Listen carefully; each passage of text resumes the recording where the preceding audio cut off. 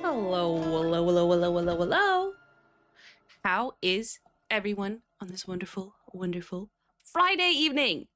Hello, hello. We're doing Hexatombe today on a Friday, because that is when our special guest, Spot, could the best. Oi, Spot in chat. Things we lost. 1080p. Hello. First of all, thank you for following 3 hours ago. Muito obrigado por seguir. Second of all, I must ask, I must know. Is your name a reference to the Ordem fan animation Things We Lost in the Fire? Or what's happening there? Oh my god, ads. No. Oh. Oh no. Ads. Ads. That is amazing. I saw it as soon as I went on call with Spot to set up things. I was like, is that what I think it is? That is an amazing. I love the 1080p. It really adds to it. But yes, oi Gianna, hello, hello, and I see you found the Pugly already. That is good. I am excited to survive without any jump scares of sounds or whatever today. But the plan today is quite simple. Just like every other stream I've done lately. I'm gonna have a friend on and we're gonna be talking about Hexatombe, specifically about episode 4, but also just about, if there's other things we want to talk about with Hexatombe, because it's a new person each time, and this time it is the lovely Spot Diseñador. Yeah. I really love this episode, so I'm excited. And if anybody has any thoughts or theories or opinions that they want to share, absolutely feel free to do so. English, Portuguese, whatever, it's fine. You write it, I'll read it, unless it's like something that shouldn't be read, in which case, please don't do that. And I will remember to say that I haven't watched Sinais do Outro Lado or La Sagrera na Ilha. So we don't talk about that. Oi Eduardo, oi Latte, Spot, welcome back. I am almost ready to bring you in. Actually, you know what, Spot? I will bring you in now because I need to write up a little message saying, please don't spoil the other spin-offs for me. And then you can introduce yourself in the meantime. Also, chat, let me know if there's anything with sound, so we can balance that out from the start. But I will undeafen. Hello, hello. I'm gonna go to the Ordem. Whoa. Eh? Hello. Hello. Hello. Welcome. Hello. I just got really excited because Thank you. Gianna did the thing for me. Thank you. This is what? no, Oh. Gianna. I did this. To type the thing I was gonna type. Look at beautiful mod work. Thank you, Gianna. Let's go. You get mod points, and you know what you also get. You get the sound effects I can do. They're not working. That's really embarrassing. that's awkward. That's so awkward. There was it's a right very behind me, isn't it? Oh my god, thank you, Lattice. It's episode 4. Oh, that's true. Okay. We're here. But yeah, let's go. Yes. Hi chat. Hello. Spot, do you want to say, who are you? That's a tough question. Yeah, we asked the tough questions here. I am a person, I believe. Cool, good start. Yeah. W's in chat for being a person. Absolutely. I am. Actually, I am technically, a person that's been... everybody in chat are glitches.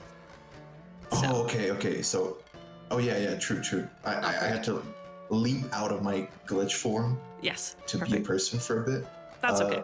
But I've been on the community for like a few years. I don't know if you know me. I don't know if I'm that big. But yeah, I draw things. Not so much anymore. But I draw the official Ordem emotes that show up on the little chat thing. Hold And on. yeah, that's it. I think that's it. Hold on. Oh, they're spread out. The names are spread out. What? They're not The names? they're not all together. There we go. Chat, you're not on screen. Chat, why aren't you on screen? Chat is on screen. I'm so sorry. I neglected you. Get there in you here, are. Chat. Yeah. Welcome to the stream, chat. Welcome. I was gonna try and see if I could somehow duplicate this so that you could have more, so that chat could exist more than once. I'm not sure if that's gonna help. Or can I do a second chat? Okay. And then what if we did? Well, no. Why do we need a second chat? Because chat doesn't get to speak as much as chat usually does in this layout. And I don't know how they feel about it, if I'm gonna be real. I think they feel a little squished. True. So here's an attempt at giving you more space. I'm seeing it in real time. The delay is actually like not bad. Oh, amazing. Oh no. Oh, what just happened? What just happened? Okay. Damn. What do you mean Pockley's not showing? Pockley isn't showing on screen. Oh, the camera moved with the chat. What was that? Oyale, vindo. Okay, is this gonna make sense? So we have the newest things appear at the bottom here, and then as it goes up, it's gonna disappear and then be on the bottom here. And then we could do another one so that like you get more screen time. That's smart. That's some smart streaming tactics. Thank you. Because it wouldn't be a real stream if I didn't start by trying to set something up that I could have done before. I'm so sorry. I'm gonna move. There we go. Pogley's moved. All the chats are moving. All right, but yeah. Oyale, I don't know if I answered you like properly. Oyale, you said thank you.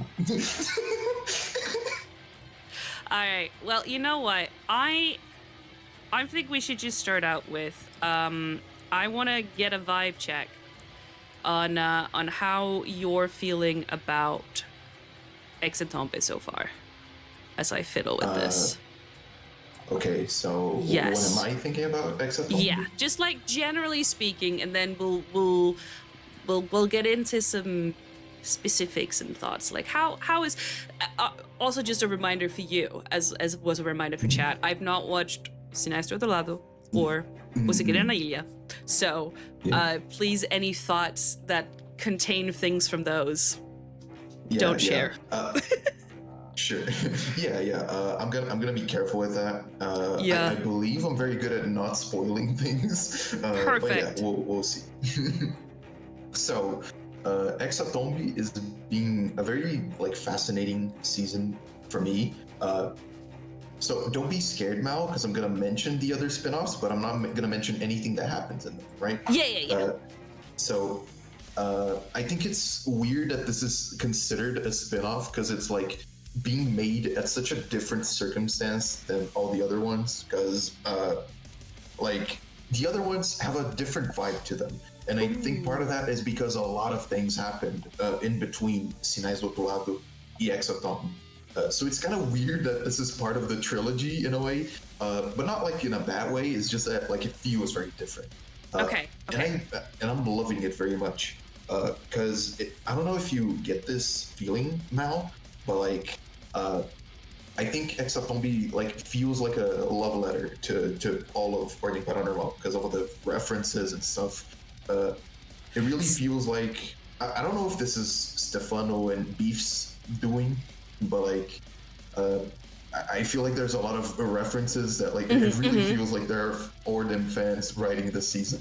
Yeah, I saw Stefano reply to somebody who was saying that they really like that for like finally people like NPCs were returning from other seasons that made the world feel alive and not like it changed. And Stefano was like, that's what you get when you hire a wiki guy. So I think that's definitely part of it. Yeah. Oi, Stealth Platypus, Lattice, Hello. 7, Stream Streak, that's awesome. I think that's been as many streams as I've done since the stream streak has begun. Another little thing, just a reminder for chat, we will be reading what you're saying, and if you have like theories or thoughts or anything like that, we'll be reading it out and discussing it, but it might just not be right when you send it, but like when it fits in the conversation, you know? Yeah. Speaking of that, Ale, Yes. do not mention Hera Bryan and Sinai's little collab. She can't know. Oh my god, mods, get on it. What? Well, bro, censor that comment right now. Yeah, how dare you? I hope the chat stuff makes sense down here. The entire chat is now there. It starts here, your thought goes like this, and then it goes there, and then it goes here. Morg! Oi! Howdy, hello. Oi, Nai! Welcome. You guys can't spot me. So, what are you said about like it feeling like a love letter to Ordem? I really want to do a video, maybe next week, maybe a week after, we'll see, just on how, like, highlighting and praising all the different parts of production that goes into Ordem, specifically based on episode 4. Because I think every single department was like, had some of their best moments, or like every single area had some of their best moments that I've seen. And like, I think afterwards, I like tweeted out, this is gonna be real fun to see if I can find all this stuff I have on here. I can't. But I think I tweeted out something like, I don't even have any thoughts about theories right now. All I am is admiration. I just need to let that settle, because I really, really loved the episode and just like all of it. And I've been rewatching it, so I'm recording reacts with Izzy, because she doesn't watch it live because it's getting more and more gory, and she needs like a little bit of a heads up. So I help her with that, and then she helps me make sure that like important things I understand properly in Portuguese, and like gives me the correct words. And we stop and we yap and we talk about theories, and sometimes we go down a rabbit hole researching maps of Brazil for half an hour. That's so fun. And eventually, like, those will be edited together and out there. Currently, Aiden from the chat has been helping me, and the first time we did this, the first episode, we spoke for 14 and a half hours. It's been edited down to 10. The ones after are not as long, I promise. But yeah, like whilst rewatching episode 4, I just noticed more and more things of like, oh my god, the sound mixing and the soundscape, and it's so good. So yeah, I'm having very positive feelings about everything, pretty much. It's gonna be weird to kind of go back because I've been watching Ordem in order, pretty much. I mean, Quarantena. Say that 3 times fast. My God, no. Quarantena did begin. But that was that is an odd one in category in general, I think. But otherwise, I've been watching it as it and then seeing it get bigger and bigger, and now I'm gonna go back after this and watch the 2 other spin-offs and be like, where's my 3D tabletop? Where's my cinematics? Where are they? Where's Matt? Give me Matt. I miss him. Also, Morg, thank you for following. Muito obrigado por seguir. Let's go.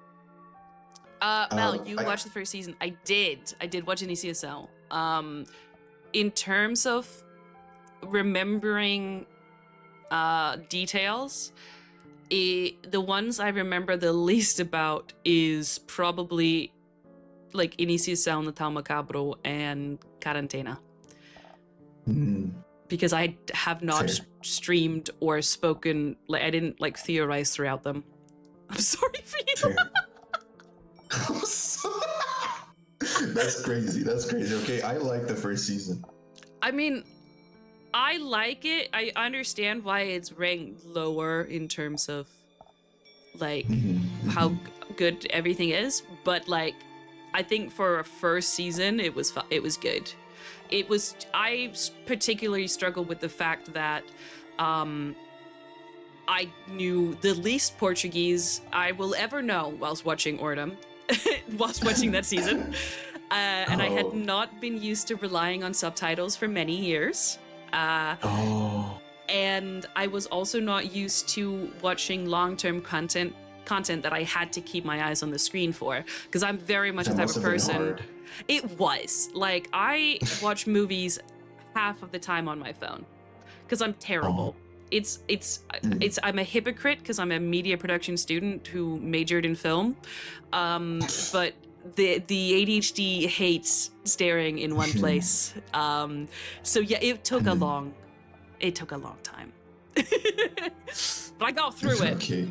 And then was Secreta Floresta, episode 3, as with everybody else I've been told, changed the game, and I was like, okay, we lock in. I see. That's interesting. I just want to mention something that Morg said. Yeah. Is there like a dog in the background? I didn't realize it. What? Is there is there like barking in the background? Because like, why would they say that? I don't know. What does that mean? Morg, I wish there was a dog here. You don't understand. I love dogs. I don't know what shaula means. Jaula is like it's like a cage, dog cage. You know? Oh, I understand the first season. Yeah. Oh, okay. I understand. Oh, okay. Because of the dog cage. I got a brain blast right here. Hold on. Yeah. No. Okay. So here's the thing. The dog cage is bad. I think no one liked it, but like ignoring that, I think it's still fun. It's difficult to watch all the members mistreat Alex, but like something that a lot of people don't remember is like after the first episode, Senor Verissimo gets in and it like slaps all of them and they stop mostly. Yeah, he's like, dude, what the fuck are you doing? Stop being crazy. Something that a lot of people misremember is that many people think that Danielle was the worst one that mistreated Alex, but like watching it, he's kind of like the most sensible one, at least before Cellbit says, oh, you think Alex is a monster, because okay, if I thought someone was a monster, I'm gonna treat them like trash. Right?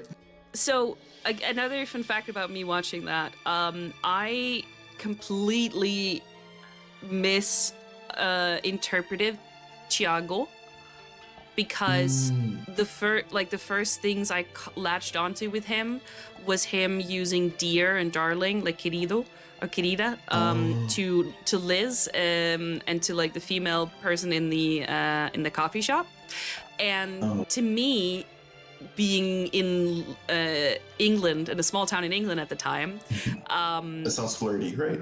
No. It sounds condescending. It sounds like it reminded me of like the 60-year-olds British men who would be like, oh, be a doll, and like kind of like almost degrade, like oh, you're just like a pretty little thing, like that kind of stuff. Because he also had like that like charmy smugness about him. So I took him as being a low-key misogynistic asshole, and that stayed with me throughout the entire watching. Because I didn't know how querida was used. That's such a different like way to view things. That's crazy. So when people started telling me that Thiago and Liz had been shipped, I was like, what do you mean? Why? Why is that happening? Yeah, I didn't start liking him until Segredo la Foresta.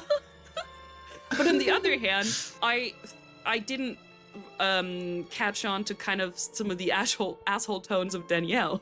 So I was like, no, he's a great guy, and Thiago's an ass. Yeah, Danielle's kind of like the guy that like acts like an asshole, but like deep down is an alright person, you know? Yeah, I switched their personalities completely because I was just not fully getting what was happening, even with good subtitles. Yeah, and Hakeem narrates Thiago as being manipulative. I mean, I understand. That's how I felt. What Morg said, what you said about not being able to ignore the Alex thing, it's completely fair. I get why a lot of people hate it because of that, because it really taints the season in a bad way, right? But the way I watch Iniciação is in a very detached way. Like I'm not very immersed in the universe when I'm watching Iniciação. I'm like watching people play like I don't know, some crazy RPG where they can do anything and they're like mistreating one of the characters and like it's bad, but like I don't know. Sometimes that unfortunately that happens sometimes. And sometimes in the moment you make decisions. Yeah. I'm not here to like defend the Alex thing because I think there's a reason why they removed it from the comic. But I'm just saying that like I can see the value in the first season, even though I still think it's the worst one. It's like the least good. I mean, they had to start somewhere, and I think it's awesome to see how like the small advances from season to season. Also, actually speaking about like making safe TTRPG is the most important thing. I fully agree. And one of the things I remember noticing in Iniciação was, because I was having the same feeling, the time that a Dequalificada does like the hair thing to choke Danielle, Luba goes like, and like does like an X sign, and Cellbit immediately goes, okay, and then like goes somewhere else with the narration. And I just remember, because I had just been reading about like X cards and ways to have like safe words and safety tools in RPGs and stuff, where that was like one of them.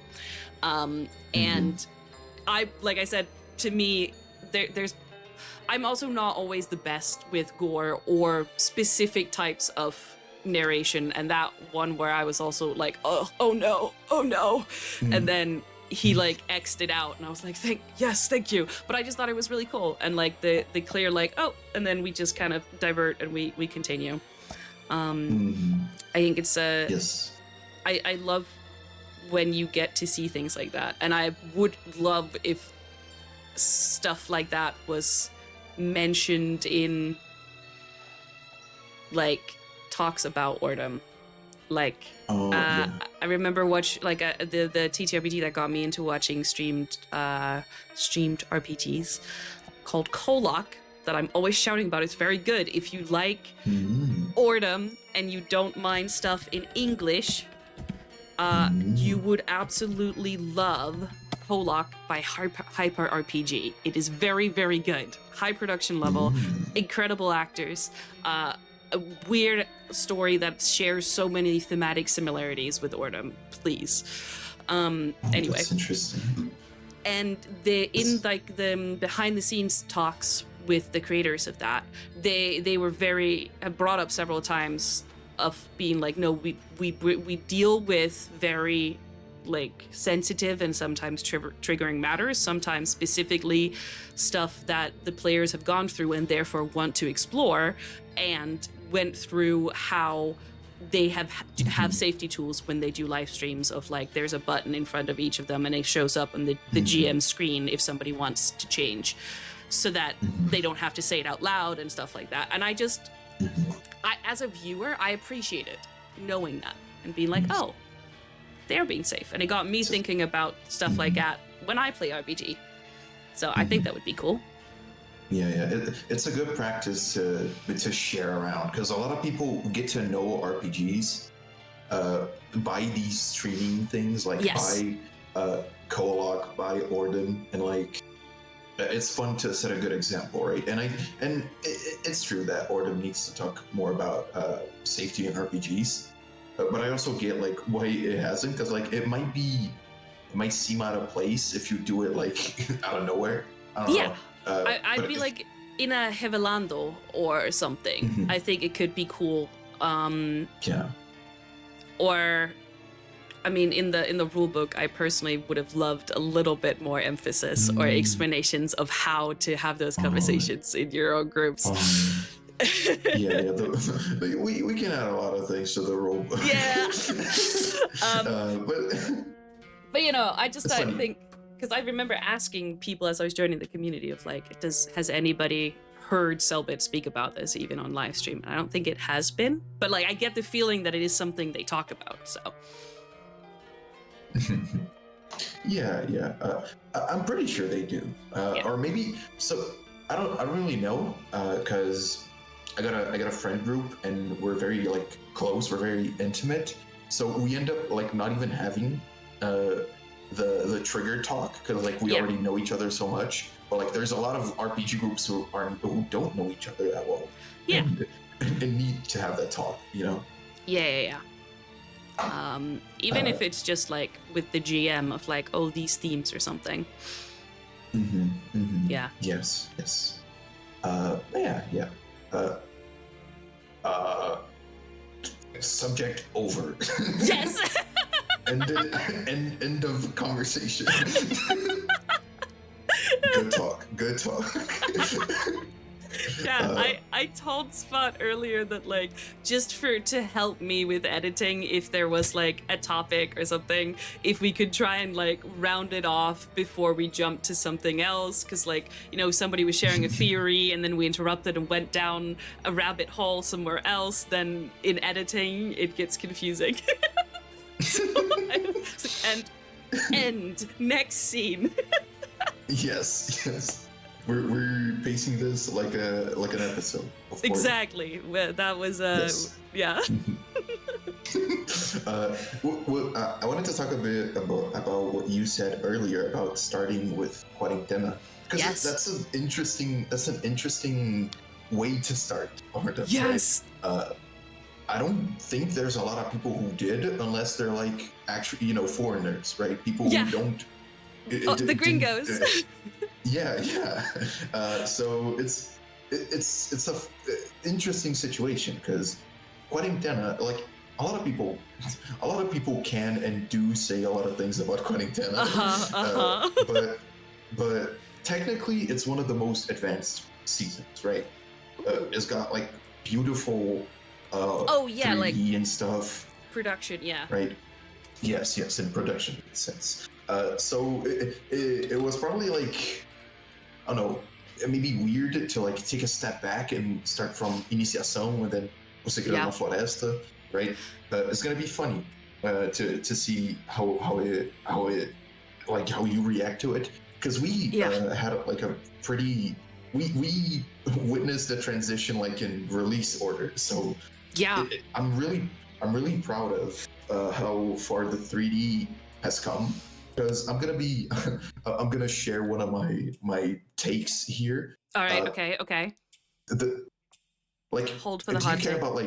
Do you care like about production spoilers for the spin-offs? Like not about events, but like, oh, the first season to implement the 3D was this one.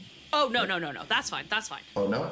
Also, okay, I know the names of all the characters. I know who's playing in them. Like that kind of stuff. I know what they look like. I just don't know anything about them otherwise than that. All right. That's fine. That's fine. Yeah. So, Os Sinais do Outro Lado is the first 3D Ordem season, and I didn't really like it. I didn't really like the 3D. Yeah. The season itself is good. A lot of people will say otherwise, but I think it's good.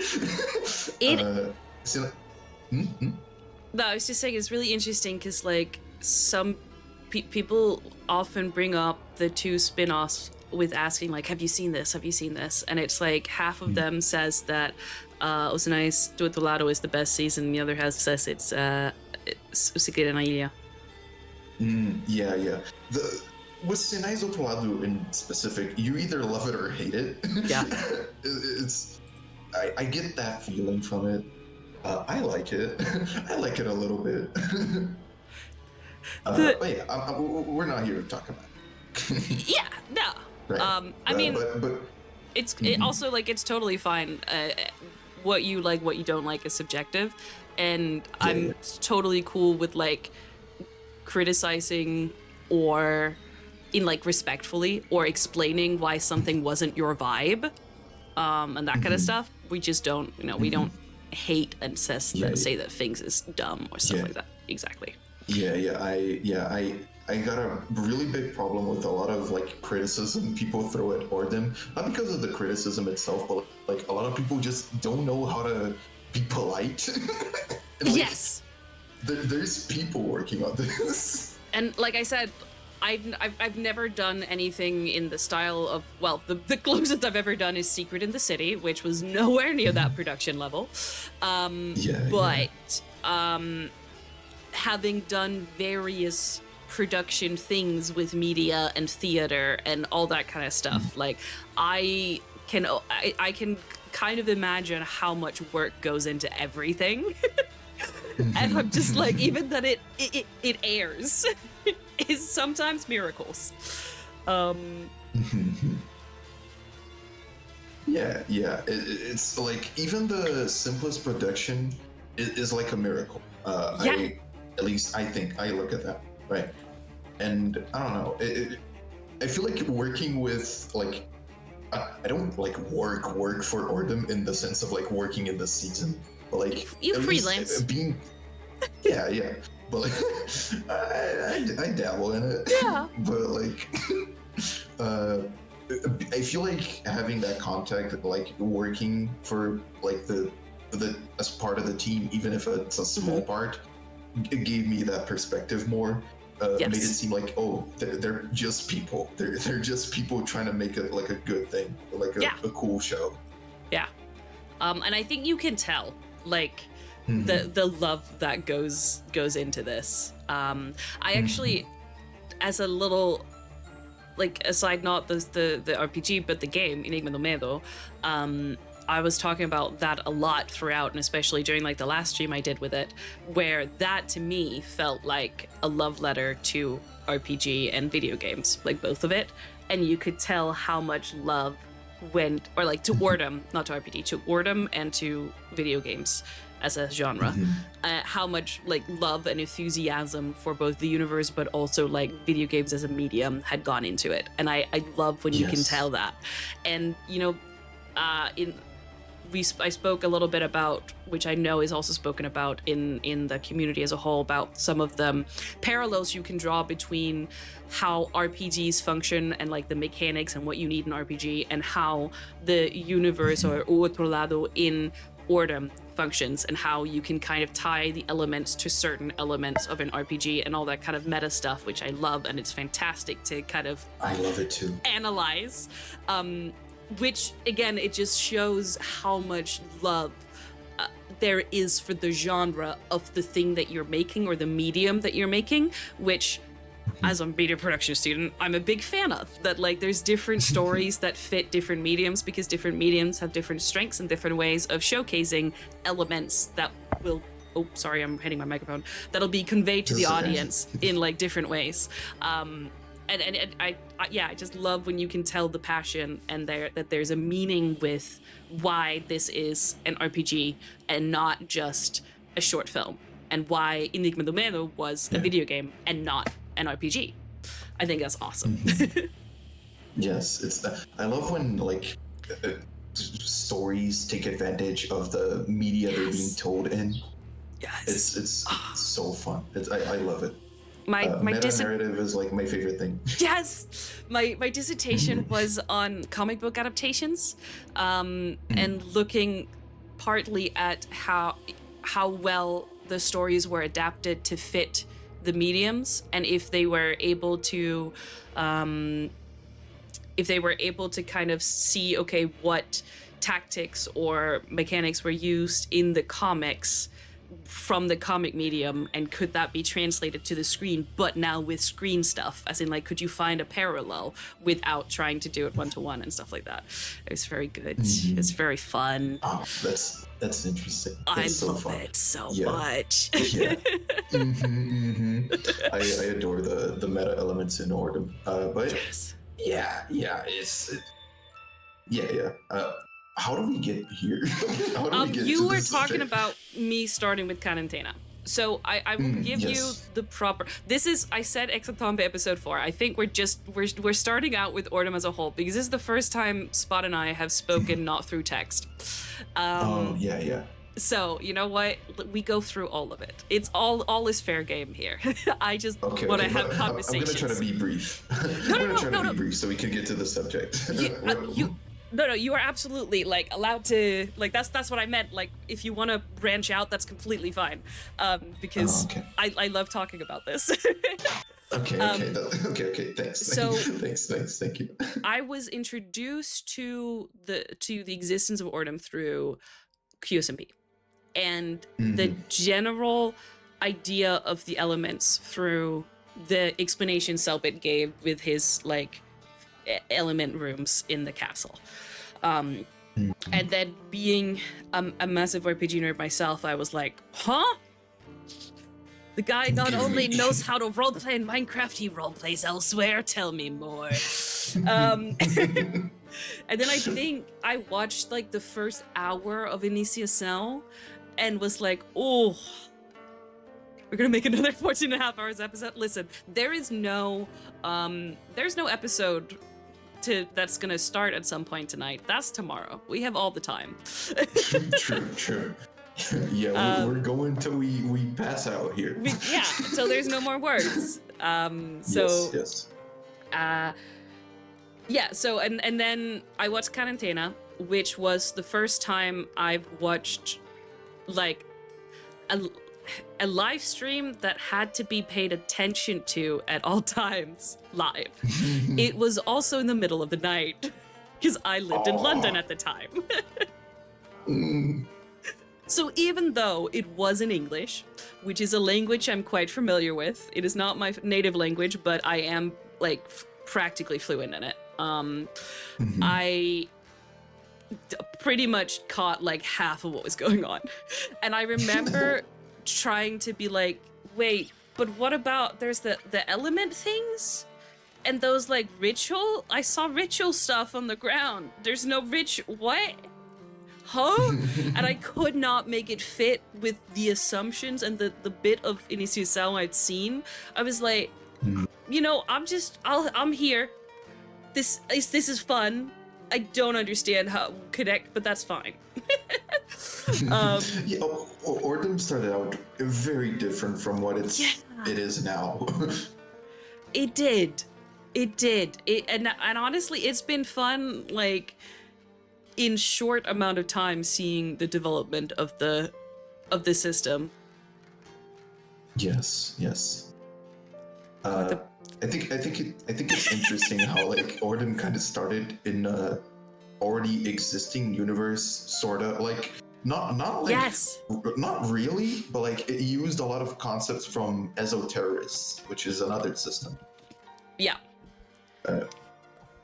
So it's interesting. It's interesting, and it's gonna be like a weird sensation, like going like sort of non-linearly through the production.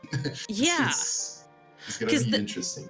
So I've kind of like, Mortar Draws is Aiden, who has been of his own suggestion or of their own suggestion said that they would help with editing as a volunteer because I'm unemployed and I have no money.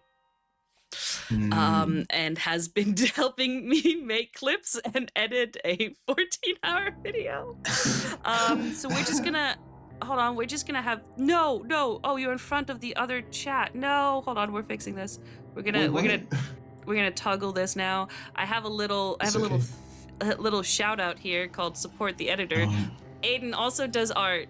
and it's cool. If you want to check it out, you go to mortarjaws.car.co, because I can't pay in money, but I can pay in exposure. Oh. You know, yeah. And it's it's, what is it? Is it? Hold on. Mortarjaws.card. Draws.card with 2 R's .co, I think. Am I correct in that? Is it that? We'll see. I think it is, because I typed it in and I'm here. Now it's big screen. Let's go. Look at it. Let's go. Hell yeah, go check out their stuff. But yeah, no, I'm very thankful for people in the community who are like, hey, this is fun. I wanna spend some time helping out. And every single message I send, I'm like, but like only if you want it, and you have time and you think it's cool. If not, like that's totally fine. Like don't even worry about it. In fact, maybe not after all. I changed my mind. You don't have to. you don't have to. Like you can just tell me to fuck off and I will. Yeah, it's tough it's tough like doing projects and having like ground level self-esteem. Yeah. Oh, it's just like, because I know, like, I've worked as an editor. I know, like, what they should be paid, and I can't do it. And I just feel, I'm like, no, you are good friend, but I feel like bad friend. So now I'm guilting the chat into going to look at their cards instead. There you go. Yeah. Hell yeah. Morg asked me if I think there are, like, I'm going to read it out loud. Yes. If there were any sigils in Quarentena, do you think it would translate into English or Portuguese? That's an interesting question. I don't know. I feel like a fun thing to do that someone could have done is like making it translate to all languages, like French, Spanish, English, and Portuguese, like the language of the players. It would be fun, but like, I don't know if he did that. Like, I don't know. I don't really know. Yeah, I was thinking that it probably would be in English for the ease of it. But yeah, it could be like if there was multiple ones, one each. Also, Aiden, you asked before why there's multiple chats. It's because you're usually squished and it's not a lot of space. So now your message starts here, and then it goes on a journey, and then it goes here, and then it goes here. And then all together we have a full chat. Yeah, it's like a little like a Megazord, but like separated. Yeah, this is Portal 3 right now. That's awesome. That's awesome. Yeah, but like I watched I think watching Quarentena, I kept thinking like it'll make sense at some point, and then I saw other people be like, no, we also don't know what Panacea is. And I was like, oh. And I still think it'll make sense at some point. I wonder how he's gonna continue with that, because like maybe I'm being pessimistic, but like I feel like we might not ever see Benito, Luis, Diego, and I don't know if did I forget? The Bacon. Quarentena people. What is Jeffrey?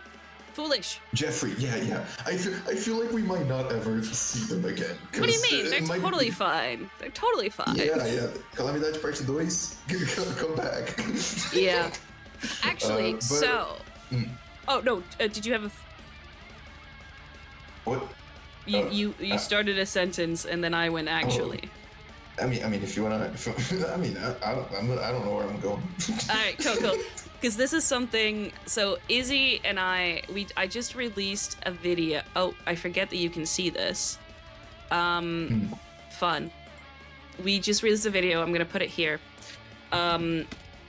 Which is very much like kind of like this. It came from us watching Hexatombe episode 3, and then talking about like, oh, does Henri remember like how much of Diabo's memories does Annie have? And then it went into like philosophical talks about Macaros and choice and destiny and what's going to happen to Ordem and all that kind of stuff. It's very fun. I enjoyed it a lot. But in that, I was kind of asking about, like, has it ever been said that Calamidade Part 2 would be the end of Ordem or just the main story? Because I could totally see Panacea appearing after we finish this arc, which to me, the main story, because I know people, when I see people talk about like the main table, it seems to me like it's usually attached to the group of agents.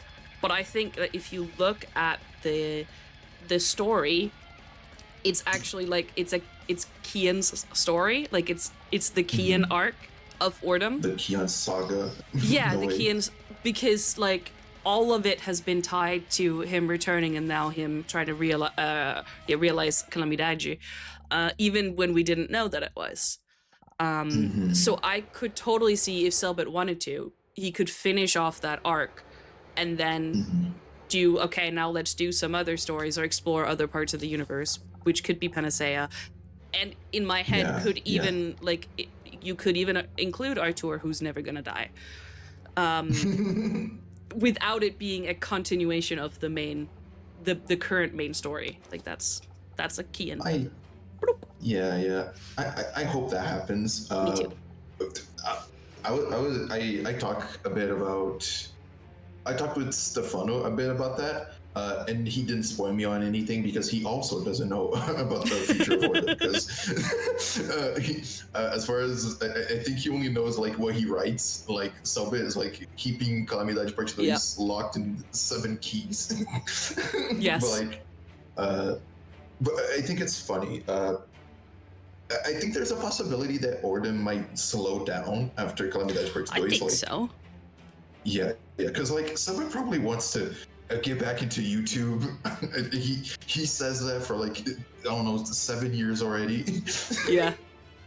He wants to post some YouTube videos. Like I would love, and I know he's kind of hinted at this, I would love if it takes a critical role type of approach to things where it could do little spin-off-esque seasons that take the story back down to like ground it into, we go to town, we solve mystery instead of big world exploding threats.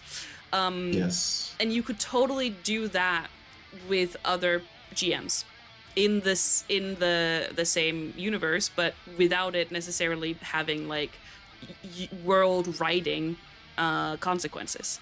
And I think that would be really fun. And I would love to see if Cellbit wanted to kind of go back in time of Ordem and explore some of the past, like Calamitas, or even like a Sumerian thing, or you know what I would ancient kill Egypt. For? You know what I would kill for? Either like a medieval season, like in so far back in the past, or like a noir season in like the 40s. That would go so crazy. Yes. And it's all in black and white, like all the tokens and stuff. And they have to talk like this as they look out the window, and they speculate as they feel the mist in the air, and maybe that means that the victim is near. Like, yes, I love it. I love that aesthetic.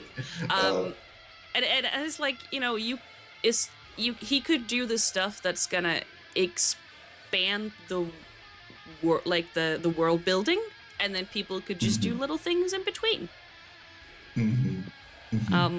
Yes. Things We Lost said it would be the end if Kian wins, no paranormal.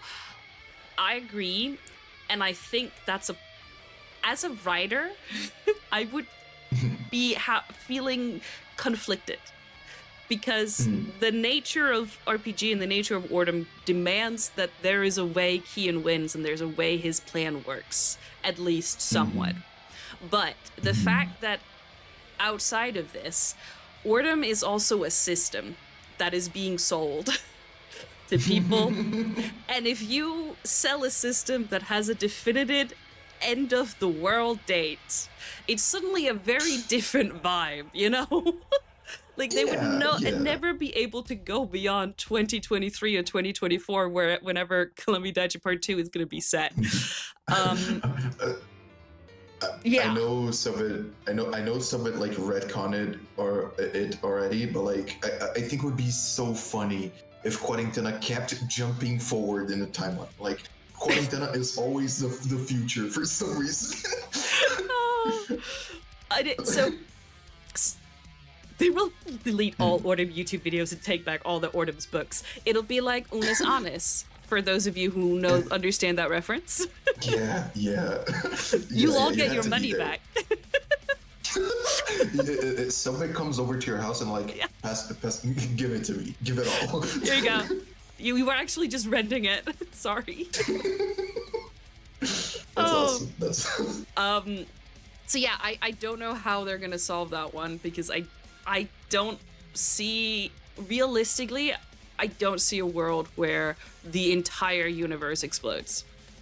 I'm so down for it being like, the first part of like the Avengers Endgame where half the world disappears, but only if they stick to it. Because I was so mad when Marvel retconned it. We have to bring the paranormal. No, genuinely, like you could do that, but you would basically be signing on for like at least another 3 seasons to then have that end. That would be the next arc. Is I don't know. I don't know because like I don't know because that means you would have to make 3 seasons of no paranormal. Yeah. Or the normal. Yeah, it was there all along, right in front of us. Yeah. Cinema. Quick hot take. Considering that the main season talk about the story of Kian, and considering the context by the time it was made, Segredo na Floresta is technically the first spin-off. Except, Segredo na Floresta was also part of Desconjuração, the plan. Yes. We don't fully know why, but we know that it was. For some reason, Kian really wanted Santo Bears. He was like, just thought it was neat. I really want to show the world what like a communist utopia looks like, and then rip it away from them. That's what he wanted. It's Kian's little passion project. He was like, you could have this, but no. Sorry. His little side hustle. But yeah, O Segredo na Floresta's connection with the overarching plot is really like weird. It's because like in most ways it's an isolated story, but it connects with the whole story. Yes. We've been told. But to be fair, I would think that it's kind of the same with Iniciação, because like I don't know how much the link was there. I would find it incredibly ambitious if all of the Desconjuração stuff was planned out in Cellbit's mind before he had finished the one-off RPG season with his friends that he didn't know if it was going to be a thing that his viewer wanted to more of. That he didn't know if it was going to work. I don't know if he had it planned out. Yeah. That's confusing because like I know he didn't have the paranormal all figured out. I know he wanted Kian to be a vampire once, which is funny. What we could have had. Yeah, like bro, imagine vampire Kian. But yeah. Iniciação, I don't really consider a spin-off because it's like the introduction. And like we get to see Álvaro, which is Chirigan, which is Anthony. Agatha is there, Serverissimo. I don't know, it's a fun introduction. Yeah. It's more like Morg, what you were saying with, that was retconned in Desconjuração. I would argue that Iniciação wasn't planned as a step of a larger Desconjuração ritual at the time it was written.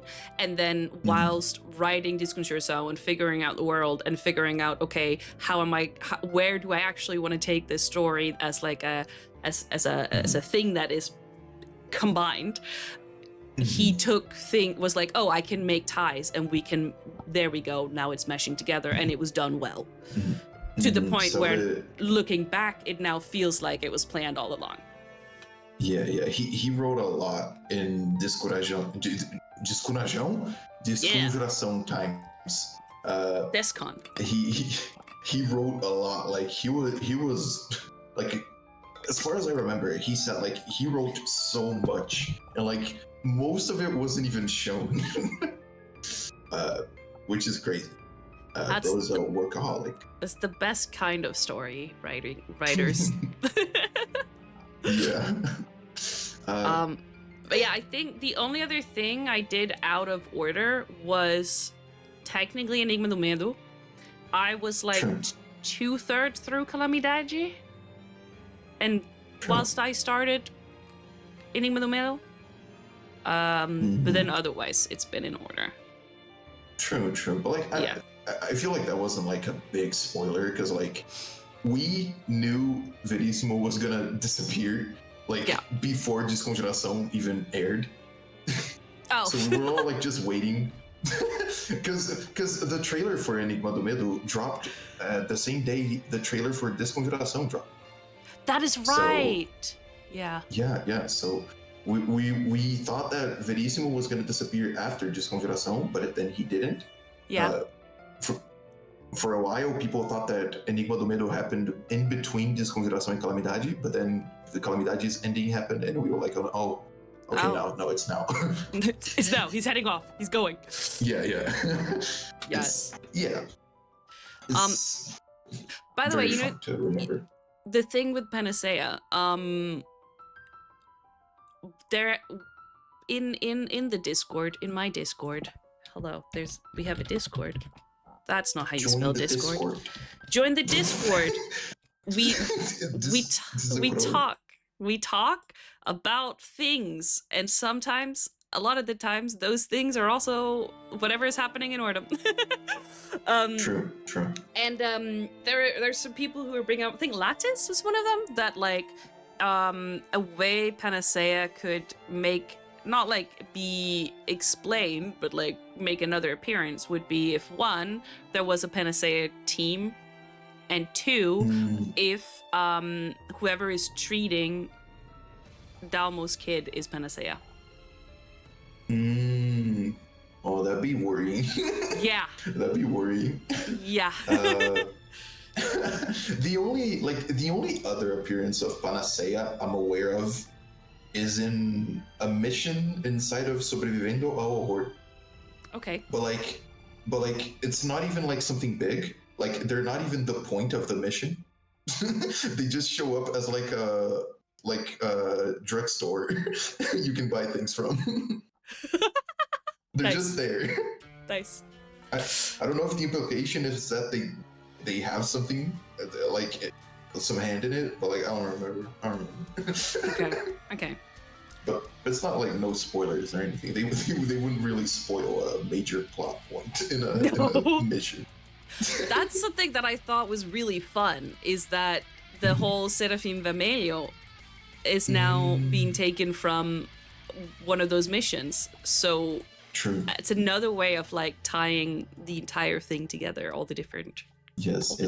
Something I really love about Caligrafo is that he was the only one who got it. Like when someone mentioned it, because Caligrafo is such a Ordem nerd. He's like just like all of us. Yeah. So it's like, oh, Serafim Vermelho. And I was like, yeah, I totally feel the same way. It's not like I've just been told that this exists in like the last 24 hours when people started theorizing about it. No. No. I was in on it all along. It's so crazy, Mal, because like it's not just a mission. It's the first ever like released mission of Ordem. That is so cool. Yeah, and it released even before the actual system, because it was a playtest. Yeah. The system was like really different. Not really different. It was a little different. It felt more like Calamidade, in the sense of creatures were a lot weaker. So like By the way, in 15 seconds, there's gonna be ads. Please stick around. If you get an ad, type in chat and we'll just like not say anything important until you're back. Please. Yeah, we'll stay in silence. Yeah, I mean, I might go to the bathroom. Actually, I will go to the bathroom because I need to. True. I can entertain chat. Yeah, exactly. So as soon as I see the ads appear, then or you can subscribe right now. True. Do it. Talking about the Seraphim, you guys think there's any chance we see a Dama de Sangue in Hexatombe? I am I'm very sus of the team leader called Escaleta. Scarlet. Escalata? I think it is. I think it's that. Scarlet. Because I was like, wait, that's the name from that was in the title of that mission. True. We're not gonna get ads now. That's so awkward. Twitch, why did you lie to me? That was a lot. Oh, wait. Ads? Oh. Did it happen? Don't share credit. There we go. Ads are happening. Okay. I'm gonna share my credit card. Okay. Yeah, you entertain. I'll be right back. Okay. I will. Scarlett Johansson? I didn't know she was in Hexatombe. That's awesome. Acho que vai ser engraçado você começar a falar português agora. E aí, nossa, eu peguei Ed também, gente. Tamo junto. Bate aqui todo mundo que tá com Ed. Assim, tecnicamente quem tá com Ed não tá me ouvindo agora, né? Bonsoir. Bem-vinde. Oiê, nossa, tem... Caraca. E aí, chat, como é que vocês estão? Eu nem sei. Tem alguém que não pegou a Ed? Quem não pegou a Ed, manda um W no chat.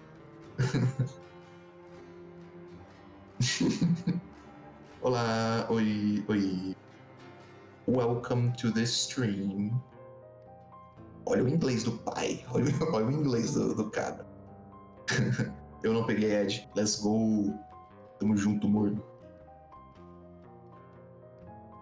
A Diana me deu sub. Boa. Peguei, mas foi graças a Deus. O quê? Curto. Ah, tá. Infelizmente pra você, eu falo as 3 linguagens. Ah, ok. Justo.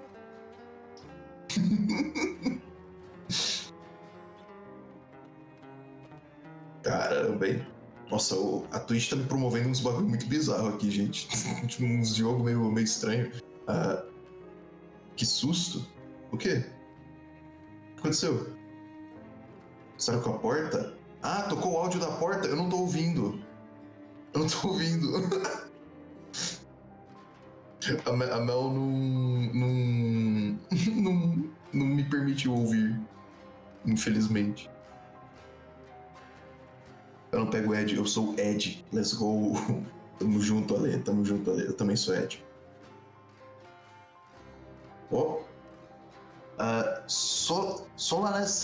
Como é que eu menciono? Como é que eu pronuncio o seu nome? Bem-vindo, obrigado por seguir. Sola.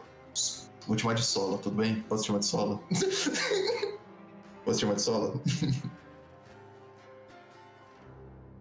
Soy bom. Nice. Peguei a Ad, ninguém falou algo lucrativo enquanto não estava vendo, falou? Eu não falei nada, não. Chat, não divulgue o meu cartão de crédito. Vocês vão guardar segredo igual os habitantes de Nova York guardam o segredo da identidade do Homem-Aranha. É na sola da bota, é na palma da bota. Caraca. Foda. Lucrativo? Ah, ok, foi mal. Meu cartão de crédito não é lucrativo. Eu tava cantando essa agora. Insano.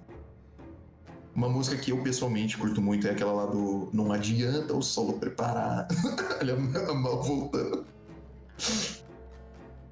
Ok, chat, haja naturalmente, chat. Oi. Hello. Estou de volta. Welcome back.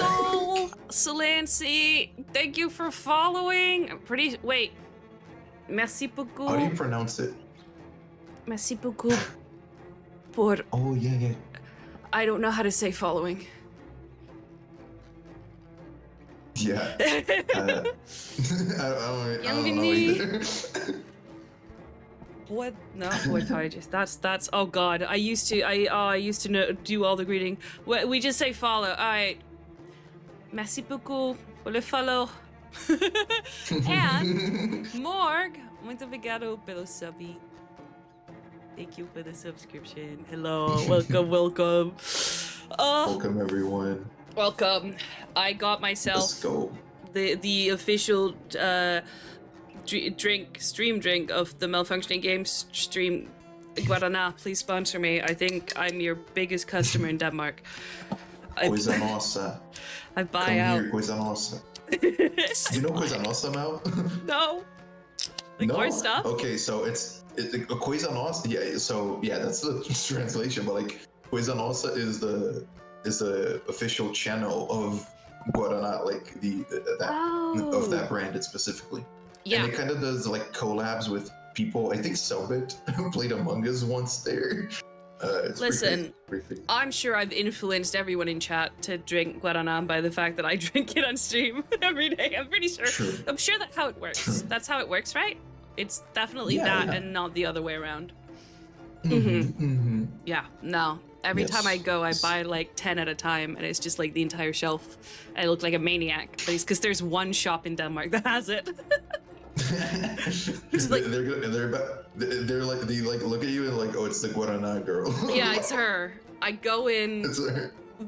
It's the where it is right where you pay, and you go in on like the other side, and you have to go through the entire shop. So I always go in through the outdoor, so that I just walk over. I go there. I get as many as I can carry. Today I looked very sus. I put my jacket down and I filled it up, and I like carried it in my jacket. I was like, I'm not The trench stealing. coat. Yeah, stealing. It's just they're really cold on my arms. Okay. I miss Pasoka. I found it. They had it in London, and I don't Pasoka's so anymore. good. Yeah. Pasoka. All right. Well, you want to talk about Hexatombe? We can go for it. We can go for it. I mean, if I you got have, some do you have notes. other thoughts, you know, we can. I mean, I'm open. I don't know. We can circle back. I don't think I do. We can. I guess. I don't know. How's the Ordem community been treating you? Like. They've ever been since you great. joined? They've been great. I've had 2 times where people got mad at me for saying something and being gringo. And then both times, as soon as my Brazilian friends found out, they jumped on them, and then they brought all of their Brazilian friends to jump on them, and it was great. Justice. It was great. The first time was that was like the worst time.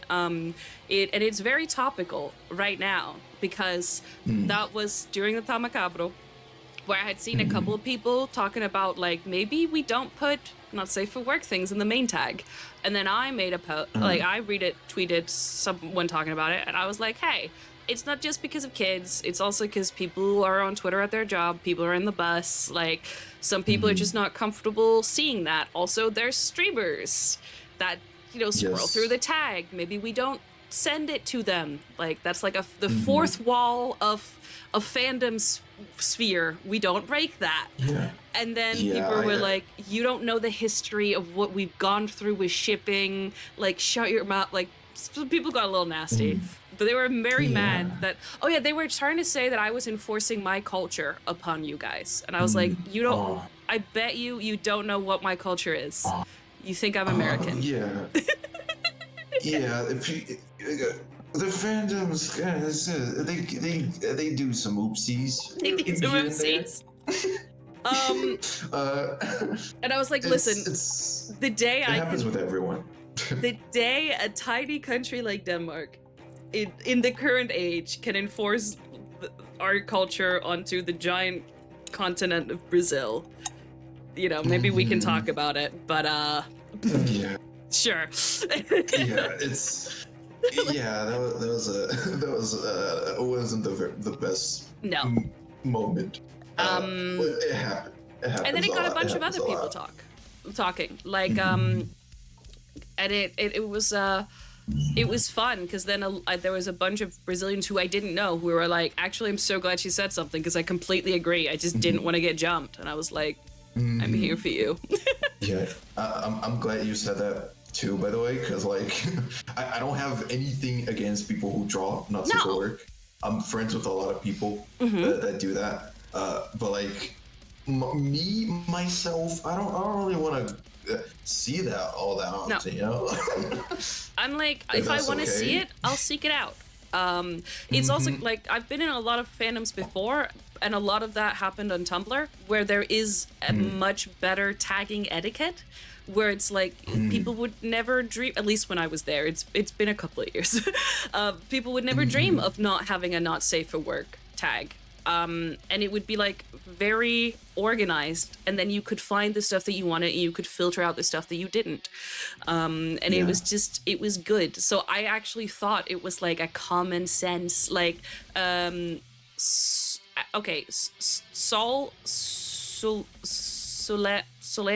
it's not Solancy? I did 4 years of French. You can't tell.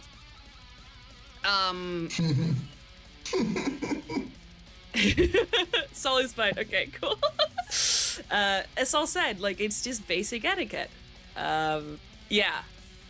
It's awful to impose your culture on others. That being said, Malfunction is clearly Brazilian. Like, yeah. Eu sou brasileira. Like you get the like what do you call, like, the I don't know, the ID card? I don't know. The CPF. Yeah, I have the one. CPF. Wait, hold on. Nice. I have one somewhere. You do? Yeah. Hold on. Okay, that's awesome. There you go. Look at that. Yeah. Okay. Hold on. Let me see. Oh, okay. It's okay. I was like, oh, when's she gonna show it? Okay. That's awesome. But yeah. Definitely not made by Izzy. The fandom has its moments. It's Oh, I'm so sorry. Oh God. Scratch that. The other one was recently where I don't even remember what it was I said. I just had spoken about Ordem, and then somebody replied with, like, in Portuguese, like, why don't you find something in your own language to enjoy? It was like, that's so rude. And it was so funny because I was in VC with like 4 of my Brazilian friends in the Discord, and I just started laughing out loud. I was like, yeah, sure. All right, pal. Yeah. And again, they thought I was American.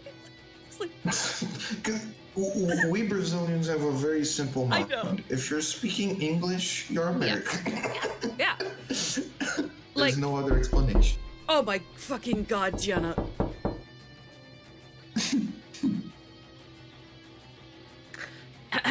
Just as a service announcement, no one is knocking on your door, chat. No one's knocking on your door.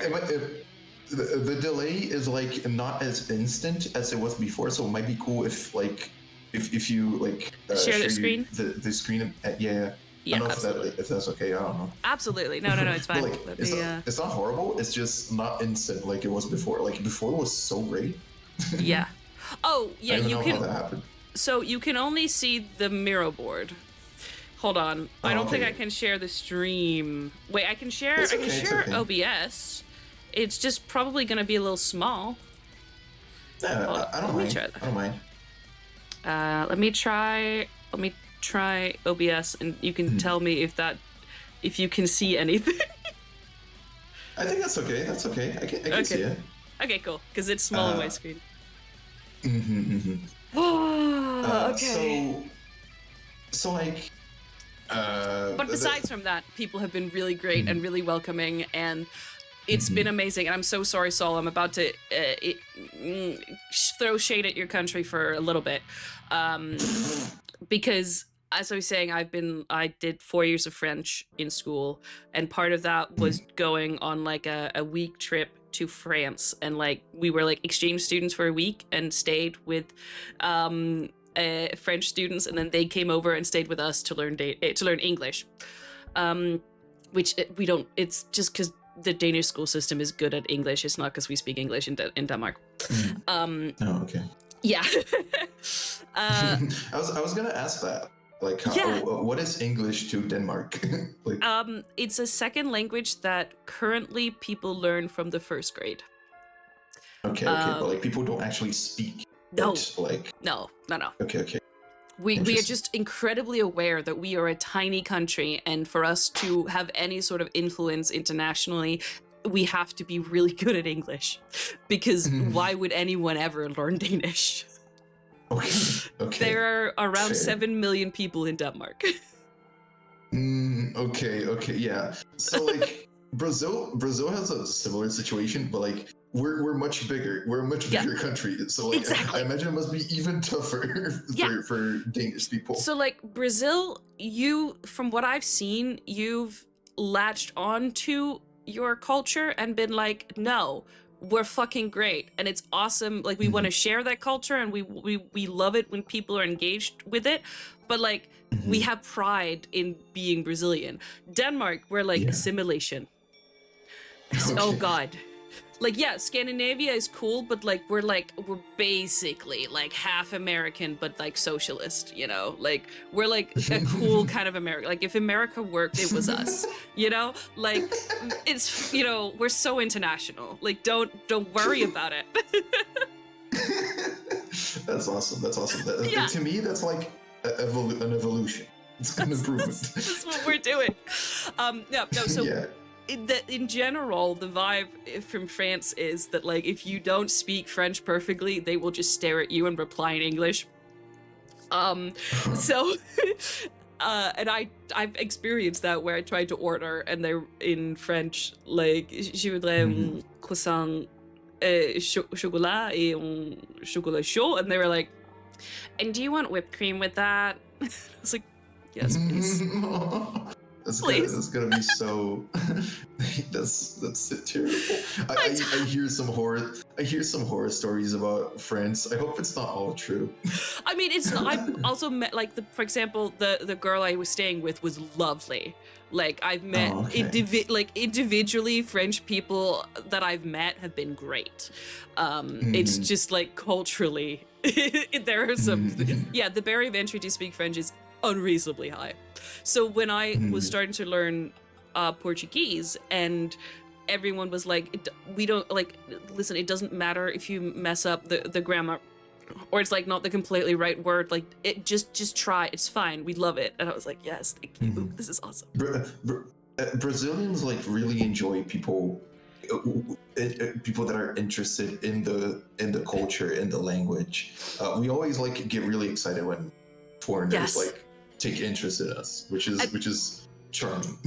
And that's why I felt that, and it made me just want to engage even more. I'm like, yes, tell me, I'm here to listen. I want to learn. Yeah, like everything that Brazilians want, like their dream is for someone to be like, oh, you're Brazilian, that's so cool. That's like I don't know if you ever noticed, but like that's why in a bunch of comment sections there's people like, oh, I'm Brazilian, and it starts like a lore dumping about the country. Yes. Oh my God, you are Brandon Franco. Look. Oh my God. Yeah, no, because in London there was like some little food stalls that was ran by Brazilians and with Brazilian food, and one of the things that I made my my goal as I quit my job and went back to Denmark was I wanted to order in Portuguese before I left. So like on my last day at my job, I went there and I ordered churros, and she was so happy.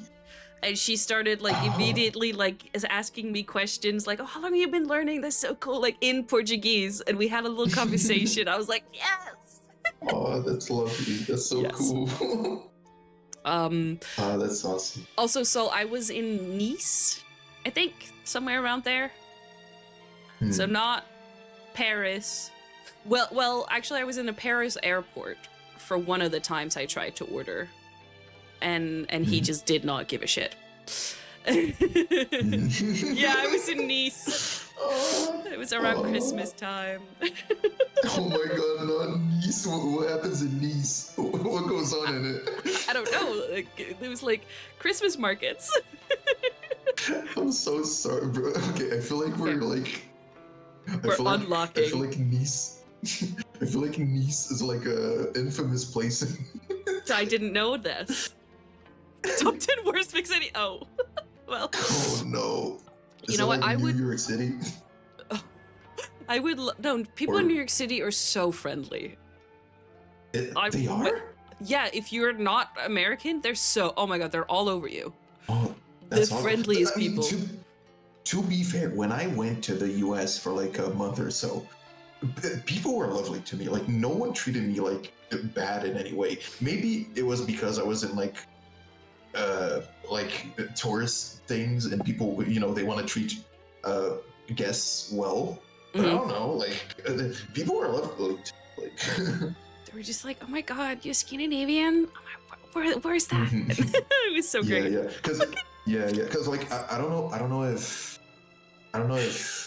Danish people do that, but like in Brazil, there's this thing like, oh, you're going to the US. Well, you know, all Americans are like dicks, so watch out. No. Yeah, we like, think we get told like it's like, oh, you're going to America, like they're gonna like, how are you gonna handle all the small talk? Like, there's gonna be so much chit. You're gonna be so social.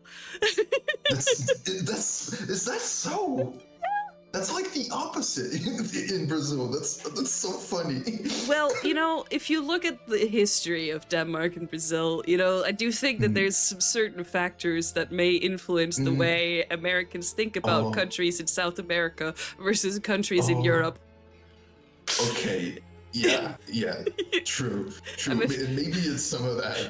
I'm afraid you may have discovered a tiny bit of xenophobia. Yeah, maybe. I know a lot of Brazilians get really angry just at like someone who is American. Like a lot of people were like being angry at you because they thought you were American. And I get it. I get it so much, but also I'm like, no. It's like, you know, the thing of like the meme of like you're speaking English because it's the only, like, no, I'm speaking English because it's the only language you know. I'm like, I'm speaking in English because the fucking platform didn't until like a couple of months ago recognize my language in the translator. Like, there was no way for me to communicate in Danish with people who didn't speak Danish. Like, that's the level we're at. It's English or just nothing. I'm so sorry. That's terrible. Yeah. God. But I don't know. Like, I'm glad the community, like, Brazil in general, like, always loves when foreigners like take interest in Brazil. So, I'm glad people were treating you well. The bad patches, the bad experiences. Don't worry. Happen. Everyone has them. Yeah, exactly. I pissed off a lot of people in the fandom. Like, in a few times. Listen, like, it doesn't. Kitty Ketchup, thank you for following. Thank you. I'm just gonna assume whenever there's like Ordem Paranormal or Hexatombe in the title that people are Brazilian. And if you're not, let me know. And if you are, feel free to say hi. Let me know what language you speak. Yeah.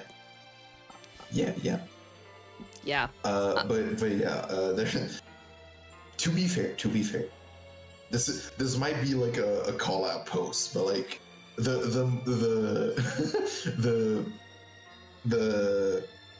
time period where I made most people angry was at the QSMP era in a way. And it was mostly people who like didn't follow me or like didn't speak the same language. So maybe the language barrier made it seem like I was saying something worse that I was saying, or maybe people just don't like me. Who knows? Yeah, war flashbacks.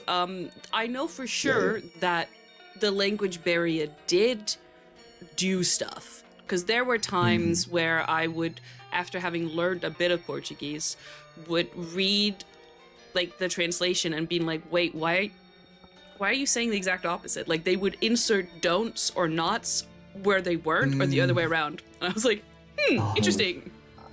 Yeah, that's worrying. That was worrying. Which is in a way part of why almost all dialogue in QSMP defaulted to English, which is a sad thing. Yeah. Which is a little sad because it kind of goes against the whole concept of everyone speaking different languages. But I get it. But it was cool because at the same time, I feel like the people I did interact with first in the Ordem community were from the QSMP community. So they were already in the vibe of like, we want to share culture and like, they were there for that, which I think maybe helped. As much as the QSMP brings war flashbacks to a lot of people, me included, it was really good. It was a good. Oh, I loved it. It did a lot of good things until it wasn't anymore. Yeah, but we don't need to talk. No, let's talk about something that is good, like Hexatombe. Guaraná. Oh, also that. No, they haven't sponsored me yet, so I can't. Yeah, true. I'm trying to find, because like sometimes I get really funny really funny things in the subtitles when I'm watching Ordem, and I'll sometimes screenshot it and add it to the mirror board. But I think maybe I removed it when I was like trying to clean. This is not organized at all. But oh, that's fine. Hey. Solanense, I don't know how to pronounce her name. Sorry if I'm doing it wrong. The French speakers were like the punching bags, unfortunately, of the whole situation. Mostly, it was so bad. Like, I remember when like there was a clip show and there were no French clips, and it was so it felt horrible. You are a true trooper for living through all that. Yes. All right. Yeah. Spot. You're an art person. Some would say. Allegedly. Allegedly. Would you, with that alleged expertise, look at these two buildings and say, they're similar. There could be inspiration. Oh, or am I stretching it?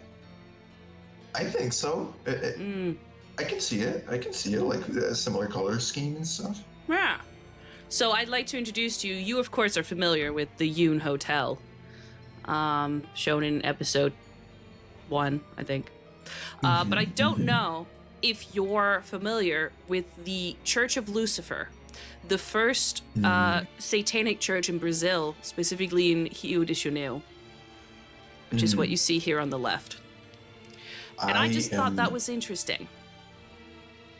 Yeah, it's a cool coincidence that it has connections to like a church in a season all about Sunny, which is also about religion and stuff. Very, very, very interesting coincidence. I can definitely see like maybe not so much a coincidence. That's interesting. I'm wondering if it could be more than a coincidence, because I remember watching the Dear Yoon Hotel and being like, that is an interesting color scheme considering everything else in the town. Like that stands out a lot. That's feels like it's on like a purpose. Comic book building. Yeah, it's like this is the tower the heroes live in. Look at it. Big arrows pointing. And then because and we're just kind of jumping into this is one of those theories that are like half researched. It needs a bit more cooking.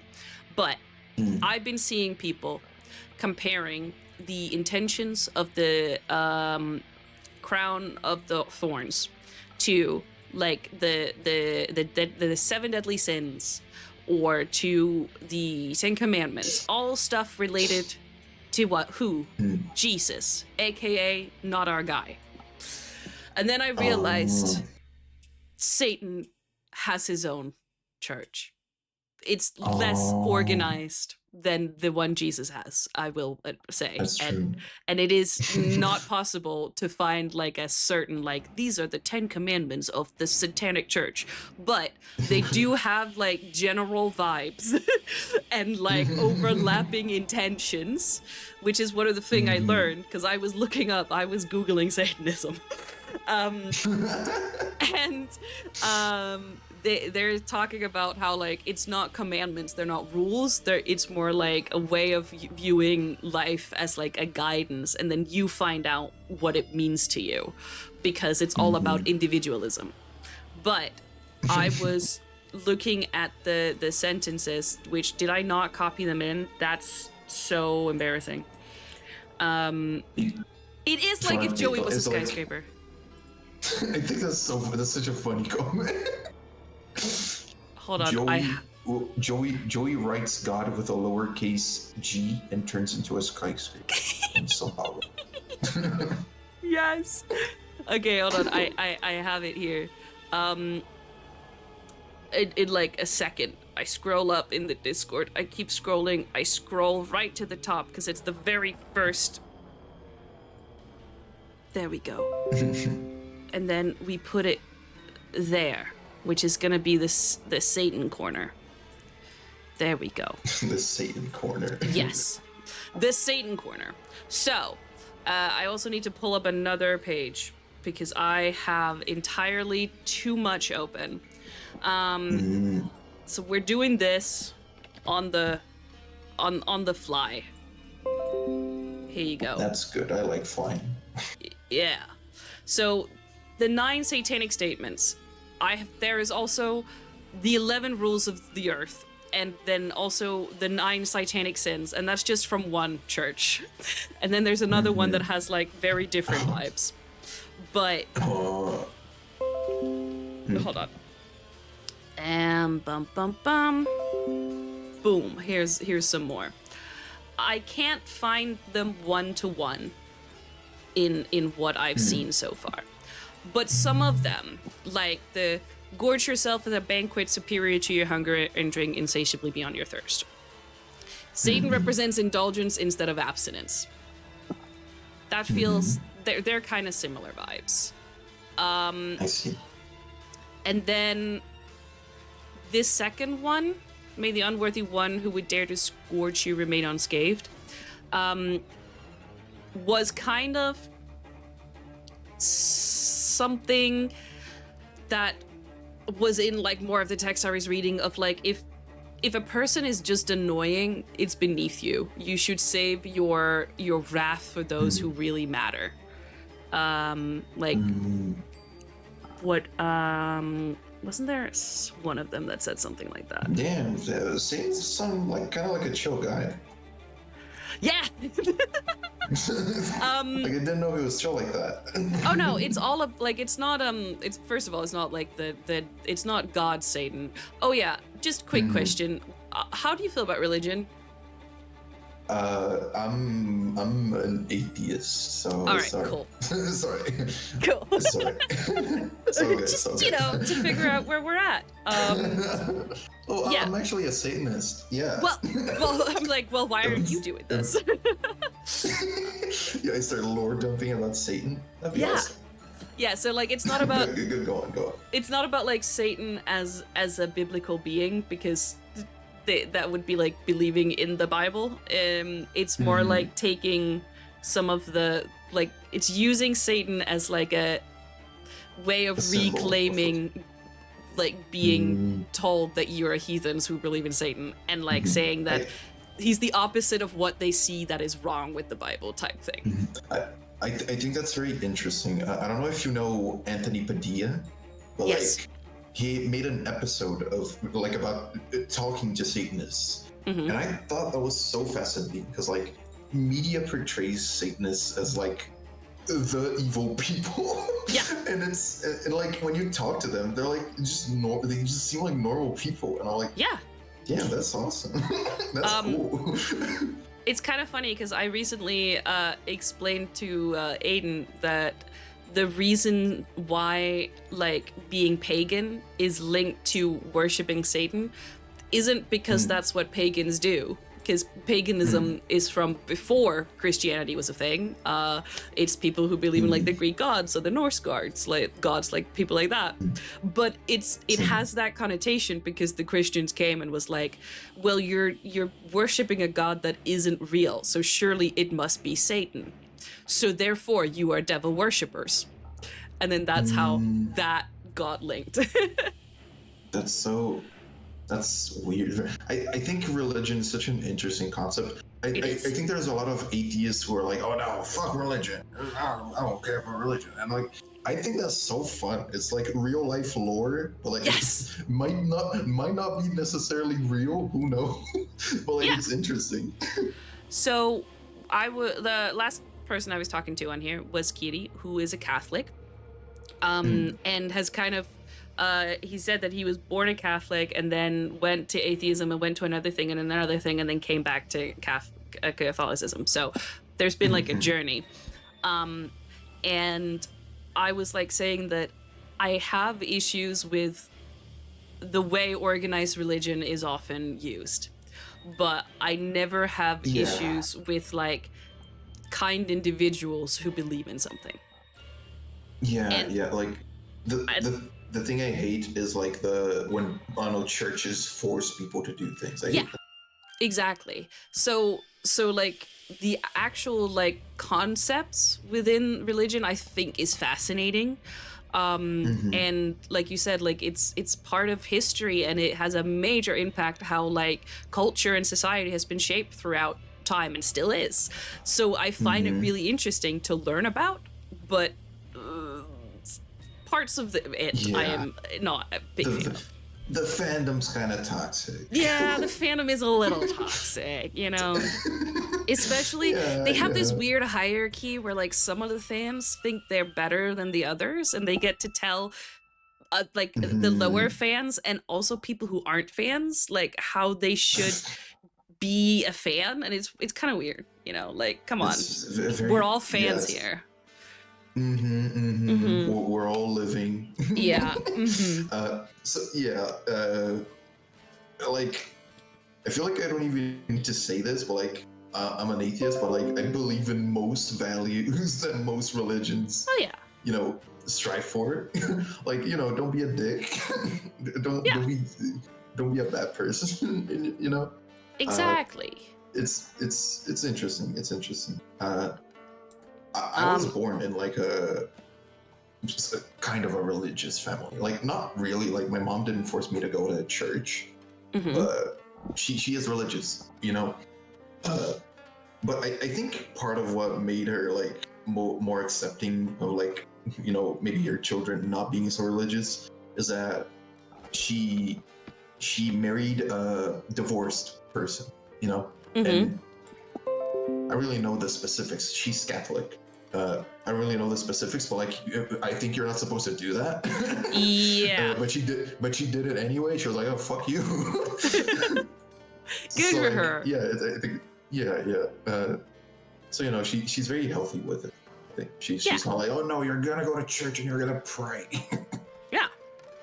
It's like Denmark is very chill about church. Very chill. We're technically a Protestant country. We have state religion, but it's so chill. I was in a church choir for 11 years, and I'm not entirely sure if like the organist who played and was like our leader actually believed in God. I think she does. There was just like parts of it that she was also skeptic about. You know, it was cool. It's very individual type of like whatever God and praying means to you if you want to, maybe. That's fun. I feel like Brazil has a weird, like I didn't do my research, so I might be like speaking anecdotally. I don't know, but like I feel like Brazil has maybe it's kind of a religious country. We incorporate a lot of religion into the way we talk. Like even me, we have something like the phrase "Deus me livre," like God forbid. We and it's not just Brazil. English, at least, I think incorporates a lot of that too. But like, Yes. I don't know. I feel like I say those phrases so much that people might think I believe in God, which is funny. Depending on what type of Christian, they might be like, oh, and that's why you don't believe in God, because there's the whole, like, how Americans will sometimes say, oh my gosh, instead, because you can't take the Lord's name in vain. That's true. That's true. Yeah. I'll be real. I think God doesn't really mind. I think he's a much more chill guy than people give him credit for, if he exists. Listen, if he is who he says he is, if he's as cool as they say he is, then he is more chill. But yes, going back to Satan. Yeah. back to what's important here. Yeah. There were some other, like, I'm gonna be trying to see if I can find more, like, distinct representations here, because I'm wondering if the 6 intentions is kind of like the Ordem's take on what o Diabo's commandments or whatever would be. But some of the, like, another one, these are from the 9 sins of the Satanic Church. Forgetfulness of past orthodoxies, like being aware of, like, what has come before you, of the truths about the world that has been discovered and has become before you, and build on that, which could be part of, like, bear the burden of the one who succumbed in your support, because they're, like, talking about how it was then forgotten, and then the others bringing up, and they're like, yo, this is a new cool thing, but then the Satanists, they're like, no, I know. No, I saw that before. I know who that was. You just don't like it. And this here. This one down here I just thought was fun, because each of, like, there's very distinct styles to each group and each, like, cultists in general, but, like, every group seems to be tied or not every, but maybe not the birds, actually. Several of the groups seem to be tied very stylistically to an era, or like a different time thing. And one of the sins was lack of aesthetics.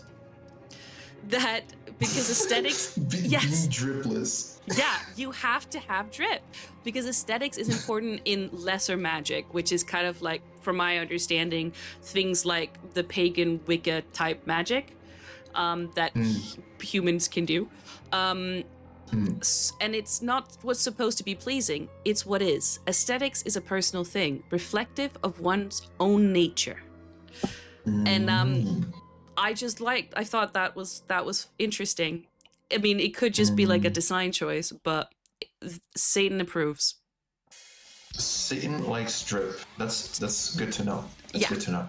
And then with these similarities, I was like, maybe somebody has been looking into Satanism. maybe. Yeah. But yeah, I think there's a chance of, like, I don't know, the characters being. I mean, I know Henri might be Satanist, at least. Well, like, given context. Or, like, however that translate into the Ordem universe, of course, because it's never going to be one-to-one. I imagine Diabo takes over, like, traits from the Christian devil, not the Satanist devil, but also maybe he does from the Satanist devil. Who knows? Yeah, I don't know. I was like, maybe I've been looking in the wrong book. Yeah. Are you the devil from the Bible or for someone else? Which We're one? gonna ask that.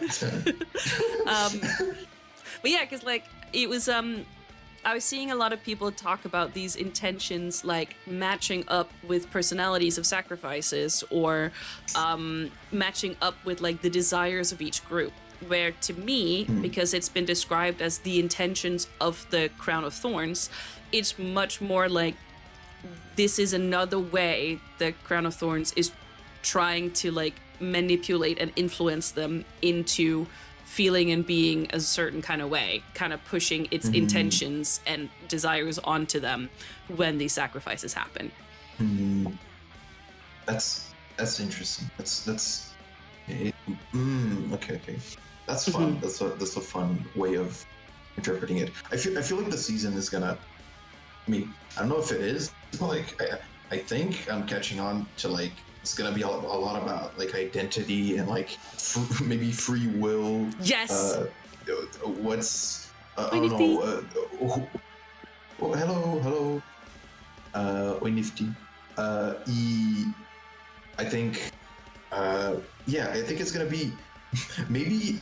I don't know how meta they're gonna go, but like technically, they're the killers are being controlled by order agents, which are being controlled by like the real people, like the players. Mm-hmm. I don't know how meta they're gonna go with that.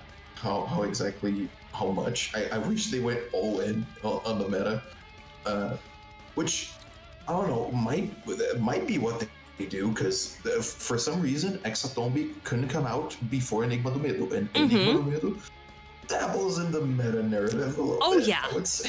for sure. I had many thoughts about meta after playing that game. And so I just pulled up that video page again of the video Izzy and I did about, because we were literally talking about this based on something Nifty, who arrived at the correct time, said in like 2 streams ago about like how this seemed to be a theme, and then we spoke more about that and what it like what that means. Oh wait, this isn't. Here you go. Now you see yourself. So I'm gonna push it again. Yeah, I definitely think there's a lot of that. So, okay, I don't know how caught up you are on the theories I've been talking about previously, or if I should just kind of like hash out things again as it comes up. I feel like I might need some like context, but like you can be brief with it. I feel like I'm a smart, sharp boy.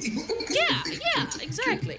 Yeah. All right, so, well, first off, with the whole like, because you mentioned the like order agents. Oh my god, the Subway Surfers immediately caught my eye and made my vision blur in dissociation. Listen, I'm looking at it while I'm talking to you. Like, it's so fun. We just gotta, the mods are here to make sure that everybody stays visually entertained as we yap, okay? This is an ADHD friendly stream. Streamer is neurodivergent. Streamer knows. It's alright. So I am still not one. Oh wait, no one is mentioning my artwork that is stealthily covering the tab icons. Oh my god, you're so right. It's just what? all on the screen. It's all. Hold on, let me. These are my actual tabs. It's just all YouTube. That is beautiful. You did so good. That's funny. That was amazing. So I'm not entirely convinced that Agatha is telling the truth. And to me, here you go. Wow. Look, I was prepared with this. Damn. The big thing that was it makes me feel weird about believing it. First of all, it's a crazy fucking plan. You know, but it's Agatha. She is a deeply traumatized 18-year-old. So yeah, I will accept if she made a crazy fucking plan. Oh god, okay, no, I have to explain the chat. Okay, 50, I didn't want you to be squished. So you start here and then you go whoop. Whoop. Whoop. There we go. That's what's happening. The chat might bring more confusion than it's worth. I don't know. Yeah, we might not do this for more than one stream. I felt sad that all the chat messages were there. This is gonna be the one stream with 3 chats, and it's gonna be great. Yeah, it's special in many ways. Mm-hmm. Just like you, chat. Yeah. Yeah, the other thing that I can't get out of my mind is how this monster was described. This creature that came out of the coffins. Because the entire thing was about it not having, like, It was like, oh, it's still being assembled. It's like it's attempting to take form. You've killed what never was, and it's called o anulado, the canceled one. Yeah. Like How okay, I'm gonna speak like a caveman, I think. Do how it. did it never was? How did it never was if it was? How did it never was if it was? Because it literally was. If you put body into coffin and out comes mass of bones and flesh, that bones of flesh was body. It was. It never was. Yes. Makes sense, makes sense. So my original thought was that they somehow put their memories or something that were gone into these and were trying to create something in episode 1. And it just doesn't fit with me that Cellbit would focus so much on it being created and not being disassembled or at the very least changed. Like going through transformation, if it was meant to have been a physical, fully functioning body originally. A theory one of my friends had is that they were trying, like, for some reason, they're trying to create bodies for the marks, for the marcatus. Yes. And they're lying that they were from the Order, but like they clearly have memories from the Order, so like I don't know what's going on. Do they? Because we know you can fake those. You can fake those, but like why would Ordem fake memories where Verissimo kills all of Labyrinth's family? No. I think the thing of them having worked in Ordem is a fake memory. Oh, that's true. I think the memories that they're getting now are from the killers.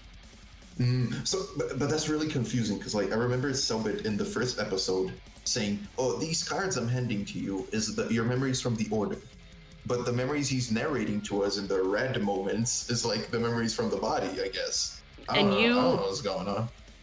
Have you not learned never to trust a man? Named Cellbits. Come on. So I've got two things. The original one was she's big time bluffing. It's actually the killers, and they've implanted fake memories and hoping that they'll stay loyal to the Order, and it's a big risk, crazy plan. And that's why she was also like emphasizing the whole like, no, we work for Order. We all work for the Order, especially you, Damo. We work for the Order. Shush. Stop asking questions. Order. Yes. Good. The other one, which would also need them to... Wait. No, let's scratch that.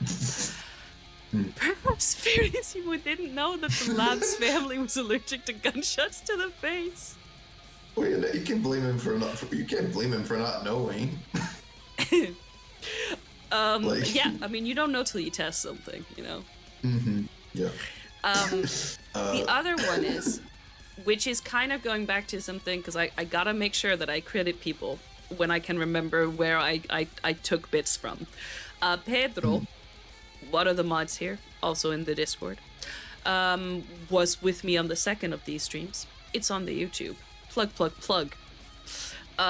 Before Hexatombe even began, had a big theory that this was gonna be a, like, 36 people battle against each other, 6 different teams, and we would have 6 different tables, and then the winners would get something kind of thing.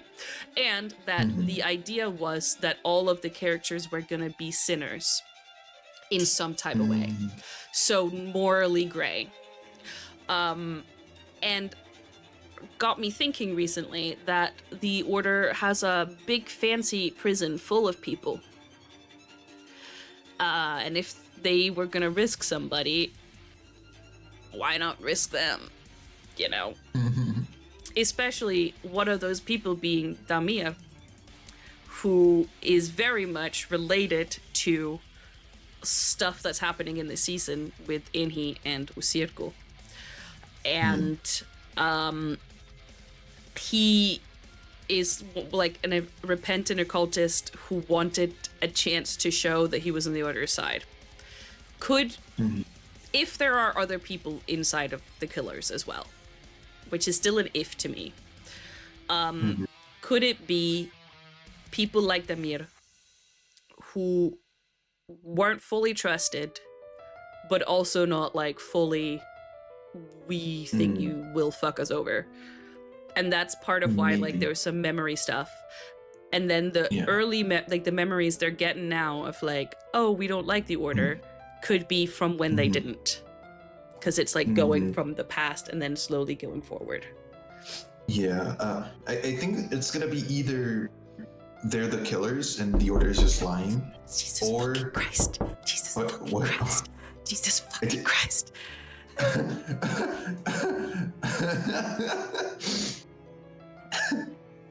That's evil. That's evil. Right it is. It is.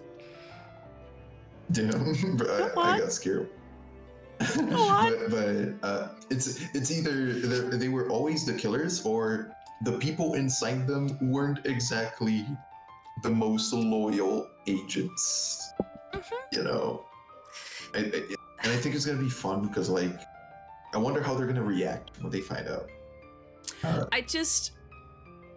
I find it so hard to believe that I can't find a version of this plan that has been okayed by higher ups.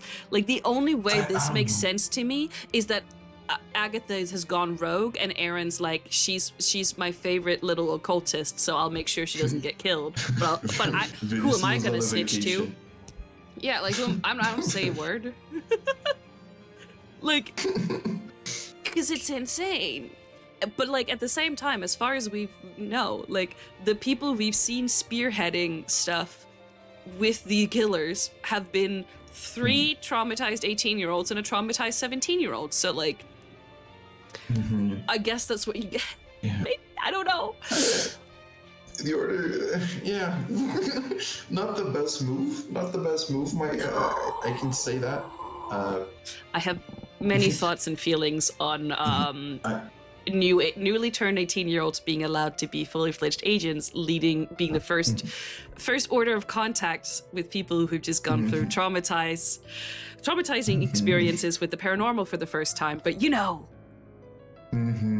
yeah, we also send people into war at 18, so I don't know.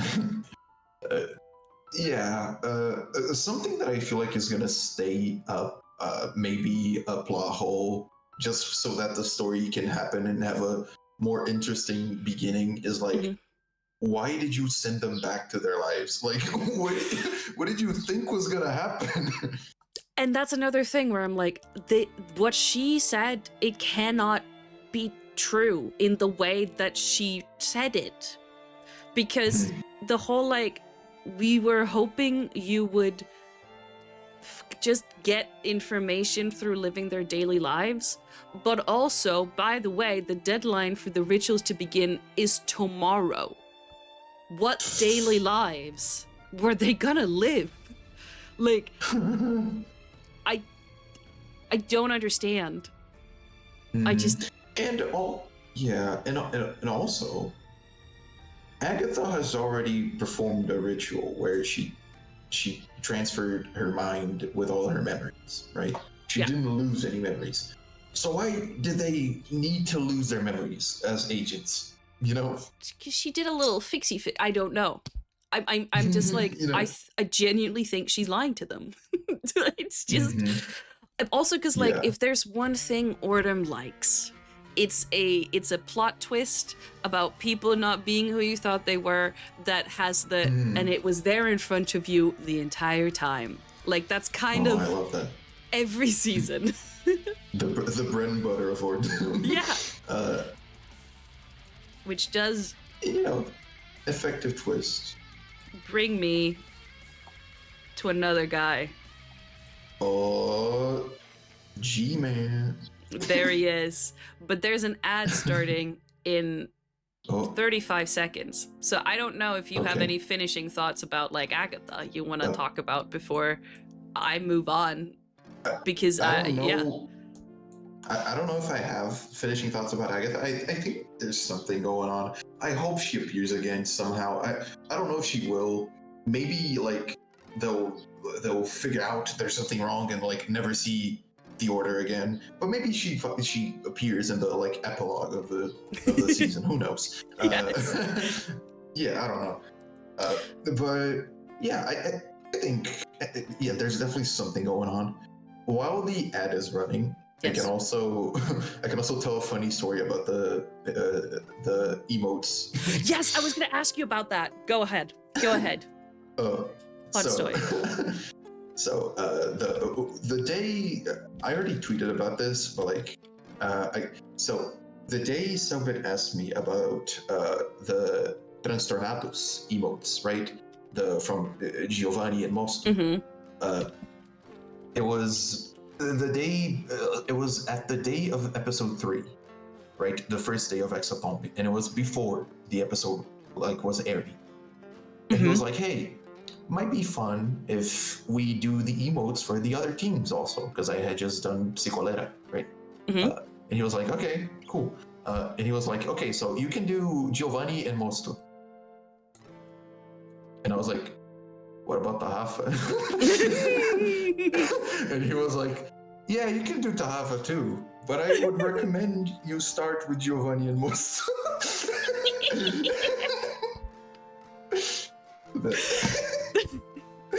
Oh, yeah, I forgot about that guy. And then I was like, uh-oh. Uh-oh. Wait, okay, so let me just get the time frame right. You said it was the day of episode 3. Yeah, but before it was airing, right? Okay, and were these emotes done by the time the stream began? No. He ordered them, but like it wasn't like for the stream or anything. Okay. He was like, yeah, do him right now. Cellbit? No? Do him right now. It's like, please. No. Listen, I've heard whispers that there might have been some tight deadlines on the past, but please, like a couple hours. No. My deadlines for Hexatombe has been like so great. That's good. But you know, I don't know how it is to actually work on the episodes. Might actually have some crazy deadlines. Yeah, exactly. Like we don't know. I like to think that they don't. I have hope. Yeah. I think it became a lot easier after being recorded. Yes. So, you know, I'm just the emo guy. I don't really know what goes on in there. But yeah, he asked me that, and I was like, okay, something's happened to Tahaf. Oh man. No. Yeah, crazy. I was wondering with like emotes and stuff, have you ever seen designs of characters or something before because they wanted emotes ready for a stream? Or is it always like they've just appeared, now we would like emote, please? I think the only time that happened was with the killer emotes, the protagonists of Hexatombe. Because the first emotes I did was for O Segredo na Ilha. And that was funny because the first episode came out, and in the middle of the coming week, Cellbit just was like, "Hey, you available for some emotes?" And I was like, Me? Me? Little old me? Little old me? And I was like, damn, this is insane. This is big. Yeah. And then I did them, and it was like, okay. And it was really like, it was really fun to do them because like I already had the first episode, so I had all of their personalities, and I feel like that those were the emotes who were like the most fitting with the personalities. Mm-hmm. In Sinais do Outro Lado, he asked me to make the emotes before the first episode, but I feel like everyone already had the designs, I think. Okay. If I'm not mistaken, like all the teasers were out, or like were coming out. I don't know. But which like the emotes came out fine, but the personalities didn't really shine through because I didn't watch the episode. I just sort of like guessed, Like it was should alright. have given you like, oh yeah, because there was no clips. I was like, they should have given you like a tagline clip or something. Just like a 10-second. I made sure to ask Cellbit for like Kemi's and Labirinto's personality because they were the only killers we didn't see, you know? Yeah. Because I didn't want to repeat the same thing. Yeah. Unfortunately, I think I did, but because like they're all serious, and I didn't know they were not gonna remember anything. Because like the problem is that you asked for the personalities in the one season where he couldn't give you that. Yeah, I mean, so here's the thing. Maybe he could have because it's all recorded. True. But I don't think he. Maybe it wasn't recorded yet. I don't know. Yeah. But yeah, they came out. They came out cute. Like no, they are. I love them. I'm very. I got I feel some type of way about my work. Gotcha. I get you. Yeah, but like in Hexatombe, he contacted me like 2 weeks before the episode, and I had like 2 whole weeks to make the emotes. It was great. I procrastinated through the first week. I didn't do anything. It's an important part of the process. Yes, you know. And then when the week came, I was like, okay, this week I'm gonna work. And then my PC broke. I was like, oh, this is bad. And then I sent it to my friend who fixes things. And like in 3 days he fixed it. And I was like, okay. So like I got my PC back at like what's quinta-feira in English? Okay, hold on. Quinta-feira, wait, that's or maybe 5. So it's Thursday. Thursday? Because Friday is Sexta. Okay. I don't think it was quinta-feira actually. What's the day before? Is it like Wednesday?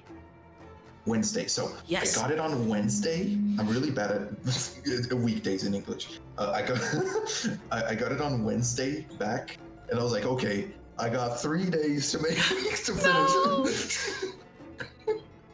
But I did it. That is amazing. Also, hello, first time chatter, Toe Eater 42. Hello, Toe Eater. Fun fact: your name is in the Dungeons & Dragons campaign I'm playing with some friends off. That has nothing to do with stream. There's a guy obsessed with toes, and that's how he gains inspiration. And I was just like, whoa, he came to life, and he joined in my Discord, my stream chat. What? Hugh lives? He's real. What? That's awesome. Yeah. That's a powerful name you got there, Toe Eater. Yeah. No, that's. But yeah. That's emote story over. Nice. And you know what's also over? The ads. All right. Oh, Giovanni. Let's go. Hey. Nice. So Giovanni's interesting. Yeah. So Gianna, you're gonna be working with that little tap little pet mosto, because I'm gonna be moving around. I think I'm trying to think where to begin with him. So. I think I'll just do the recent expansion on thoughts about Giovanni,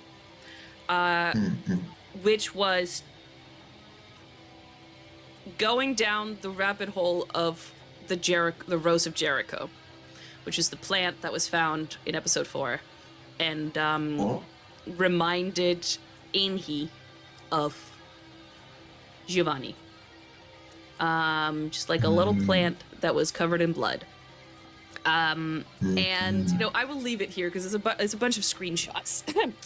But it's an interesting plant, mainly because there are 2 of them.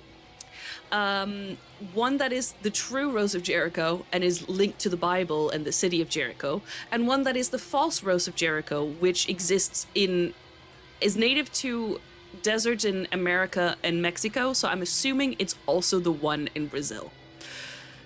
And the true Rose of Jericho is a false resurrection plant. Whereas the false Rose of Jericho is a true resurrection plant. Because the entire thing is, no, I will go up for those who have not looked into this. Where it's over, where are we? It's here. The entire thing is that this is the false one. So the one I assume is in Brazil. The one that starts with an S. It goes into a little ball and it looks like it's dead. It dries up and then it can survive for several years. And if you put water on it, it goes poop and then it's back to life and green again. And the reason why the true one isn't a true resurrection plant is because it doesn't go green. It just unfolds. So it's not like a full resurrection. There was a lot of different things about this. It was kind of hard to find any definitive folklore that I could like find on different sites. The story I could only find on this site, for example. But in general, a lot of them mentioned it being linked to childbirth, that women would drink the water to ease childbirth. And kind of what I took away from it was the themes of it, of like the whole something being dormant and unfolding at the right moment under the right conditions. And of course, this idea of resurrection, or potentially a promise of a fake promise of resurrection, and something using a false name and being easily confused for a real thing, because they're kind of interchangeable, but also not if you are into herbology. So how do we link that to our dear Giovanni? Well, he's got weird voice. He's got skin that's falling off, which I had already had kind of associations to like snake lizard type thing that like sheds skin and then. Have you seen Harry Potter? The first 2 movies only. Oh, then this image is no help. You can spoil me if you want. It's because in Harry Potter 7, there is an elderly lady that is actually a lizard. That's actually a snake.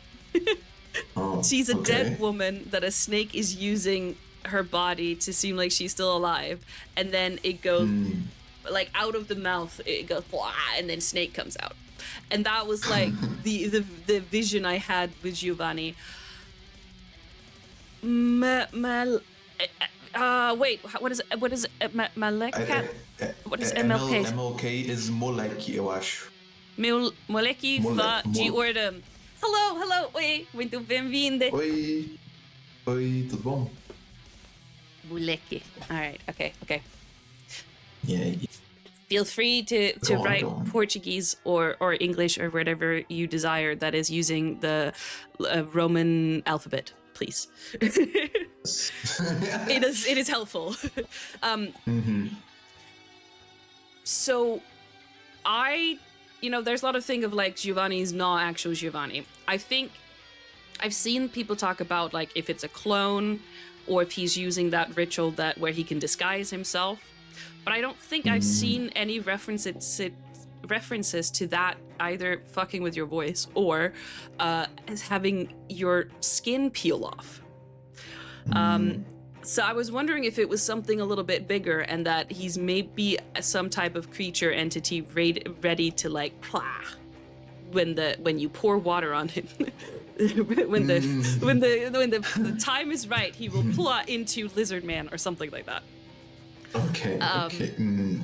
I'm just gonna throw like 2 more concepts at you, and all of them could be together. They could all be apart. They could be like twisted and turned into something else later down the line. It's just like brainstorm stuff. Strumpetto, thank you for following. Muito obrigado por seguir. Welcome. Thank you. Welcome.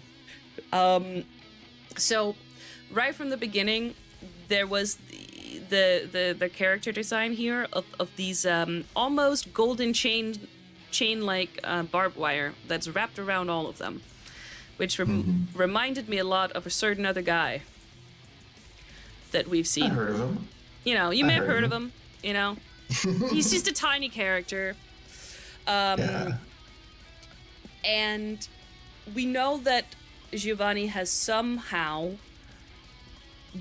at least most likely, has had contact with the Escritas because them using his basement, or potentially them asking him to build the basement in Iniciação. So I would love if part of this spin-off is linked to the pact that Kian made. Or Kian was off. I believe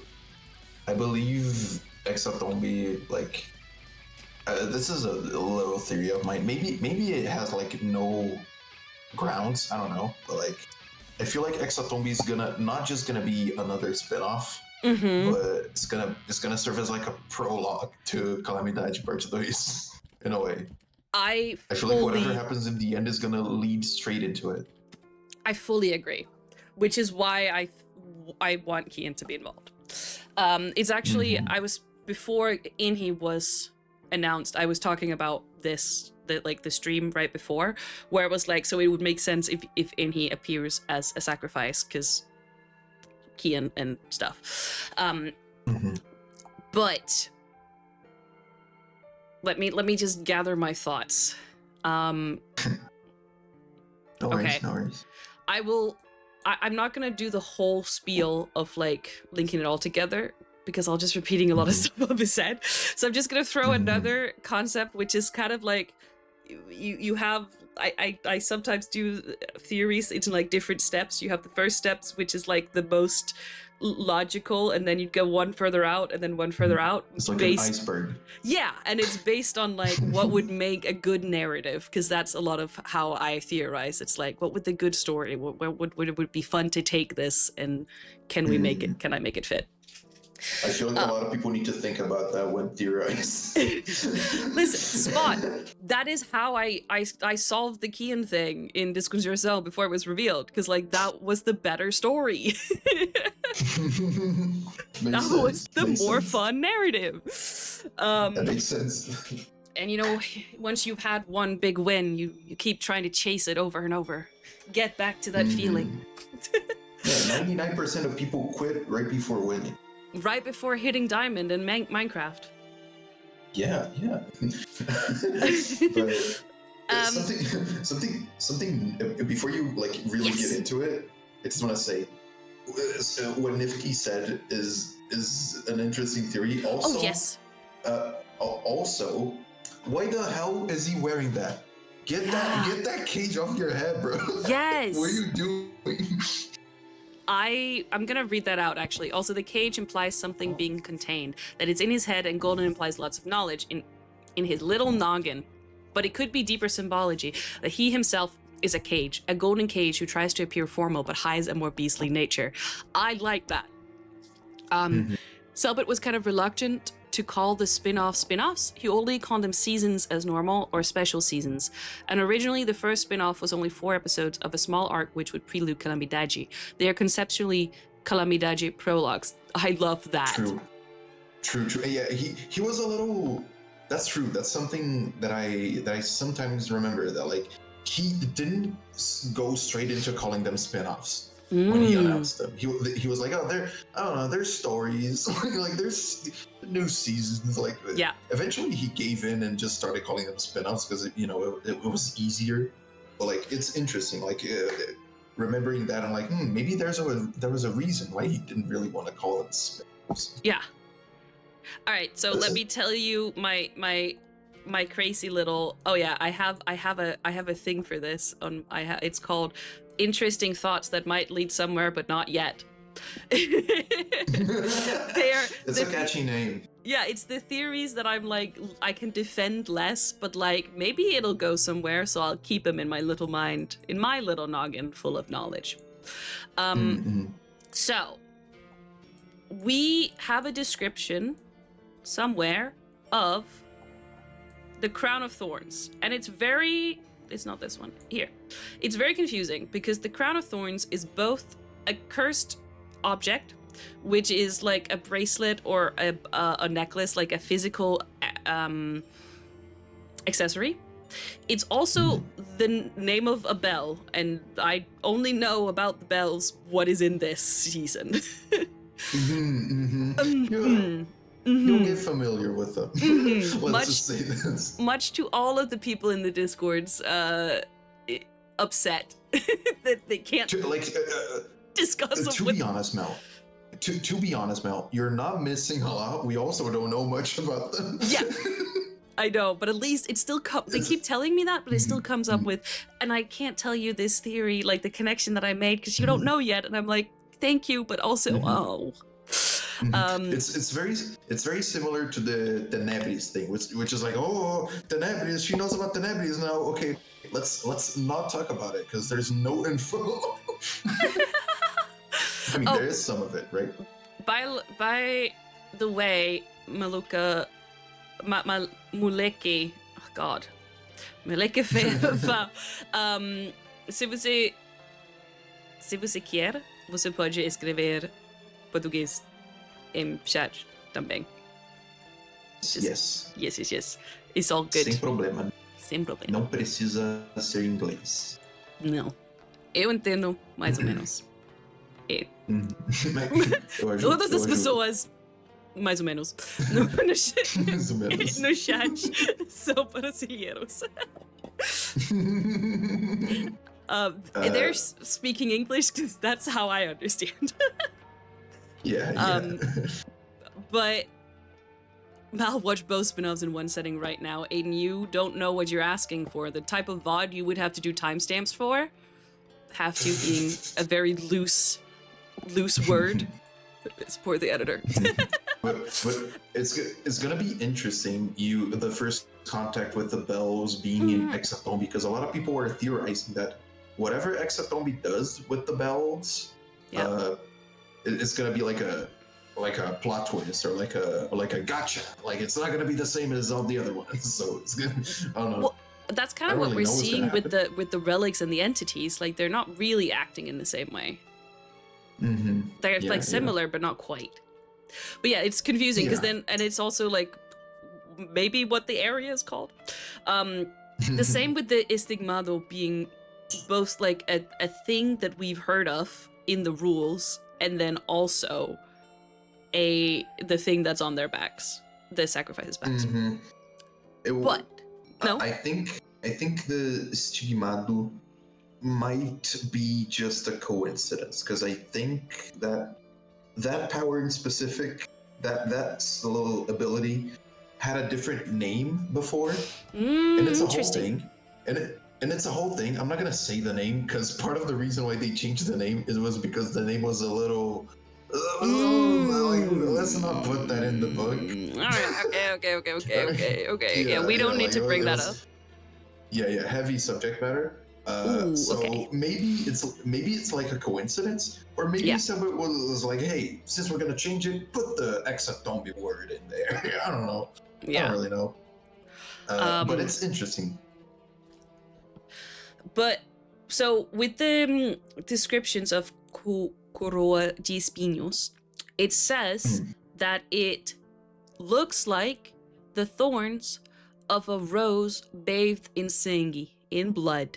And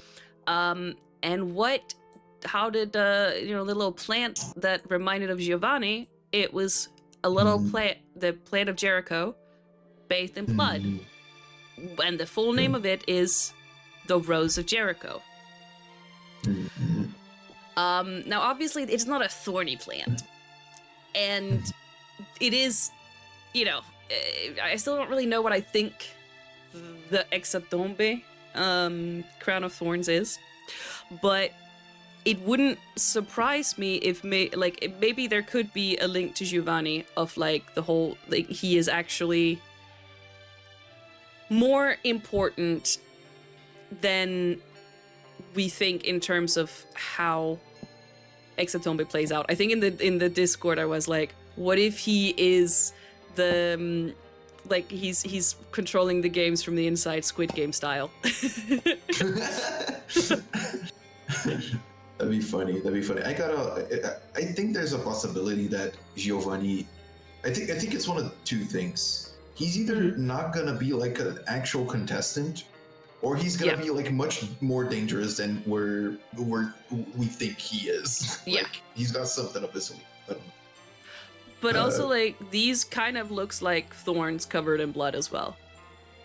So I'm like, I wonder if Crown of Thorns can also do the like a type of thing where it's like, oh, it can like it like a parasite can infect different things and like spread itself out, so it can both be a bell and a bracelet and also be part of influencing Giovanni and a creature inside, and also a place. And also a place.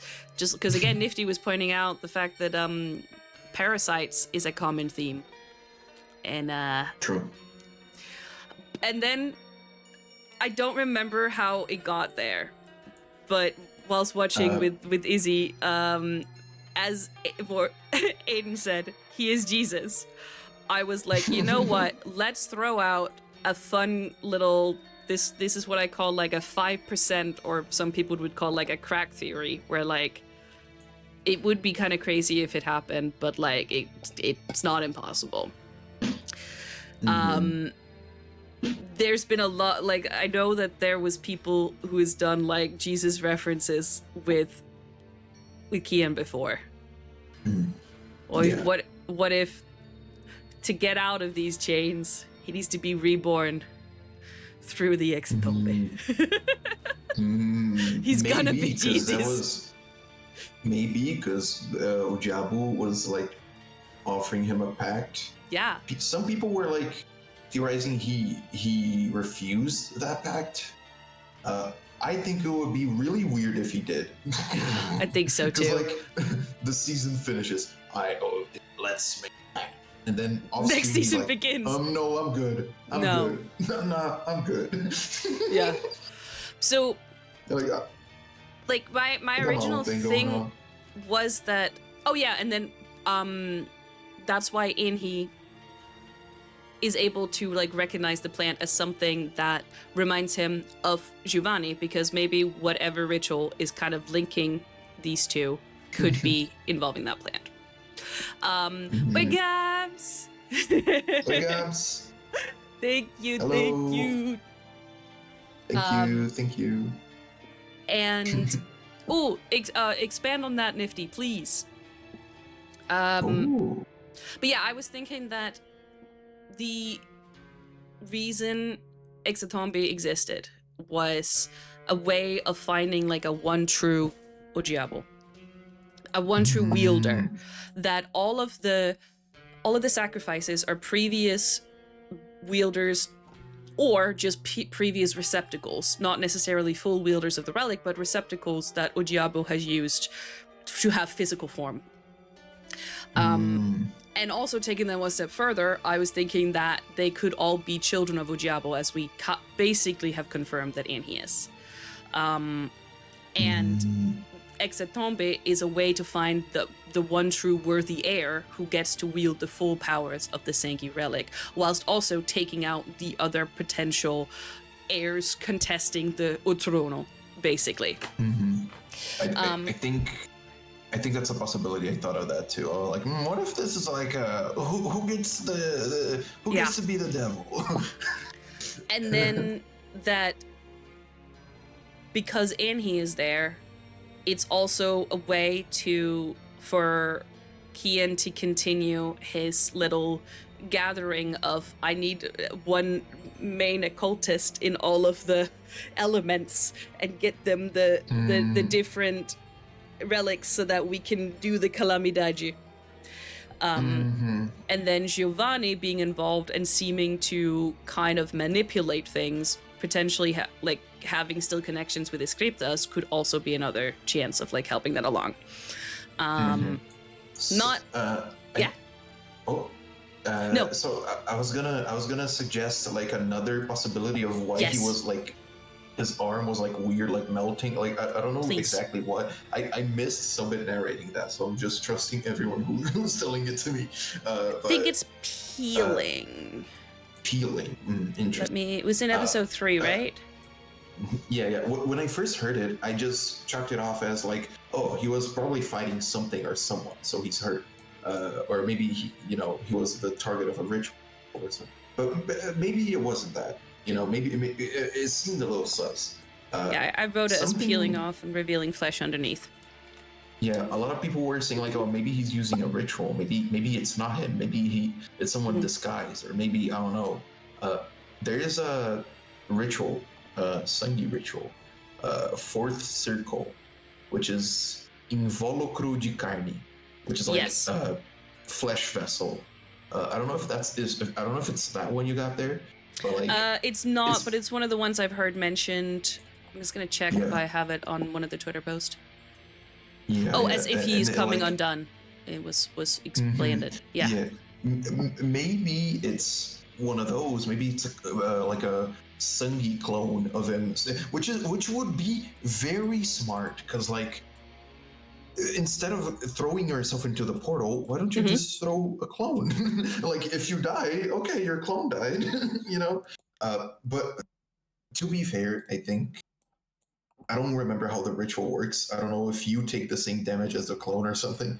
But regardless of how it works, something to be reminded, something to keep in mind that Cellbit said in a tweet, and Stefano already reminded me in a call, the series, the season, the Ordem Paranormal season is the canon blueprint. So everything that happens in the series will be adapted into a system later. So like, there's basically no chance of the narrative being limited by the system.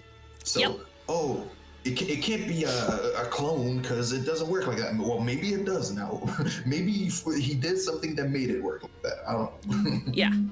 Which is why I will also say that I think it's interesting that I see people leaning so much into what we've seen before. Like, obviously, like, do that for it to make sense in the universe, but both with this of like being like, oh, we don't have a ritual that, for example, could have a lizard exist inside a man. Like, I'm not saying it's like as simple as that, but you know what, a some kind of high intelligence knowledge Sangi creature or monstruoso inside the body of a dead man or whatever. Because like a lot of the things that are in the rulebook are there because they were in the RPG first.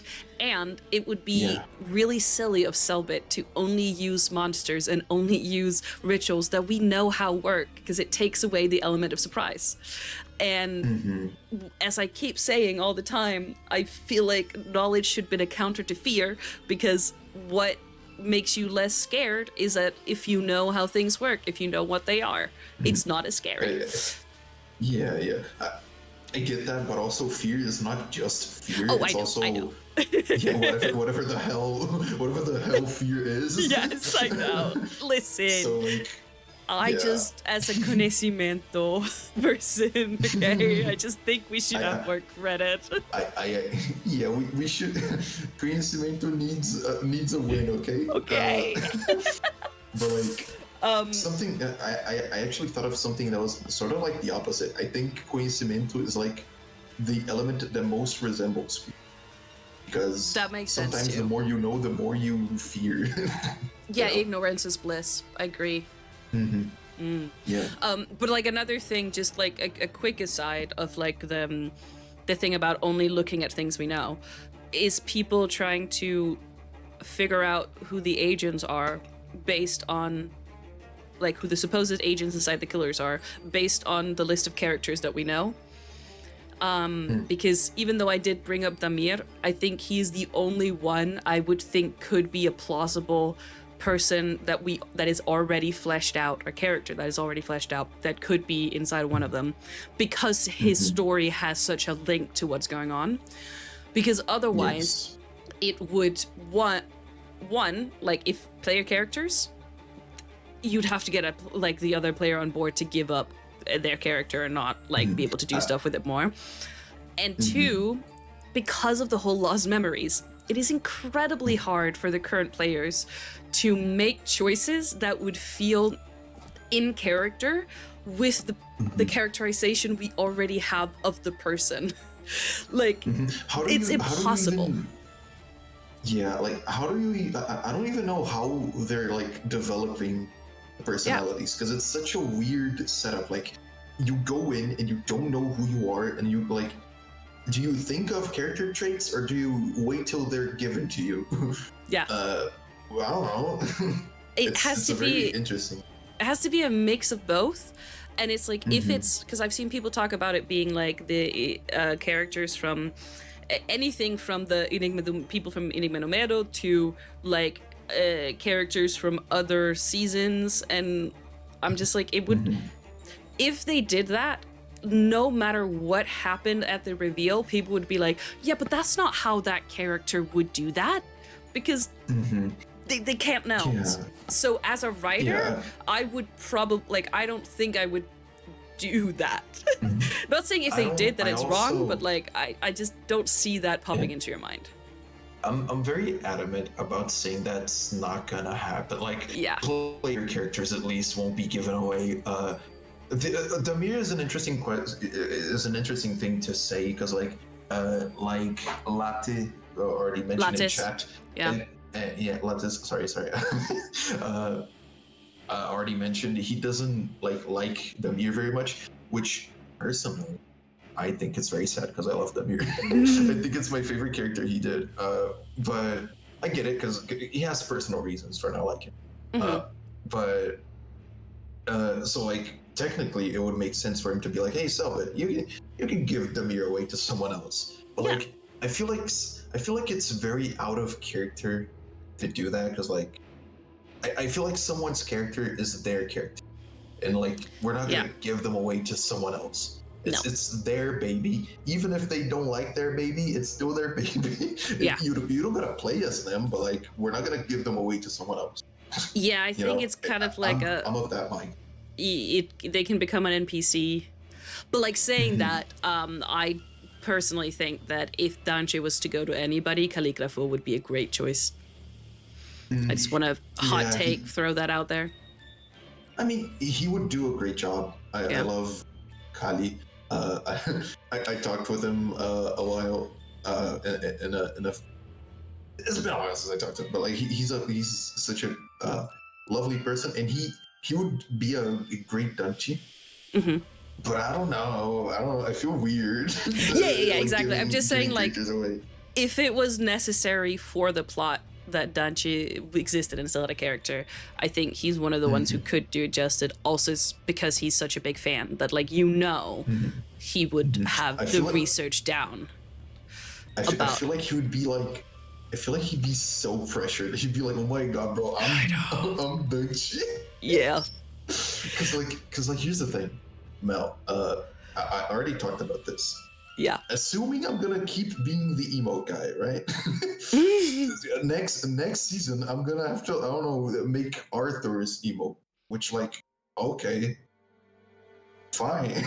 Better like, not fuck that up. Imagine it turns out like ugly, like the worst thing ever. It'd be funny. That'd be funny. I'm sorry, you'd get fired by the fandom. They'd be like, how dare you? Yeah. By the way, quick little language question. Is the word fandom a thing in Portuguese? Formally no, but like we say it a lot. Okay. Because I always see people, actual word in Portuguese. Like I see people use community a lot more. Is it? But to me, I always think it's fandom because, like, at least with Ordem, because it's like fictional characters and like that's just the way of using it. I've gotten used to. Like, there's the Cellbit community, but the Ordem fandom. But I just realized that I didn't know if that was like an issue because I know there's been things about the whole being a fan and parasocialness we don't need to go into in the past. I think it's fine to say fandom. I don't think there's like any like parasocial connotations with that. But also, I don't know. Yeah. Like, even if I work for them, I don't really know their like personal opinions on that. Oh no, I meant like within the community/fandom type thing. Within the community, I think it's fine to say fandom, Okay, like as far as the community is concerned, right? Yeah. It's been really interesting seeing, like, seeing a quick thing about Caligrafo because I'm really happy for him. Yeah. That he's getting like so much attention now that he's in Ordem. I think it's so funny because like I talked with him. I knew him like when he was still like small, and now I look at Twitter and I see like Caligrafo edits, and I'm like, that's awesome. Yeah. That's so cool. That's so. I just want to read through what Nifty said about a connection between blood and the plague. The item is pretty basic, a glass vial in the shape of a realistic heart with aggressive blood inside of it. Those who consume it get every blood buff imaginable. Uncontrollable hate, blood weapon, blood armor, blood everything you want. Yeah. It's a fun weapon, a fun like item. Yeah. And in my book, there's a death-cursed item that is a radio, and Kemi, who is death-coded, woke up with the echoes of a radio. Ooh. Yeah, the more you know, the more you fear. I know, Lattes. I just want conocimiento. It's one of the petty hills I will die on. Just like conocimiento should be blue, not yellow. It's not important at all. It's silly. And then Nifty, actually, I think we won't kill the devil this season. So if this season results in a true devil, then we need a character to connect us to that devil next season, and Damir is there. Or Henri. True. Like maybe this is... I'm so anxious because Henri is a sacrifice. And I'm like, oh man. I know. Because like, we've been for 4 years hyping up Henri as like, oh my god, he's gonna be so important in Calamidade Part 2. Imagine he dies in Hexatombe. That'd be so fucking sad. Because the thing, okay, wait, hold that thought, because I need to point out something Aiden said first, but I will continue that. One day we will also see Mal edits. Hell yeah. Oh my god. You do those edits, right? Dude, go get him. You do it. Listen, when you were saying earlier that like out of nowhere Cellbit messaged you being like, hey, do you want to do some emotes for Ordem? I just want to, like, Cellbit, I just want you to formally know that if you ever need a gringo who like has passable understanding and communication levels around the size of Hubin's, maybe a little bit above in Portuguese, I will absolutely get on a plane for 14 hours. Quarentena 2? I'm just saying, like, you just, like, Twitter, Blue Sky, hack into my system, find my phone number. It's all good. I'll be there. Just give me at least 15 hours heads up, because the airport is an hour away.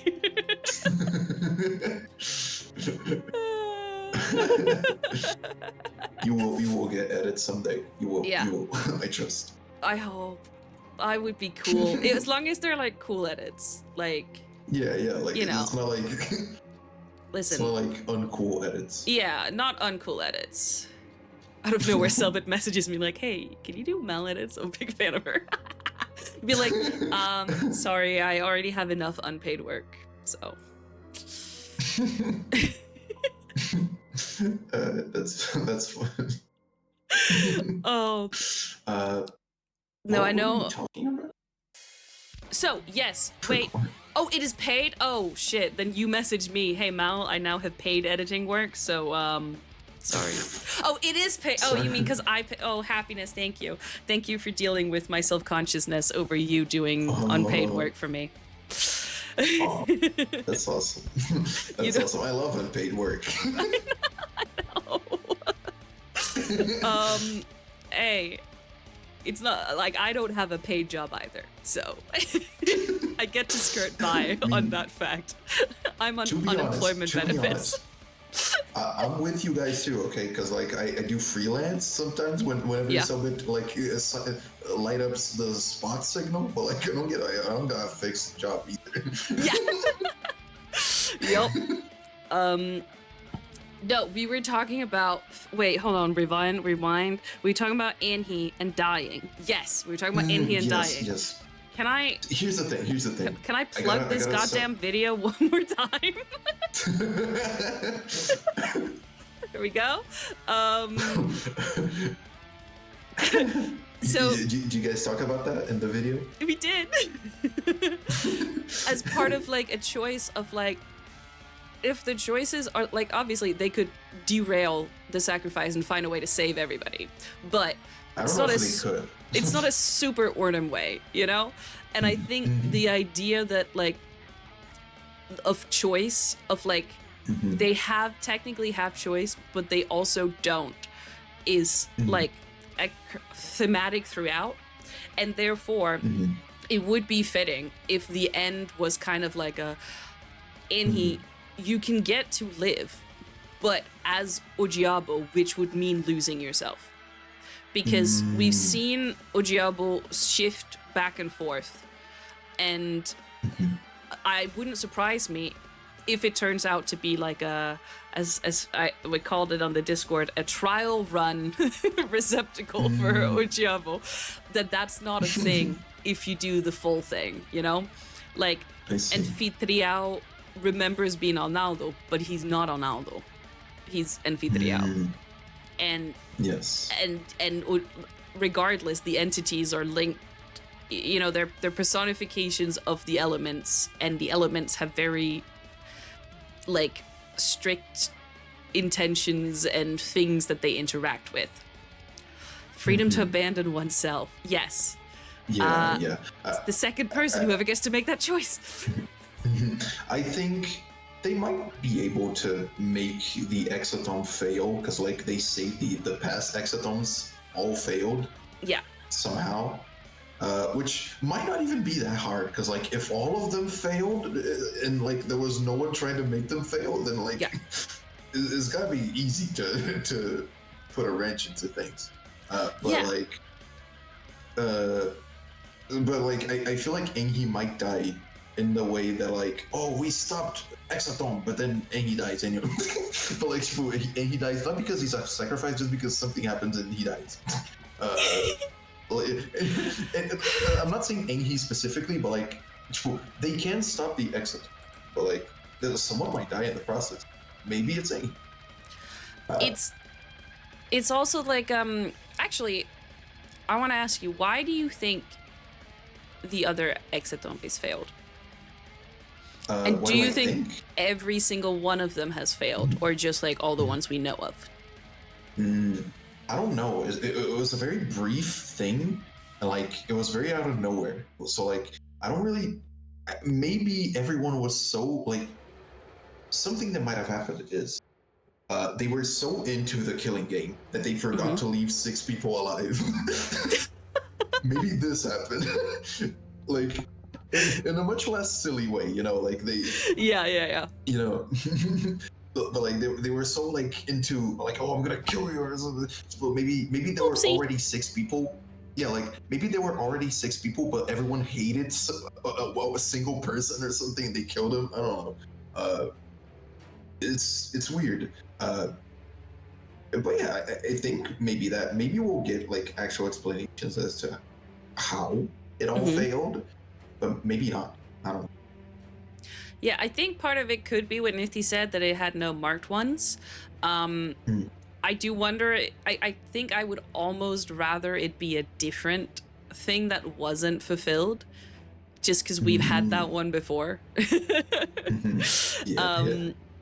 Like, if the whole like, oh, maybe all the sacrifices weren't children of O Diabo, or weren't previous sacrifices, receptacles, or maybe there was a day that somebody didn't get killed, and it's like, fuck, well, you didn't fulfill the obligations, now death to all of you, sorry.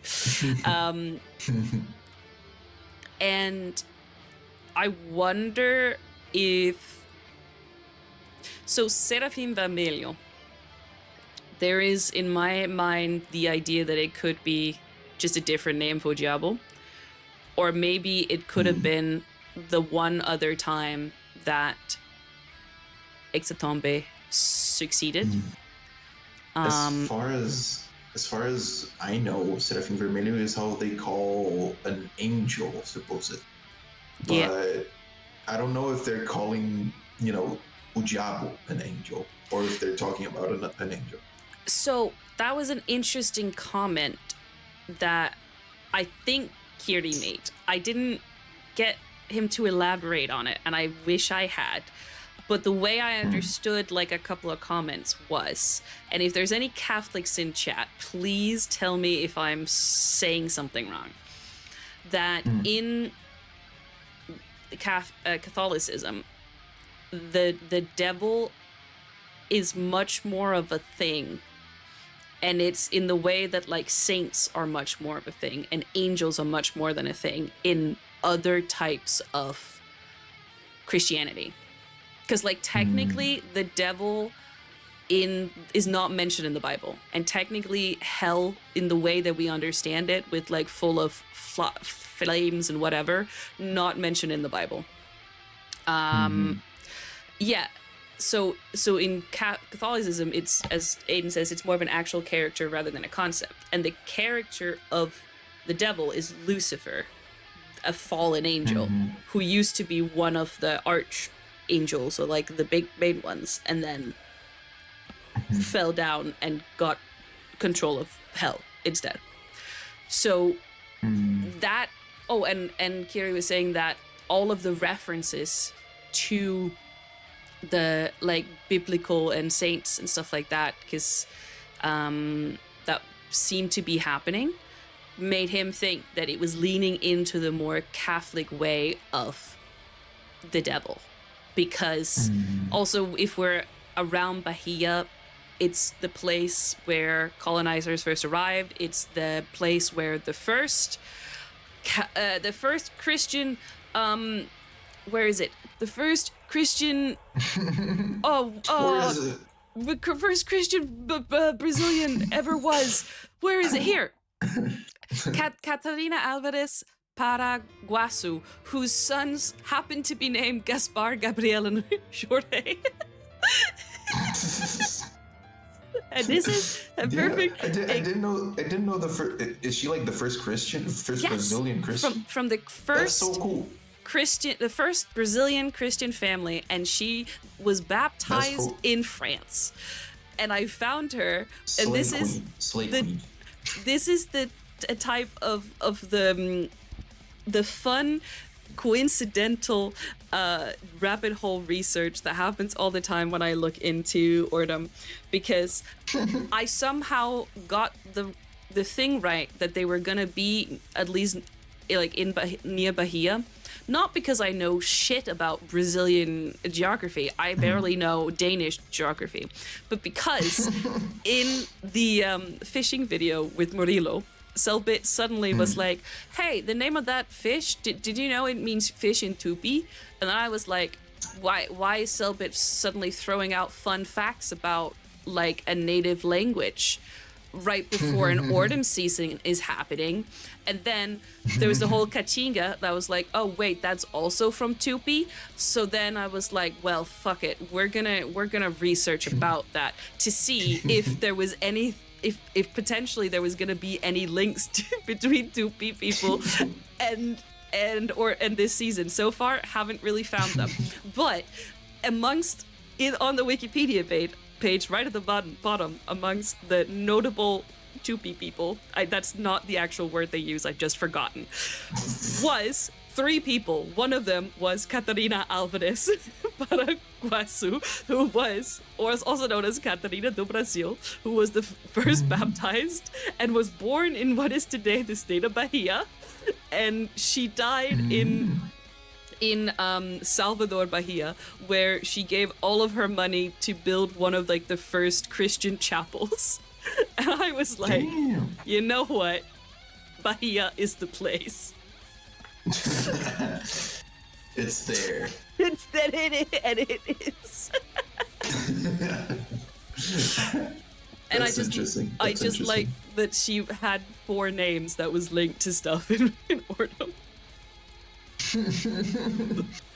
By pure coincidence, because y'all have you guys have a lot of the same names.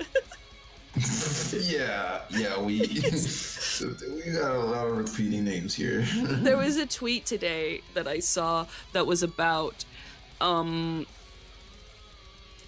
apparently Caligrafo and Serial had both said that like they're cool with shipping stuff with the characters, but like not with them. And somebody had misunderstood that, saying that they didn't want not safe for work stuff made about the characters. And then somebody repeated in like all caps, like, no, it's about Serial and Caligrafo, Cassiano and Franco. And my first thought was, why are we bringing Cassiano into something with Franco? He's not in this season. And then I was like, oh wait, it's their names. But like, Cassiano's a cool name. Cassiano's a cool name. Damn, I didn't know Serial was called Cassiano. He's not. It's Caligrafo. No, what? I think so. No, Caligrafo is Franco. Caligrafo is Franco. Why would they write Caligrafo first and then not do the name of him first? I don't know. Confused my poor brain even more. I was just like, listen, I've seen the Eloy and Franco shipping. I haven't seen the Cassiano and Franco shipping. Where did this come from? Where did Cassiano come from, bro? And why does Caligrafo and Serial care? What do they got to do with it? Got to do with it. Yeah. That's funny. Yeah. My name is like very common, but not as common. It's like the 21st most common name in Brazil. Oh my god, we can dox you now. Yeah. Wait, I know what your name is. You know, what is it? You remember? Guilherme? Yeah, Guilherme. It would have been so That's embarrassing awesome. if I was wrong. It's like John. It was like, yeah, you're John. also Pedro, right? You're another one. Pedro. My best friend's called Pedro. One of my best friends called Pedro. Oh. Very cool. But yeah. So fun little thing. Yours is games, right? Yes. And Yours then is games, right? Malfunctions is actually my last name, and games is my first name. Yeah. Oh, okay. Nice. Yeah. I need to go to the bathroom again. Oh, it's alright. No worries. You talk and think, chat. You have questions? You have thoughts? Oh, actually, I'll read out this one from Aiden. Catholicism has a lot of images and statues for different saints and all that, so to have a physical representation of the devil and little statues and all is a very Christian thing. In other branches of or Catholic thing, I think they meant, right? In other branches of Christianity, they don't do that. Yes. Well, I say yes.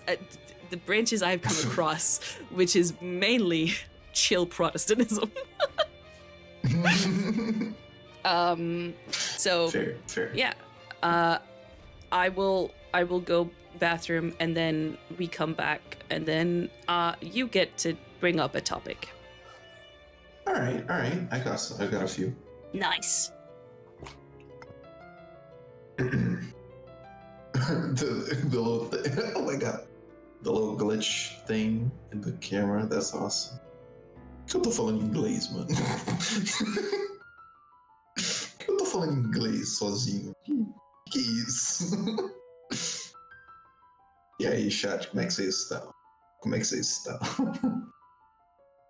Eita, meu Deus. Para de... Estão me batendo, meu Deus. Que é isso? I have a question for you, spot desenhador of the family @. Manda aí, Nift. Send it there. Gizo.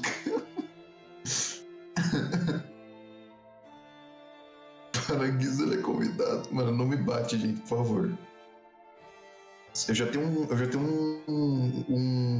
um calo enorme na cabeça, que é tipo um chifre. Só que tipo não é um chifre de verdade, tipo não é literalmente um chifre. Então gente, eu sou o corno canônico. What is the finale of Grande Família? Eu vou falar um negócio que talvez me faça vocês ficar tristes comigo. Eu nunca assisti a Grande Família. Eu acho muito engraçado todos os memes de Grande Família, toda hora que alguém menciona Grande Família, mas eu nunca assisti. E eu finjo que eu assisti. Tipo, eu finjo que eu sei do que eles estão falando, pra não ser excluído da conversa. Como que o Carrara foi parar com um prego na cabeça? Eu não sei, eu não assisti Família. Eu assistia pedaços quando pequeno. Eu nem sabia da existência disso. Por que eu tenho um chifre? Nunca assisti também. Oxi! Tem alguém no mundo que assistiu Grande Família? Ou será que todo mundo só finge assistir? Eu me pergunto isso às vezes, de muitas coisas.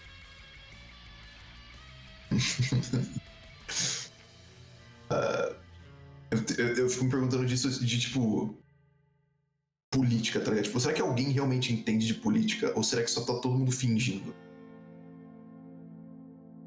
Porque não! O Pac-Man tá vindo! Não!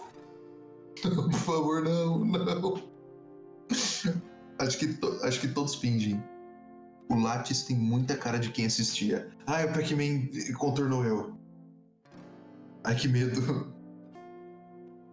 Que medo, meu Deus. O Lattes tem cara de quem assistia Grande Família? Ai, não! Não! Ai, não! Eu morri. A não ser que ele tenha passado por cima de mim, tipo, meio que na perspectiva e não tenha realmente me acertado. Que é uma possibilidade. Ecos do Outro Lado, o nome. Alguém viu o podcast novo da Nan, do Ordencast? Eu vi que ela tava fazendo. Eu achei interessante. Meu Deus! Por que tem um Pac-Man gigante em mim? Vai ter... Acho que vai ter um Ed, pelo que o chat tá falando. Fiquem avisados aí, gente. Talvez tenha um Ed. Mas eu não vi o podcast novo da Nan ainda, mas eu acho muito zica que ela tá voltando. Tipo, ela vai fazer, tipo, subconsistente mesmo, como se fosse um podcast 2 mesmo, ou é só de vez em quando? Achei interessante.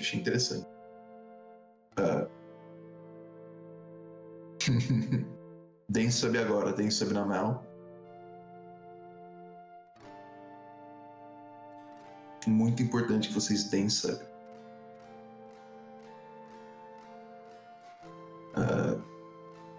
Todos os meus subs escaparam da coleira.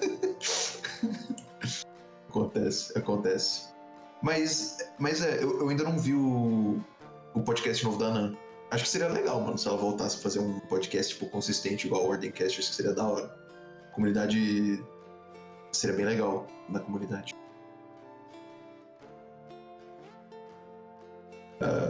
Mel retornou. Sim. Nifty deu sub. Nifty sub. Muito obrigado pelo gift sub por Nifty, Diana. Thank you. Não foi Nifty que deu sub, né? Foi... Wait, hold on. I gotta go back into English mode. Hold on. I was speaking in Portuguese. All right, we've come to the part of the broadcast where my mother has gone to bed next door, which means I'm going to turn down my volume a tiny bit. So... It's okay. Yes. Just in case anyone was like, why is she more quiet? That's why. Because we be respectful. No worries. No worries. Gizo. Let me get my notes. Gizo, stop misbehaving. Yeah. Bro, you have no idea what they did to me. They bonked me on the head. They made Pac-Man eat me alive. No, Gizo. Yeah. Gizo.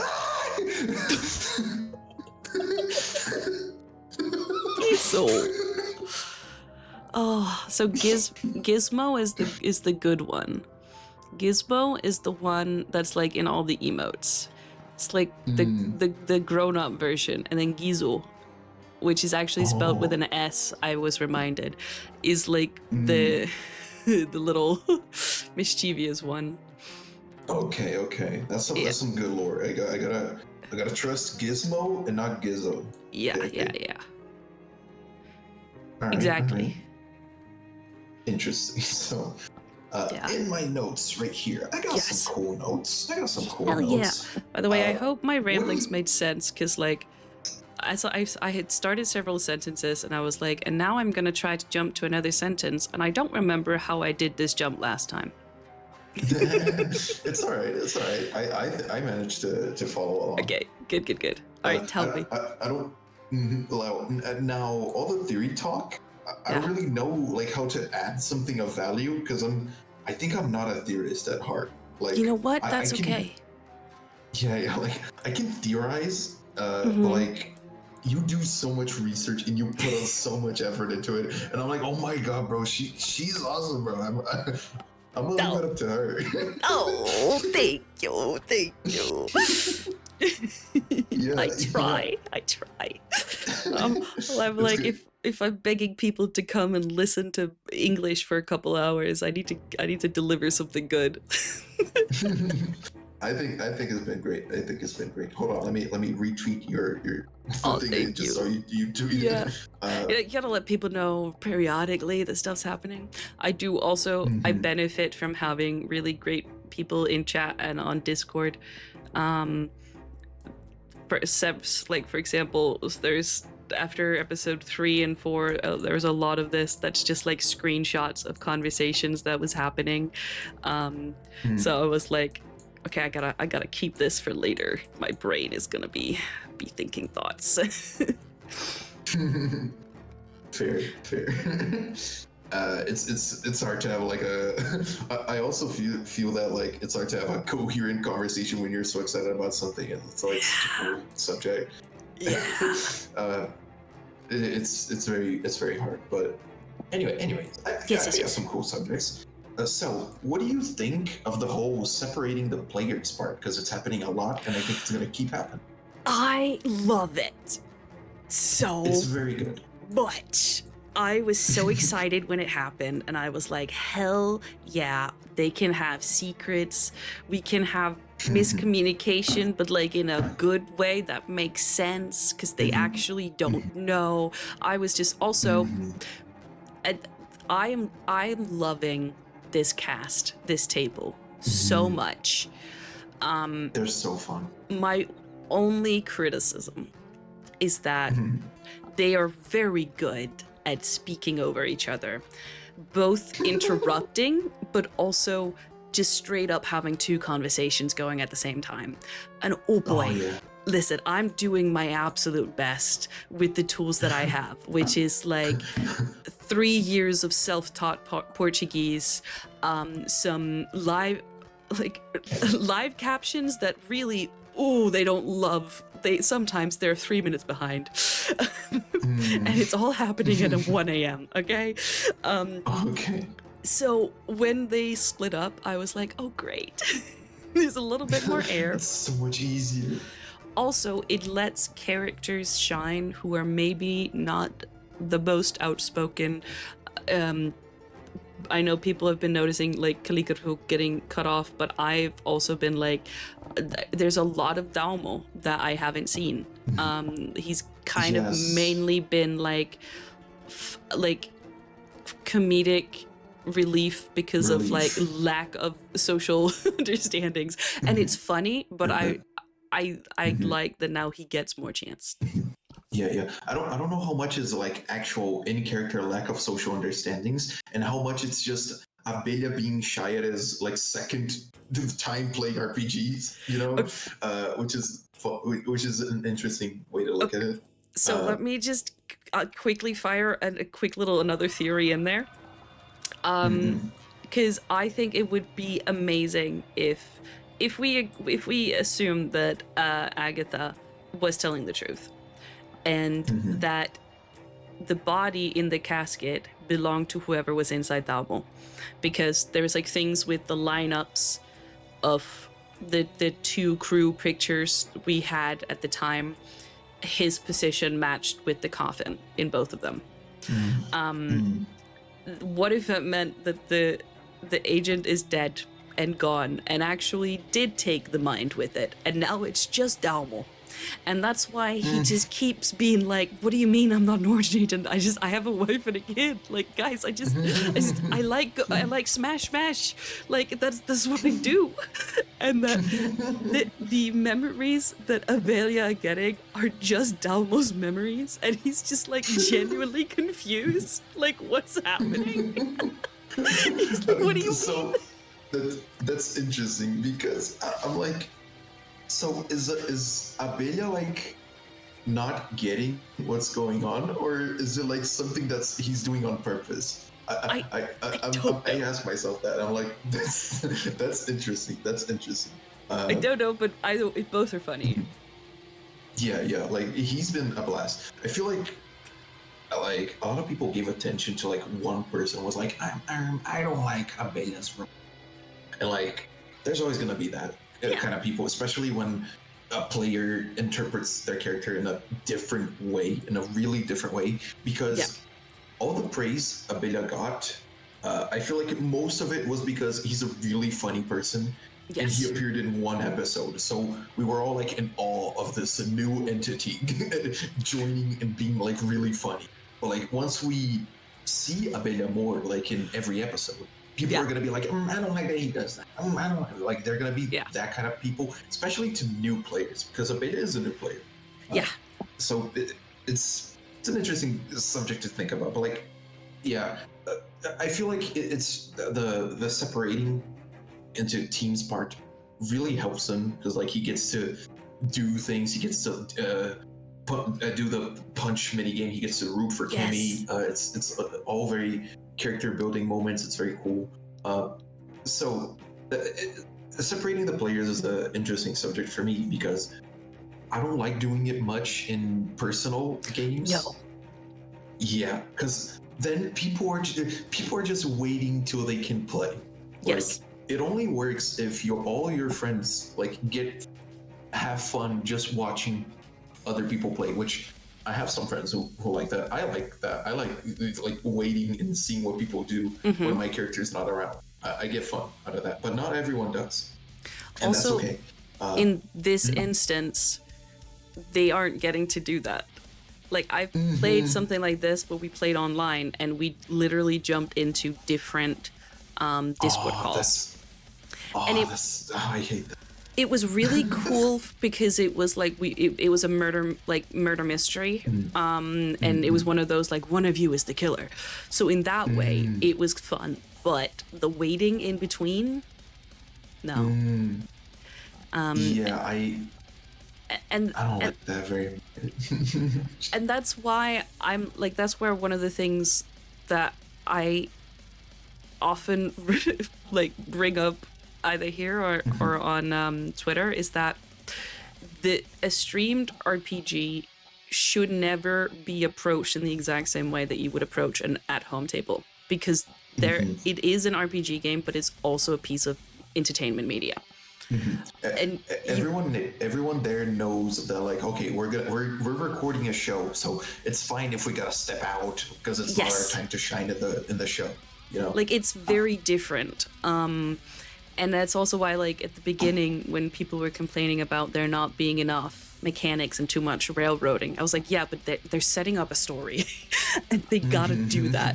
And it's why in English, I know that there's a new term appearing, not as new as it was when I first heard about it, called actual play, live actual play, instead of TTRPG, because it's that mix of like improvised storytelling for an audience, but using RPG mechanics to help shape it. Yeah. It's interesting, right? Because I think it works really well for Ordem and for like shows, but in actual tables, like use it with caution. Like use it when you know everyone enjoys it.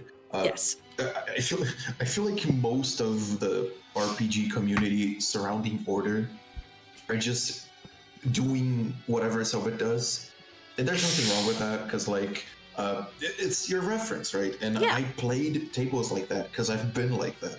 Not that like Cellbit didn't introduce to me what RPG was. I already Me knew what neither. it was. But Cellbit was the first one to like ever actually show me what it could be, you know? Because to me, it was all just because to me, I'm not sure I got the whole what it was all about. I just knew it was a thing. And I played it a little bit, but I never got into the character. So when I saw Ordem, I was like, damn, this is awesome. So I actually had the exact opposite experience. I was introduced to Dungeons and Dragons when I was an exchange student in the US, and I happened to have an absolutely amazing GM, and everyone around the table was from the drama club. That's a perfect experience. Everyone was there to roleplay, and the world we were playing in was this part D&D rules, part homebrew that the GM had been like building for 3 years and knew inside out and adapted to fit our characters and our stories and things like that. So I was spoiled. But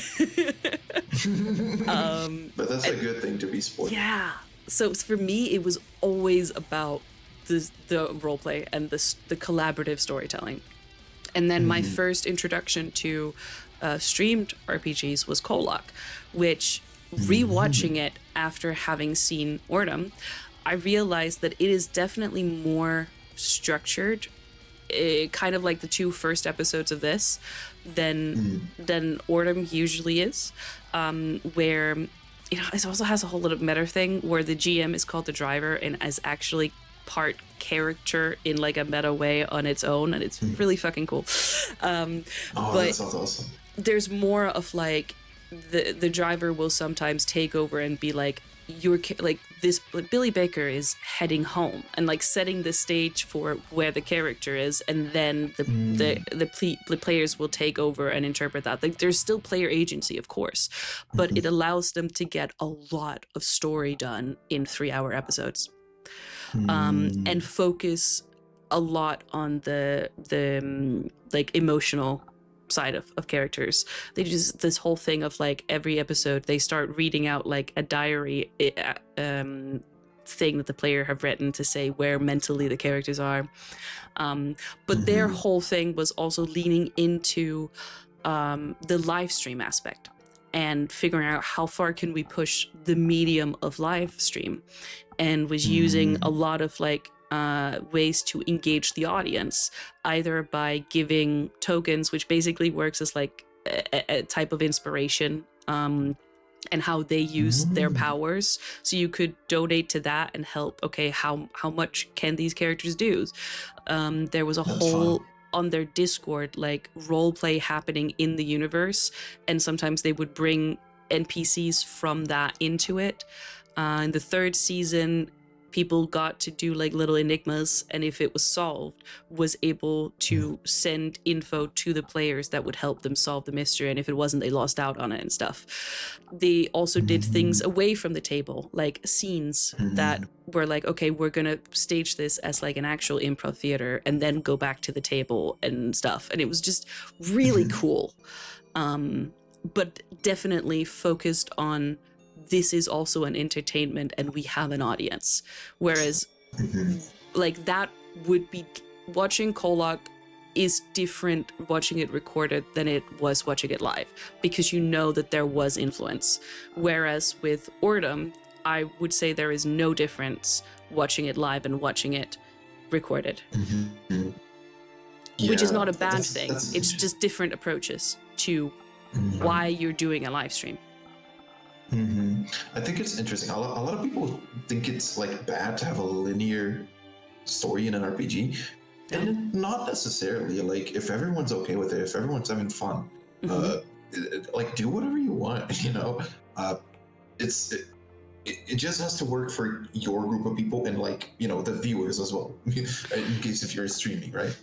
And I think for a stream thing, you're more likely to have a linear story, because that is, you need a beginning, middle, and an end. Like there are certain storytelling elements that needs to be there for the audience to feel like it was a satisfying resolution, that in a lot of at-home games, especially with something, I don't know with how how much this happens in Ordem, but like with Dungeons and Dragons, there's so much of like, oh, the main quest is there, but like there's a random little town, we're gonna go there, and then 10 sessions later you've forgotten all about the main quest.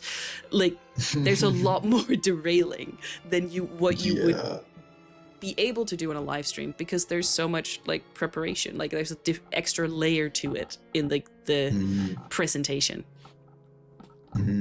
Yeah. I don't know how often that happens, because like my group of like my main RPG group is pretty focused. Yeah. Like we might deviate a lot, but like we're still like, because like we're since we were all presented to the actual role playing part by Ordem Paranormal, we end up like mimicking some of it, like even unintentionally, right? So I don't know. I forgot what I was gonna say. You don't know like if it's a thing that happens with people who would just like pick up the system without. Yeah. I think it might happen. Like depends. The Ordem system is like really punishing, so I don't know how. Yeah. Like you can just go on an adventure like, oh, let's kill some creatures. Like you're gonna die, buddy. Yeah.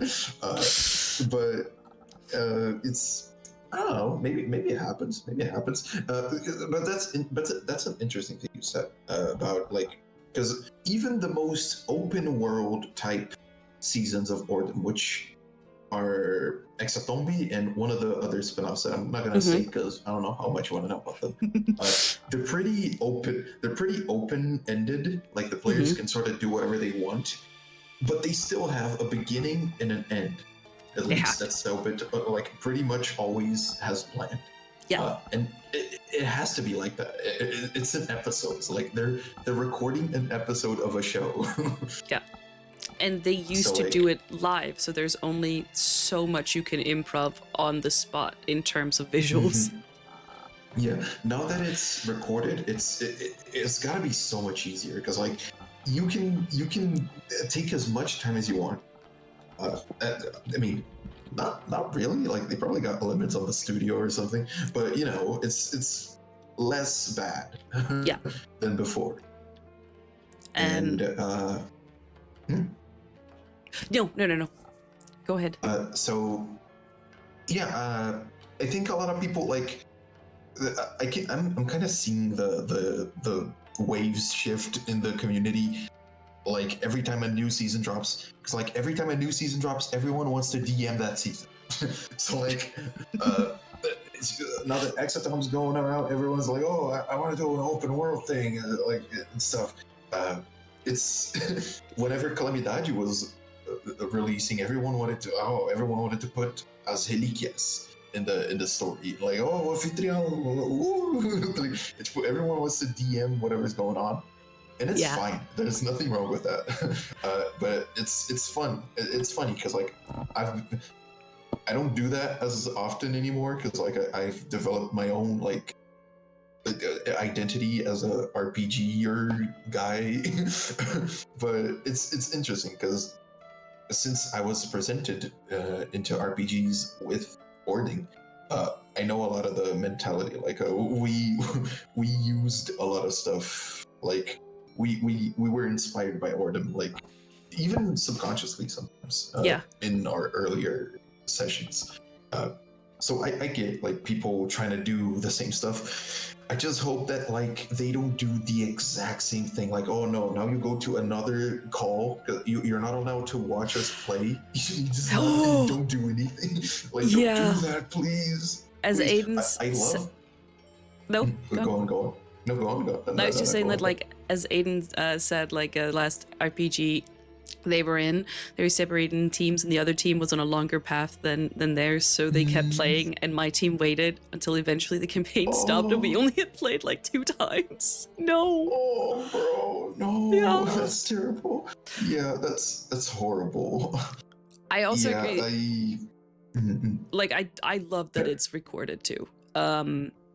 Anything that makes life easier in production, as I've said before, I'm so here for it. And we get little things like characters on the map. I love this so much. It's such a small effect, but it's so beautiful. I love it. This is awesome. It's so good. Personally, I'm a big fan of like, even when the players separate, because like it's gonna happen eventually, and if you have a friend group you trust that they're not gonna like they're interested in whatever's going on, and if you're a good GM, you're like gonna switch between them much more often. Like, yes, oh, something happens here, okay, let me switch. You know, you're gonna be snappy about it. But like, personally, I really like everyone watching what's going on, because we can introduce dramatic irony sometimes when a group of, like, I was DMing a session, a one-shot, Ordem one-shot, with Sobrevivendo ao Horror. No spoilers, because I don't know what are you gonna play, but like, there was an NPC which was accompanying the party, and it was supposed to be like the guide, you know, the friendly NPC that helps you with stuff.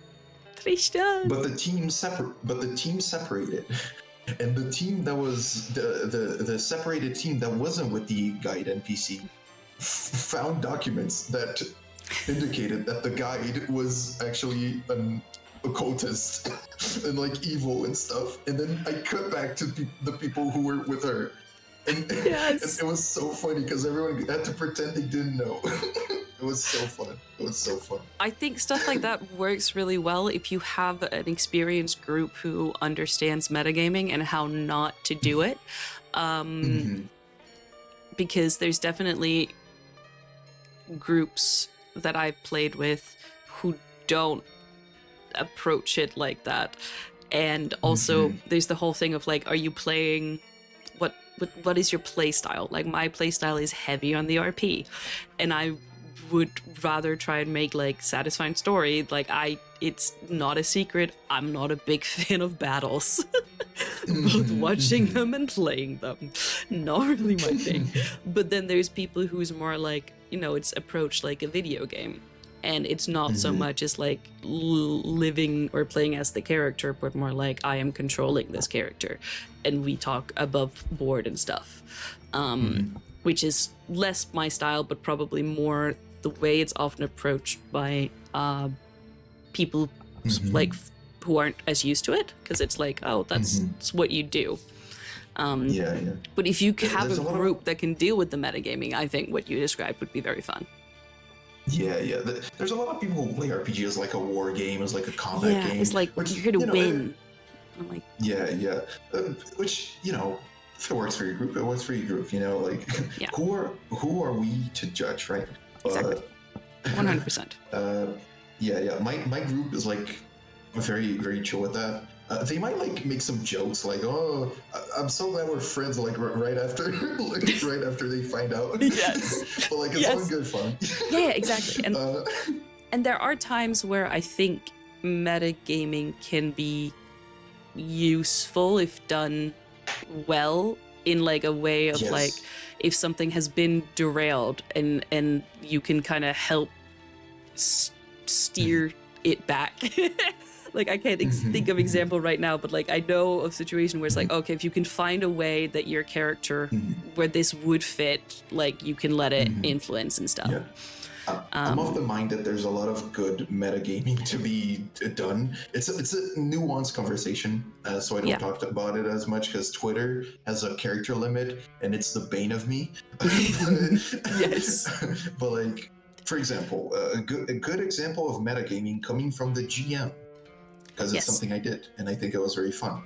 One of the players had a secret, and it's a secret they felt guilty for.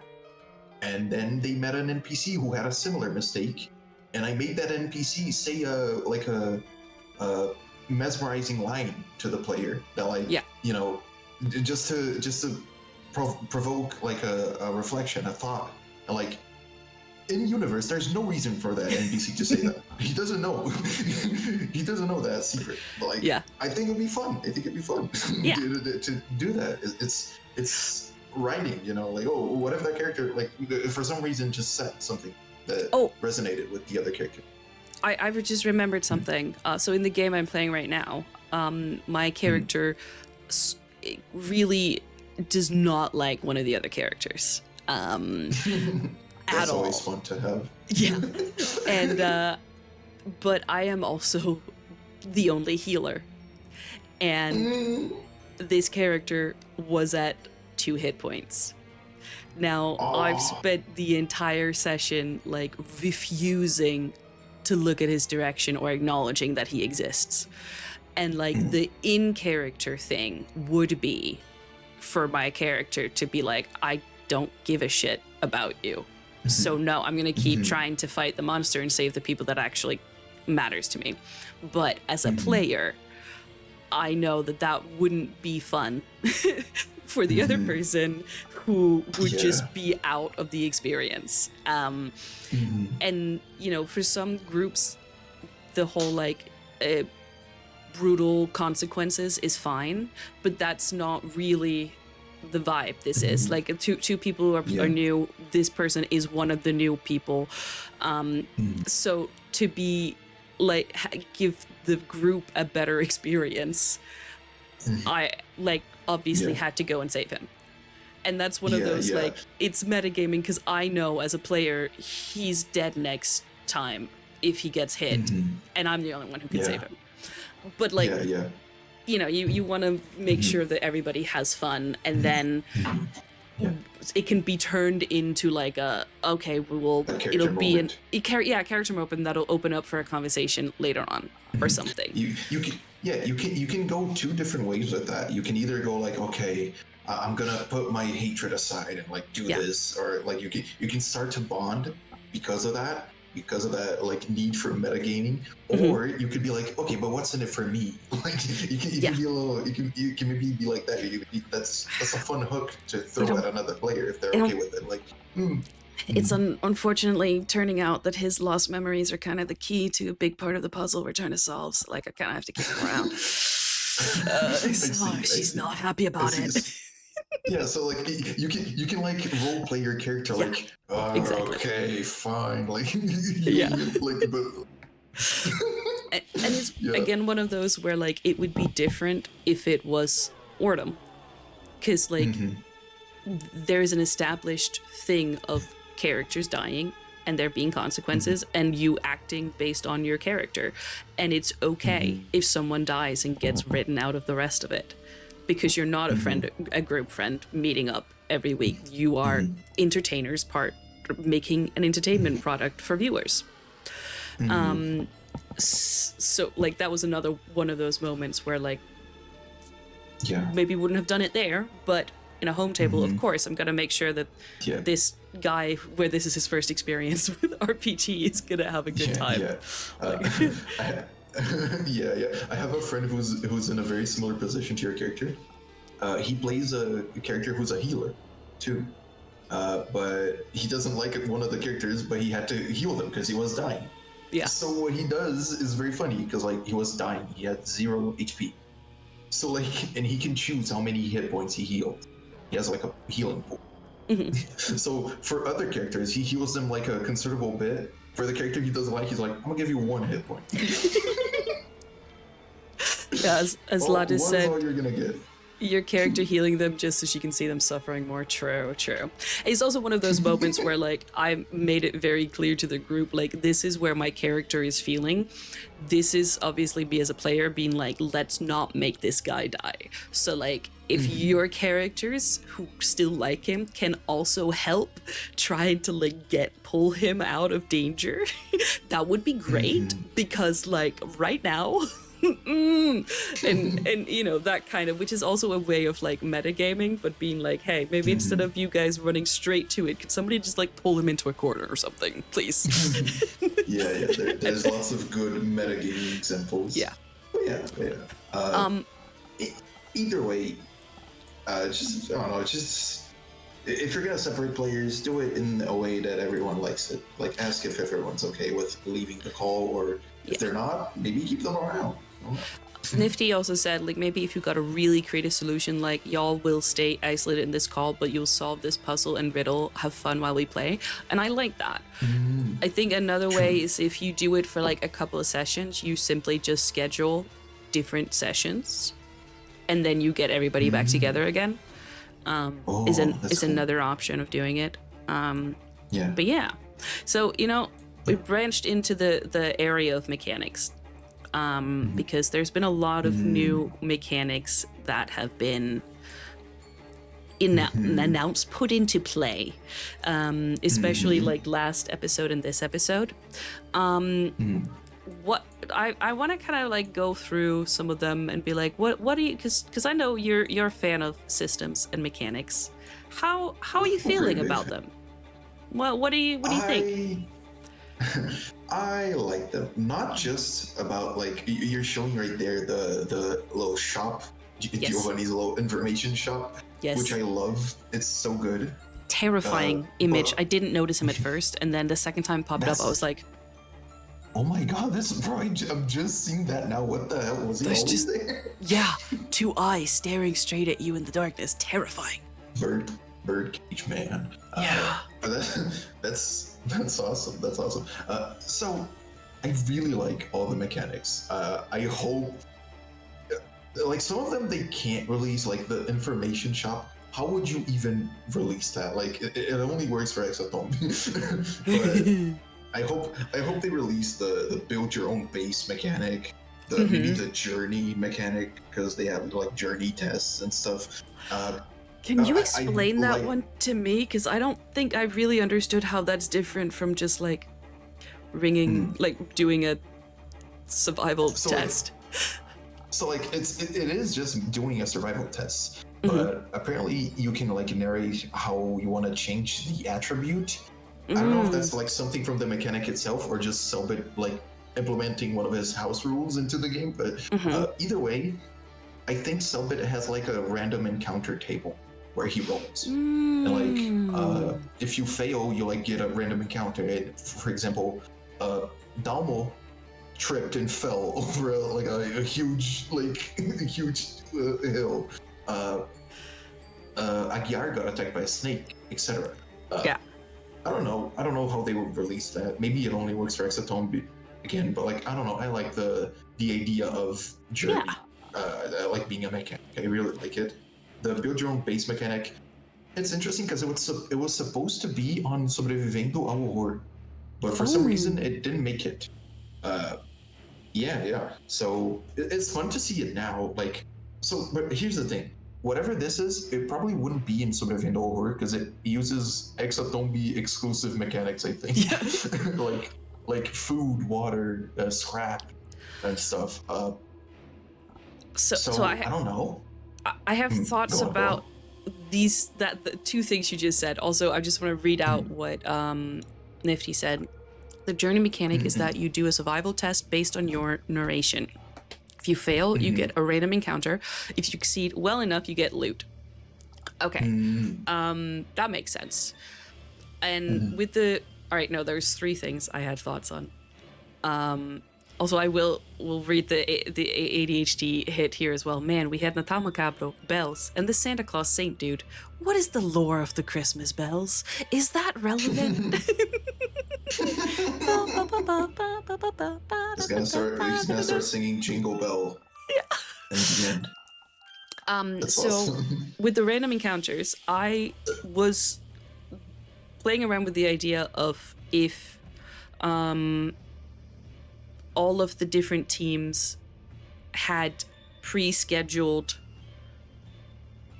not pre-made schedules of what they were going to do each day and where they were going to be, in a way of like, kind of like in Stardew Valley, where like the world moves around you, and if you go to somebody's house at the wrong time, they're not there. And it's not... I think he's doing that. You think he's doing that? I think he's doing that because, low spoiler, he did that already in another spin-off. Okay. No, that's really awesome because I really want that to be the thing of like, if they linger too long, they miss out on opportunities, or accidentally run into somebody they maybe weren't planning to run into and stuff. Because I like that, like in a season that is about choice and agency, which is kind of what I'm seeing that. Thank you, Nifty. I'm sorry, Nifty, if you didn't want to say that he already did that. I didn't say when. I didn't say when he did that. It's a 50-50 chance. But that's okay. That's okay. Wait, he confirmed that he's doing that? Is that he's confirmed he's doing that in Hexatombe, or he's confirmed that he did that in one of the other ones? I mean, technically, I don't know if he's doing that in Hexatombe, but like, he already did that once before, so I'm convinced he would do that in Hexatombe. But I think it's especially because like this idea that there's two thoughts around this. When we were talking about it last on stream, we were playing around with the thought if all of the teams were marcados, and we were seeing the first instance in the RPG of like people who had a mark but didn't have a player. And I was saying that could be a way of giving the characters agency in a way that like you could have made those schedules using RPG mechanics, and like as a writer, what would the character do? It obviously is not the same, but it would be still more agency that an NPC could have than if the GM was like, oh, and now this NPC is going to enter because I think it would be cool if there was a battle now, you know? I see, yeah. Honestly, we'll never know how much so it is making up in the spot, but like, I think the locations he's planning out, like the routines they have, like the schedules. But the other thing I also like about it is the fact that even if our characters are the only marcados, it plays into the fact that like the world does move without them, and it's not their movement that like it does trigger the things that they see, but it doesn't trigger things for everyone else. Because I think the whole marked thing very quickly leans into the chosen ones protagonists with a big P, which I don't think necessarily, I don't know if that's the point, but I think personally I would like it more if it wasn't, especially because we're seeing this thing of like you can have you can be above the chains but still be forced to follow the line that was set out from you by other people, which is basically what the characters are doing right now. They woke up and was like, you need to go enter this ritual thing, go, you don't know who you are.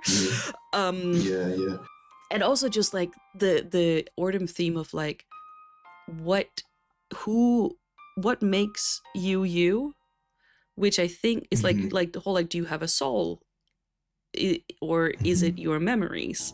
And I think in Ordem the answer might be it's the memories, and that's why like Luciano and Luciano and Kian. Thank you. Names. Luciano and Kian being in the same body and then being like, oh, it was Kian all along. I kept thinking of it as like two separate people in one brain. But I think maybe it was actually just like, well, when you mix the memories, do you get new person? It's just one, because the memories is the person. Yeah, because when I, like, how I see it, if all of a sudden you remember someone's entire life, you're kind of that person. Like, because you lived through all of it, technically. Like, you did all that. So it's interesting. Maybe Ordem's answer to that is like, who knows? Maybe the whole memories is all you are thing is like a lie that we have to find an answer to, right? Maybe there's something more, maybe not, who knows? I'm also cool with if it's never fully explained, because that's life. We don't know how the universe works. Yeah, I think that's how fear is gonna go, how is gonna be. And to be honest, I think that's great because Ordem is already explaining a lot of things, and like it's kind of a conversation in the fandom that's like, is Ordem like explaining too much. All right, Nifty, Right, please spend an hour watching that video with Issy and then come talk to me about it afterwards. But yeah, the other things is that I ended up going on a side tangent. No worries, no worries. The thing Didn't even realize. No, me neither. I was like, wait, but then I was like, wait, I had a thing. With the base here. No, I'll start with the second thing, which was the whole food and water. I, as a viewer, love that. I love the whole like, oh, actually, no, you have to ration and you have to think about resources. As a player, hate it. Anything that is like, you can only carry this much, or you need to remember to have food, especially with a you can only carry this much and we're going to strictly enforce it. I hate it. Not because I want to be like Superman and like can carry too much. Like, it's not that I want to push the rules, it's just the strictness of the rules that I feel like impedes sometimes story. But it's also the autism being like, well, it says this strictly, so surely there's no way I can bend it and still be okay. I get that. I mean, to be honest, I think someone is very adamant about like, no, you can't clean water. You need the fridge, you know, to make the game work, you know, which I get because like they made a whole system and other players are trying to do something that's not in the system. And like, again, for a streamed thing, as like an entertainment story, I think it's great. It's just like, it's one of those things that I would never want to repeat as a player. I get that. So I never played a story that had food mechanics. I did, and my character was the only one who brought something, because everybody else was like, no, we're just gonna get weapons. Oh, that sucks. So I never actually played in one, but it's gotta suck if it's like a secondary thing. Like, if you're on a grand adventure to stop some evil threat, but also you gotta have some food. Like, it's gotta suck so much because it just gets in the way of what you came there to do, you know? Yeah. It takes time away from your precious session that is you have to schedule 3 weeks in advance because you're all adults, and meeting up weekly is just not possible anymore. Yeah. So, but counterpoint, I think it's alright in Hexatombe, like as a player too. Like, I feel like I would have a lot of fun in this because it gives a lot of story potential. For like, oh, we only have one food. I'm gonna give this food to this character that it's my friend, but he's gonna be like, no, you eat. You know, we can make a scene out of that. It's simplifying a lot. Like you get like set quantities of food. Like, I think it's funny that someone says like, oh, you get 3 waters. Like, it's very simplified. It's not like, oh, you get 3 kilograms of food or anything. No, you get 3 foods. Also, 3 foods is enough for 3 meals. It's also like, because one of my other things is that water and food always takes up space in your inventory, and then you don't get to bring like fun things that can be used in fun ways for your RP. But that wasn't the issue here with Hexatombe. So the thing that I think, in principle, the base mechanic is very cool. I think a thing that's making me feel a little hesitant about some of the mechanics, or especially this one, is how video game it feels in terms of immersion, and that I really wanted and still have hope, but less so now that we've seen some upgrades happen, that it was explicit in the lore, and that there was a story way of like, why the fuck does the fridge suddenly work when you said there was no outlets? It doesn't make sense. Like, I thought it could be a really cool way of like, just like the intentions are both a mechanic, but also an explicit thing that they know that something is influencing them to feel this way and will give them a reward. This could be another layer of that, but in a in a more subtle way of like manipulating and gaining more hold on them. So there could be like you get these things, but also slowly it changes parts of your characters, or like the intentions of the crown of thorns, suddenly you react stronger to them. You have a harder time fighting against it because you've already let it, you have already followed its instructions and let it guide you. That kind of stuff I thought would be really cool, and be a way of being like, yeah, it's paranormal that your fridge is suddenly working. And then but what we have right now is that, oh, we just pretend that getting some scrap will definitely fix the fridge and fix the fact that there's no outlet, and then the characters go, great, fridge, and then move on. Like, there's no... Don't question it. Yeah. You know? And that's like a little... With something that... A season that is so immersive with all of the production, and has made mechanics immersive, some of the other mechanics immersive, like the store.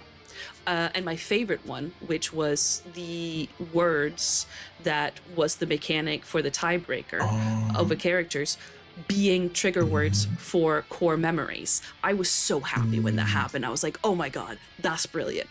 That type of stuff I think is really cool. So I think the every time they mention the base, it takes me out. I'm like, oh God, I'm playing a video game. I get it. The base is very mechanics first, narrative second, but I like the way they're explaining it, because like they don't magically fix the fridge. Cellbit asks, oh, how do you fix the fridge? And then Caligrafo, which is, as far as I know, I think Caligrafo is like good at science, like good at physics and stuff. So he had like an actual good explanation as to how he tried to fix it. So like it's interesting to like, okay, for example, the fridge mechanically, it generates 5 foods, like 6 foods every day. Like, how the hell is the fridge generating 6 food every day? So we can play around a bit with the narrative and be like, okay, it's not that it's generating food, it's that we already find 6 foods every day, but they're terrible. Like, they're in terrible condition, and the fridge keeps them, like, keeps the food we find in a good state so we can eat them later. You know, it's, of course, it's all like bullshit in the sense of like it's not actually that what's all going on in the system, but narratively we're like, okay, now we have the way I would interpret the fridge is, oh, now we got a place to put the food we find every day that's like rots before we can eat it for some reason. Yeah, and I will like accept that as a middle point if that is what they end up doing. And not just like, I will now hand you your 6 cards. It's just like, since we already have paranormal bullshit, like, why not? Like, it just felt like a slight missed opportunity in an otherwise so far well-written season of like, not just like a little bit extra. Let me just read here. I think scarcity of food and water is kind of over already with the fridge and filter. So I wonder how that'll go. Will we not worry about it for the rest of the season, or are we building up our confidence in episode 5 so our base can get destroyed in the traditionally cursed episode 6 of Ordem? I think part of it is like you level up, and it's like, okay, that was like a problem the first day. There's still the whole like, they can get rewarded if they. Like, they don't split it equally, so that's still a thing. But there are more threats that are gonna stack up throughout that'll give like the same amount of issues that the food would give the first day type thing. I think we're nearing, or we're already at the halfway point of the season. Yeah, how many episodes do you think? I have a 10. friend who had a good I had a friend who had a good theory that like it's gonna be 10 because it's gonna, if I'm not mistaken, let me count a little bit. So 22 is gonna be episode 5, episode 6, 7, 8, 9, 10. So like, if they did a 1 day per episode, it would take them to episode 8. So this gives them a 2 episode buffer. With 10, basically. Yeah, and like it would finish at the last Saturday of the year. Oh. Which would be interesting. Yeah. Right? It would be 2 days after Christmas. Interesting. So it'll be interesting. It'll probably be that. Probably, yeah. Yeah. Oh, Nifty said that Cellbit did say that the fridge just generate foods and they get it off screen, which is the part where I'm like, oh, like it's fine. It's just like could have been a little cooler. Yeah. Also, what Nifty said, if there's a fridge in there, isn't it assumed that there's an outlet beside it? Well, he specifically said when they were talking about like their phones not having any battery, and he was like, yeah, and there's no outlet. You can't see any outlet on the walls around you. Maybe there's a generator. I don't know. So Maybe, I don't know how electricity works. but again, it was like, let me see them find it then, you know, like it, and it's not like this isn't like, don't get me wrong, and you know, I did post a link to this in Stefano's Discord. Stefano, if you happen to see this, I'm not trying to shit on your job. I think you did a great job. This is just like personal feedback, you know, and it's not like a huge takeaway from the season for me. I just got really excited about the potential that it could have, and then when it didn't have that, I was like, oh. Fair. It would be fun if like we had a whole thing about them getting electricity to the house. I think it would be fun. It's just like, also because how we got electricity. You know, the whole like the area is affected paranormally, and like I want like. It could be a fun way to have that mean more, but obviously I don't know if that would be like distracting from whatever route they're going down. You know, I'm just working with the info we have now, and again playing around with with the info we have now, how would I continue the story in a way that I think would be the most like fun, interesting way, which you know, it's gonna change every episode, which with what info we get, and then some of the paths will continue and some of them will like be mixed together, and you know, we'll figure it out. Stefano said it's fair. Oh, go on. Stefano said they're not fond of the idea of being restrained by 1 day per episode. They're being liberal about it. Okay, that's fair. I interrupted you. You're about to say no worries.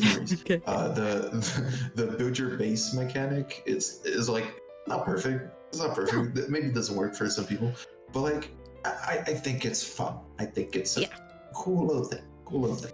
Also, it gives them a reason to split up, which I think is good for the narrative and also just for like the experience. And it's one of those that like if this becomes a mechanic, it's something that you could easily play around with in different variations, like you were also talking about. Like you can adapt to the type of narrative and the type of thing that you're playing. So like as a mechanic, it's good. It's not like that. I will say I will ask you another thing, because there's something that I saw people realize that has to do with the mechanic and this next question that was also a little bit of a we're in Mal's subjective feedback section of the stream. I think I'm like 90% praise of Ordem, occasionally 85%, and then there's a little bit of subjective feedback. always done respectfully. There's always gotta have some of it. Like you can't like everything that happens. No, exactly.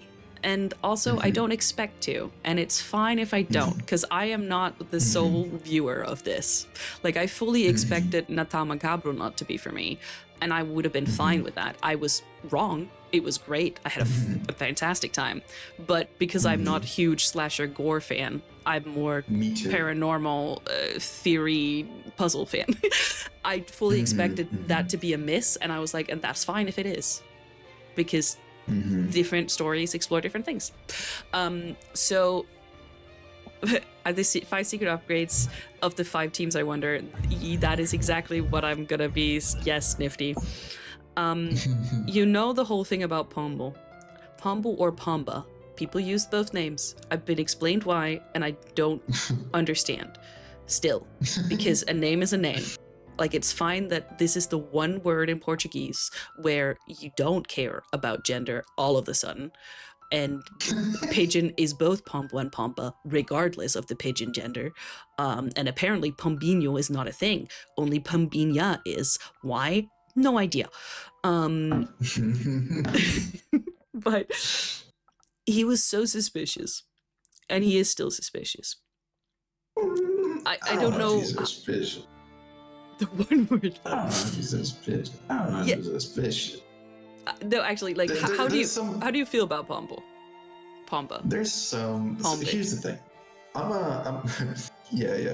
a very like, I'm usually gonna get caught by most plot twists. I admit, like, I might be like, okay, Pomba's my good friend now, and then it's revealed that, oh no, actually, they were a vampire the whole time, or whatever. Okay. Like, to me, it feels like he's clearly trying to give them like a sidekick, like an NPC that's like nice and there. And I don't know, maybe they do something. Maybe Pomba does something that's like, maybe they have a plan or something. But I don't think it involves like fucking over the protagonists. Like, I think he's genuine. I think he's genuine in wanting to help them. So I thought that the circumstances around him was suspicious as heck. And then somebody mentioned the fact that he is an upgrade mechanic. And I was like, oh, well, now he can't be suspicious. Because, like, he's there to be a library. He's a mechanic. He's a mechanic. And that was one of those I was like, oh, okay. Sapuraya Kian, thank you for following. Muito obrigado por seguir. Wait, I have a... Where's Sapuraya? Look, it's you, Kian. Oh, Kian. Little Kian. Little Gizmo Kian. That's awesome. Also, sorry for the ads that are happening now, right as you joined. Yeah. So that was one of those, like, oh, because there's, like, explicit mechanics, it will... Obviously, I'm not saying it can't be a plot twist still, but there's a lot less chance of it being a plot twist than when he is a library mechanic, which means also it's gonna make his information a lot more trustworthy. So I was like, oh, okay, there was a bit of mystery that got taken away from me by the thing I love the most, libraries. Yeah, but I get why people are suspicious. I think it's fine. It's just that, I don't know, I'm a trusting guy. Like, I'm thinking of it like, if I was playing it, I'd be like, I don't know, man, I trust him. I like, I don't like always being suspicious of everything, because, like, I don't know. It's just not how I do things. But yeah. I also another personal pet peeve that I have. Wait, how did you pronounce that? Sabuhaya. Sabuhaya. Oi, Sabuhaya. Feel free to speak English or Portuguese or another language that uses the Latin language, the Latin alphabet. I will have to Google Translate though. Sabuhaya is Brazilian.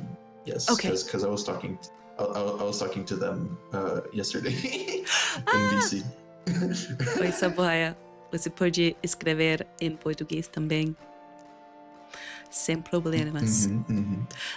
Yes. Ages.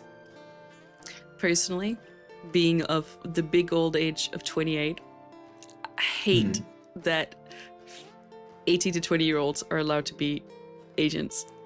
Personally, I want them all to be 23 or older.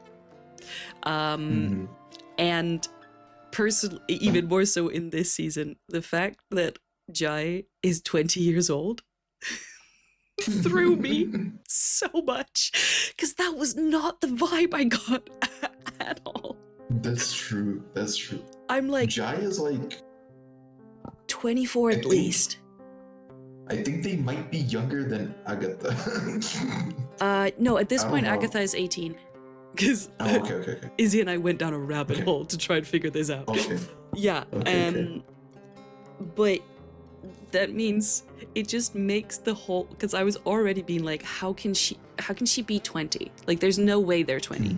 And because in my head it's like it's like 24 at the least, maybe like 24 to 26. Jae is 20. Yeah, like in Natama Cabro, I was thinking that is a 30-year-old because there is confidence about them that you get, I've been told, when you turn 30. Especially from somebody who's not like been necessarily socialized male. But then with the whole like, okay, there's some bratty behavior. Okay, maybe we can go a little bit younger. But yeah, I was thinking like 26. Oh, thank you, Sabuhaya. You know, right now as Hexatombe is on, a lot of my stuff is all about Hexatombe. But usually I do also do like other gaming streams. I approach things in like a similar way of like, I like the story, I like the role play, and I like mysteries and enigmas, and I like overthinking and chatting about it a lot. So I'm really hoping that some of the people who's followed both here and on the YouTube will stick around once it starts being gaming time again.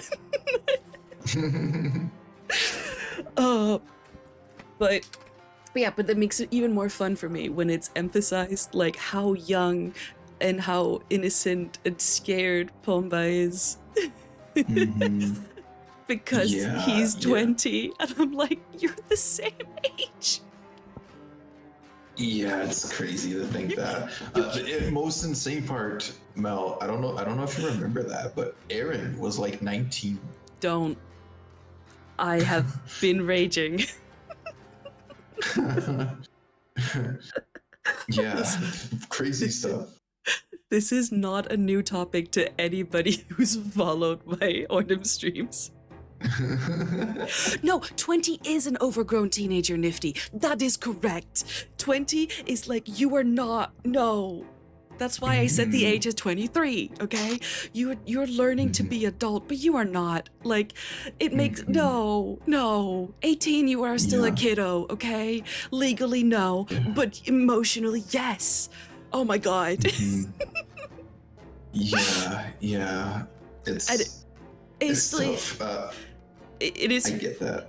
It's fun because it's like, it's one of the points where I can, like, usually I don't feel necessarily the age difference with me or with people in the Discord and who are all like most between 18 and 23, and then like just the general Ordem community, which is like, I know a lot of them are younger as well, but that one, when it comes to ages, I'm like, no. I feel that I'm a little bit older, and I look at an 18-year-old and I'm like, little baby. Yeah. Should not be holding gun. No. Yeah, like it's an interesting feeling, right? Because there's the whole like, I still feel like a teenager thing, probably because I'm mentally I'm still probably. I did at 21. I partially do still, but like it's different ways. Yeah, but even though I feel like that, when I see a 16-year-old, which is how old I was when I started watching Ordem, I'm like, little baby, you're a child. So like, you know, it's one thing what you feel, it's another thing how you see people of that age. Like I'm 28. I've moved back in with my mother, partially because the whole adulting thing and full-time job because of various diagnoses and mental health stuff. Well, it's mainly like anxiety, ADHD, and autism. That late diagnosis could not make it work, and I'm very slowly like building back out of long time burnout and like figuring out, okay, how can I do this where my brain doesn't try to break? So I'm by far not in a place where a lot of 28-year-olds are in terms of independence and like adulthoodness in the daily life, because I do live with my parents or with my mom, and I am very dependent on people around me to get things like food to make it figure out. But still, emotionally, I have lived those 10 years longer than an 18-year-old. So like, I still look at it and I'm like, oh, I don't have shit figured out, but like, you for sure don't, and most of you don't, okay? Not most of me don't, most of you don't. And that's okay. You're 18, you're not meant to. Yeah. It's age in general. It's a complicated topic. It is. It is. Personally, I really like how there's like really young people. Not in the humane, realistic sense, but in the sense of, you know, someone that's 18 is gonna look at, 19 is gonna look at Erin and be like, oh my God, she's 19 and she's going through so much that she shouldn't be going. I relate to her. You know, it's realistic in that sense that there's a lot of young people that are going through things that they probably shouldn't. You know, I fear a little bit that there's a lot of media where 16 to 19-year-olds are the ones saving the world. And in one way, it's like aspirational, but the other way, I just see reactions of like a 16-year-old being like, she's 19, she's a whole ass grown adult. And I'm like, no, she's not. No, she's just began loading in adulthood. Like, I'm afraid it's like the wrong takeaway. And I wish that it was something that was explored more explicitly in Ordem, because I think it is realistic for sure. And just like I said, we let 18-year-olds sign up to go to war. Insane. Which is basically the same as signing up to Ordem. I just wish that there was some discussion of it.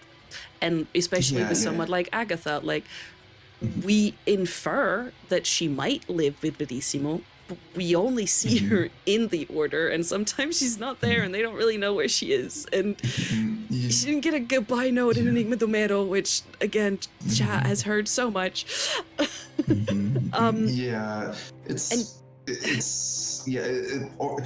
I feel like this type of conversation maybe wasn't even actually intended by Cellbit. Maybe he just thought, and I'm not even saying that as a way to invalidate the conversation, because I also believe in death of the author and a lot.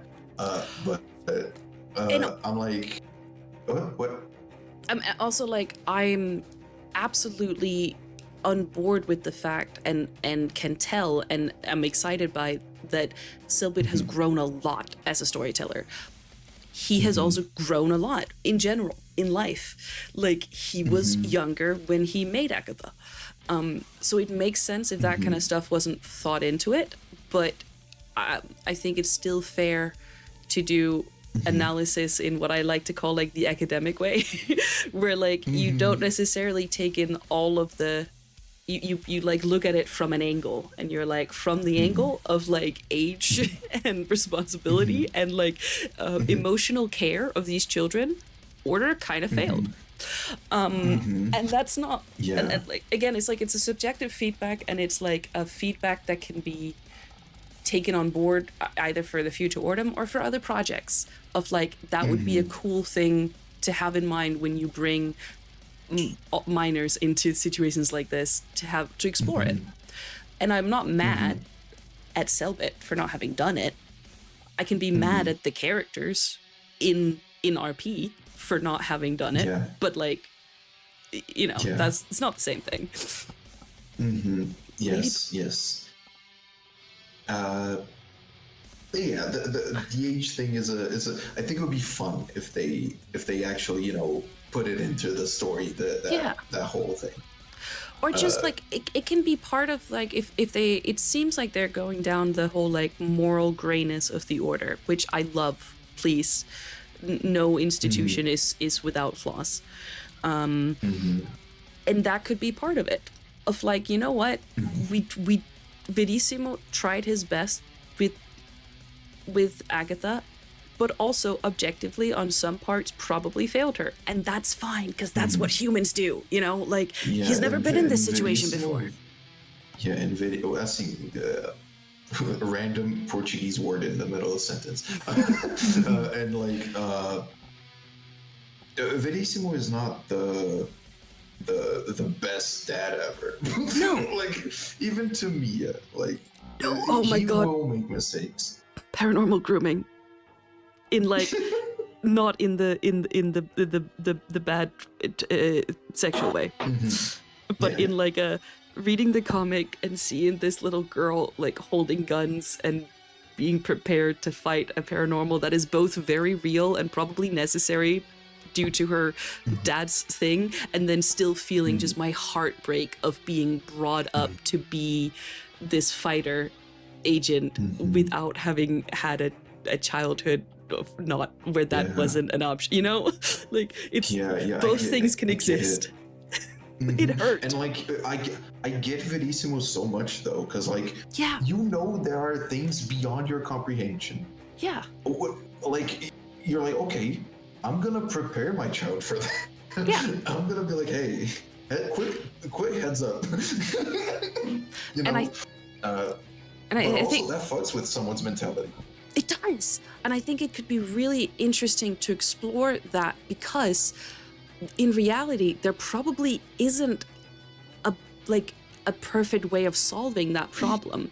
And there's a lot of things in life that you don't have a perfect solution to. And you're gonna have to accept that somebody did their best and probably saved people in one way whilst also fucking them up in a different way, and that's called life. And it's like those kind of gray areas and those part of Ordem where we can draw parallels to our lives even if we've never dealt with the paranormal, that makes it Speak for yourself. I'm kidding. that like makes it such a powerful like story and universe and tool. For like that's I also did a dissertation in Denmark on fantasy and science fiction. No, not fantasy, on science fiction. And read a lot about how like the best type of science fiction is the one that speaks about like the real world and humanity, but uses the science fiction as a tool to explore themes in a way that might feel harder to do if you removed that. Because by getting that, you remove a little bit, and it's easier for you to digest the like things like how can you both be preparing and failing a child at the same time, like the like hard emotional things. But by adding in a little element that isn't real, it becomes easier to approach.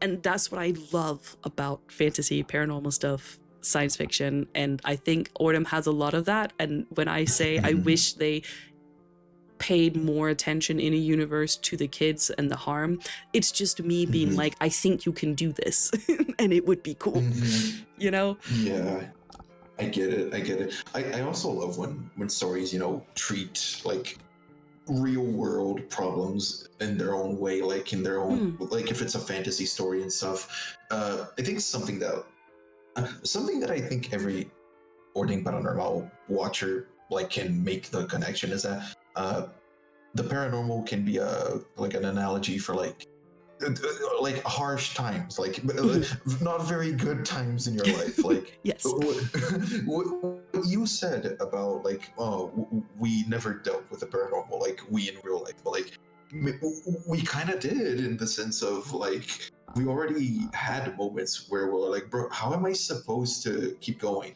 Stuff. True. Ordem is about finding hope in a hopeless situation and stuff. I think that's one of the themes, I think. And like, even if you can't relate to that, yet you eventually will, unfortunately. Yes. And maybe you'll look at Ordem in a different, I think, yeah, I don't know, I like that theme. Yeah.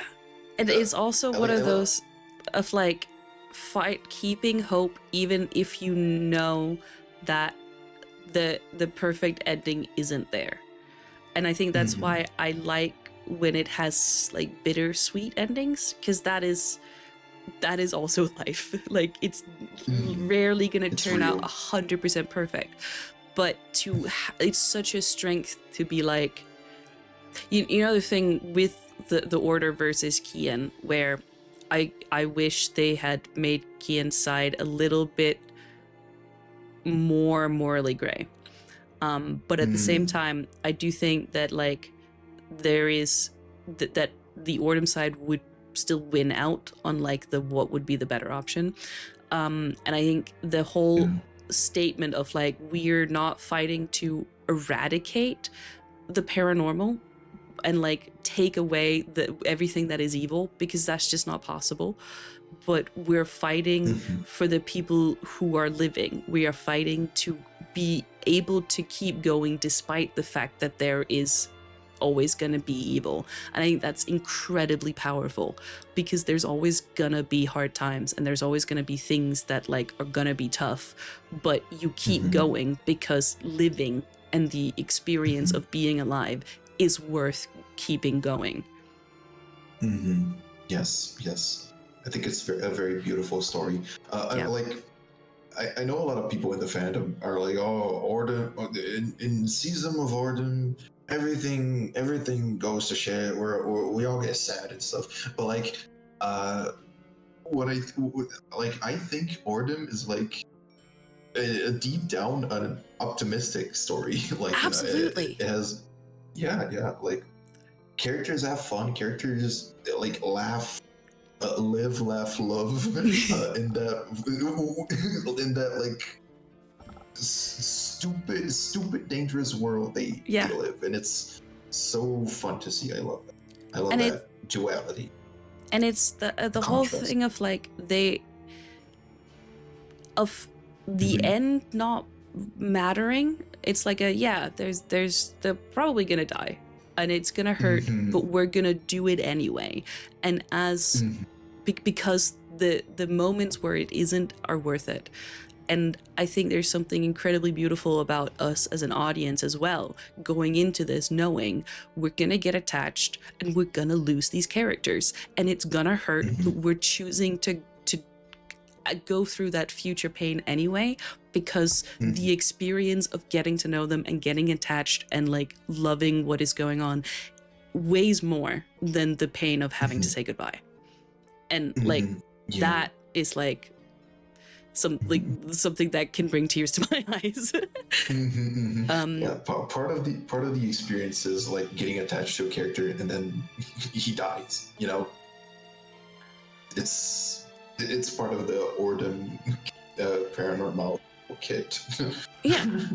And again, it's also a huge part of life. It's like you know, like you're gonna go into relationships, be them romantic or friendship, and they're gonna end. Like statistically, most of the like romantic relationships you have are gonna end in heartbreak one way or the other, but you still do it because the experience and the connection, the deep connection you make with somebody is worth it. And if you don't, you block yourself off from being alive and from living.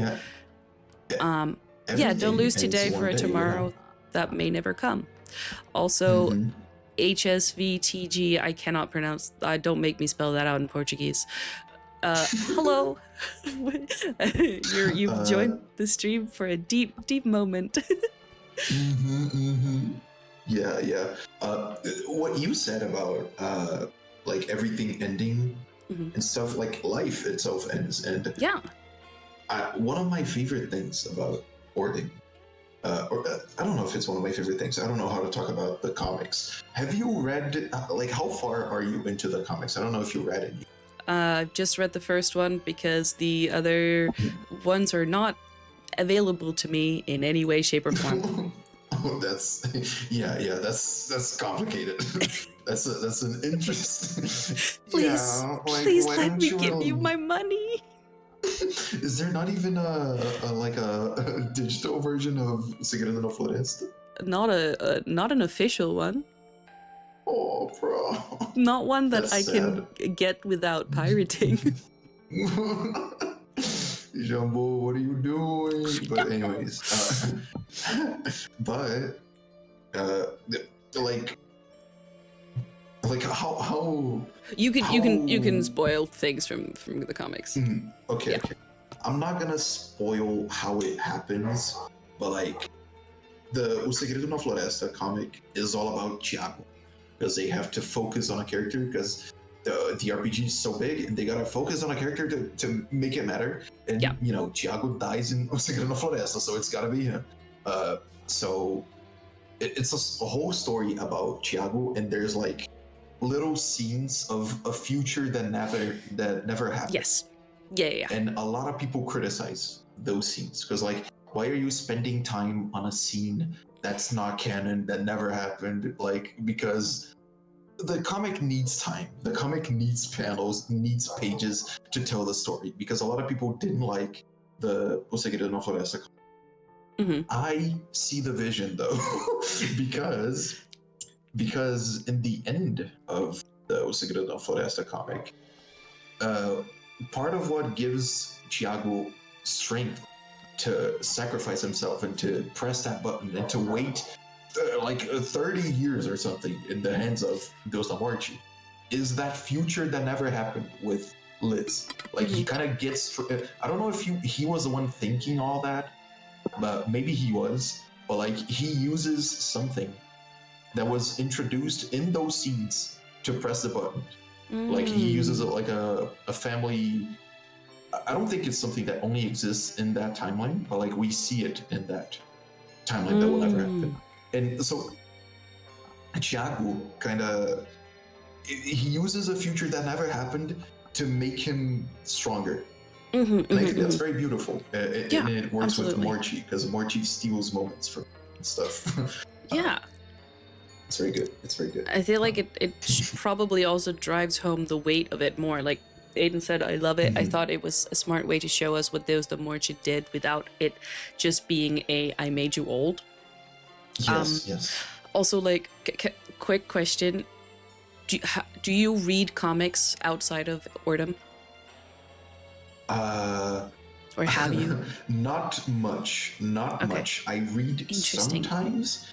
I'm not very like experienced in them, which is part of why I'm kind of I'm a little afraid of criticizing the comic because I don't know what's normal about the format, you know. First of all, I love that that's the approach you take, because a lot, like, obviously I've only read one. I've not read and I've not read the others, but a lot of the criticism I've seen sounds like criticism from that I would assume are from people who aren't used to reading comics, because it's a very different medium, and it took me a while to get it as somebody who's used to big lengthy novels with lots of words and loving like 700-page things. Suddenly the almost like if you read it like a book, it goes too fast. You have to read it as individual art pieces. Like there's so much more than, obviously it sounds silly, let's say that there's so much more than just words, but if you're used to reading books, you're more likely, I think, to skim through pictures and not take in the wholeness of a page, of how it's laid out, of like color, all those things. And it took a while. I think I kind of do that. Yeah. Unfortunately. And I did too, at the beginning, because I wasn't used to it. And then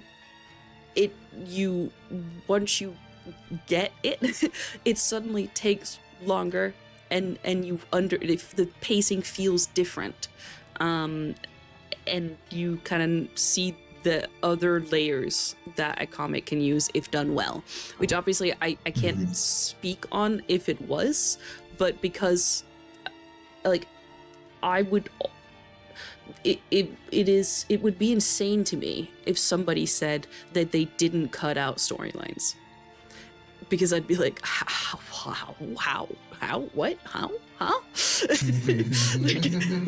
How thick is this comic? Like, what? Yeah.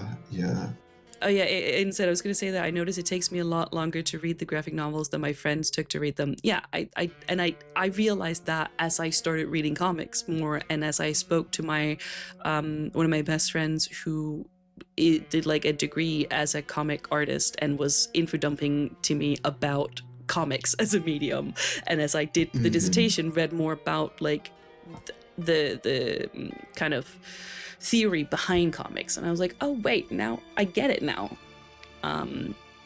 So I do think like people really need to go into it with an open mind of like, this is not the RPG, and this is not a book, and it shouldn't be either. And it's so right that it picks and chooses. You can't. You can't. Yeah. But I also understand the criticisms. There's a lot of valid criticisms. Like, unfortunately, Thiago and Cesar don't interact much, which is sad, because part of the reason why Kaiser started smoking is because of their relationship with Thiago. You know, there's a lot of things that were cut that maybe shouldn't have been, and I get it. It's tough. Yeah. When I read it at first, I liked it still, but I did have a lot of problems. When I reread it, something clicked, and I was like, okay, I see the vision. Yeah. This is a story about Thiago, and we really don't have time to do anything else. Yeah. Which is sad, but you know, I think it works. Yeah. A lot of people didn't like it. I thought it was fine. I liked it. Like with Iniciação, I remember thinking, as somebody who watched the RPG, certain elements of this feels confusing if I like expecting it to convey what the RPG did. But as a comic, and if that was my first point of view, it would make complete sense as its own thing. Yeah. I feel like it makes sense as its own. Like, sometimes I'm like, oh, maybe it wouldn't, but like that's because I think there's something that they didn't put in there, but like the comic reader doesn't know they didn't put it in there, you know? Exactly. The comic only guy. And again, it has to be cohesive to the type of medium and the type of story you can tell in that medium. Yeah, Aiden said people always get shocked when I'm reading things like that, and they go, "You still haven't finished?" And I think definitely, I genuinely think part of that, Aiden, is also the fact that you are an artist, and you also do little comics, because you're gonna see the art in a way that I'm not saying that only artists can, but like in a way that somebody who has mainly done like read novels and non-visual stories will.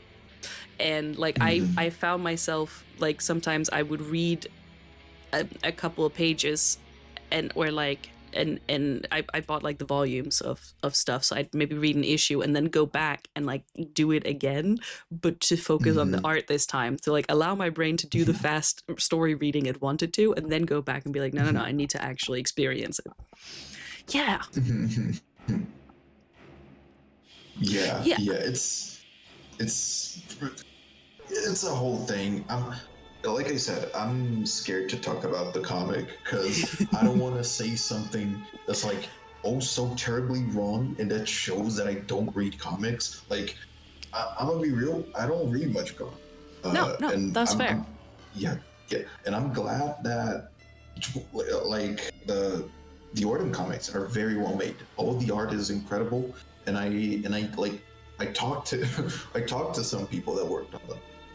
And I don't want to like be disrespectful. I feel like a lot of people in the fandom have to think of that a little bit, because like when I was 16 starting to watch Ordem, I had that view that Cellbit was like that guy, the big guy that's unreachable, right?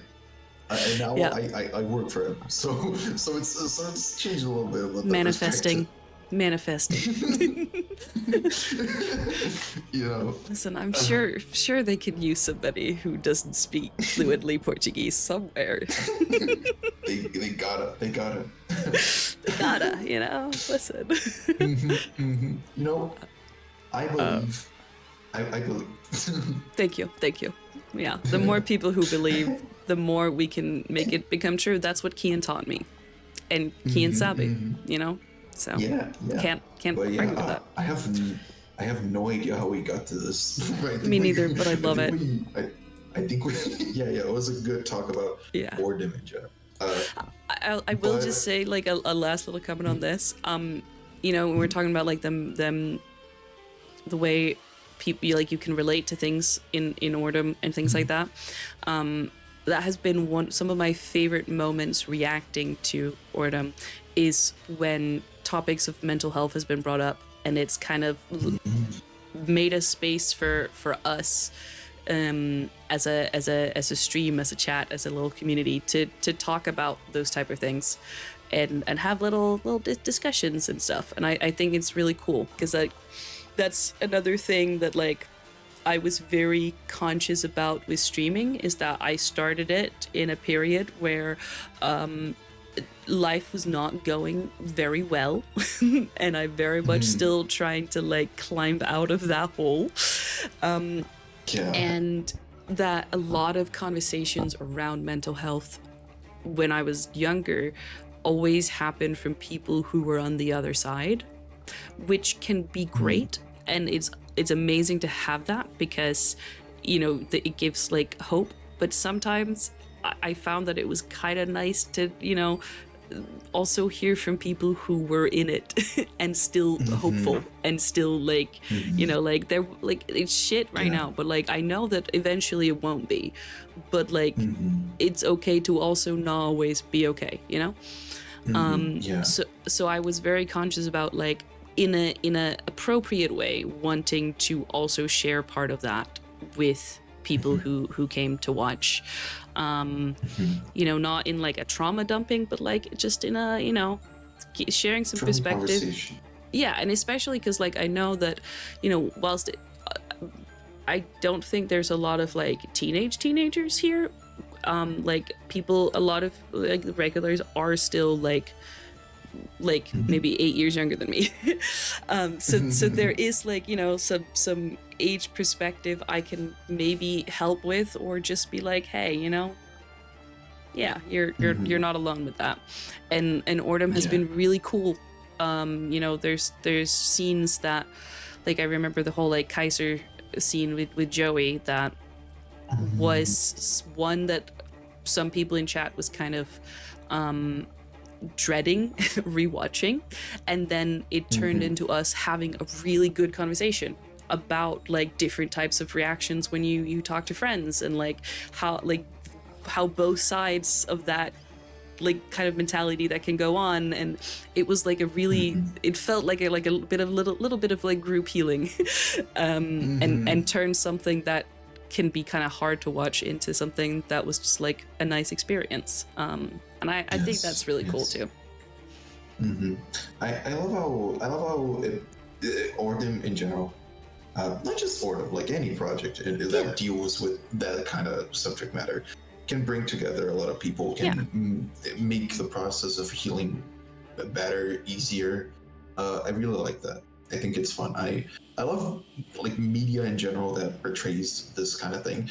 Ordem kind of does it in Ordem, like it's not the main focus of Ordem, I think. No. Right? It's one of the things they do. Yeah. But even so, I still appreciate it. Like I don't know if you played it, but like Omori is a game that I hold dear to my heart. I've not. I've heard of it. A good recommendation for playing it, but you know, heavy subject matter. Be warned. Yeah. Be warned.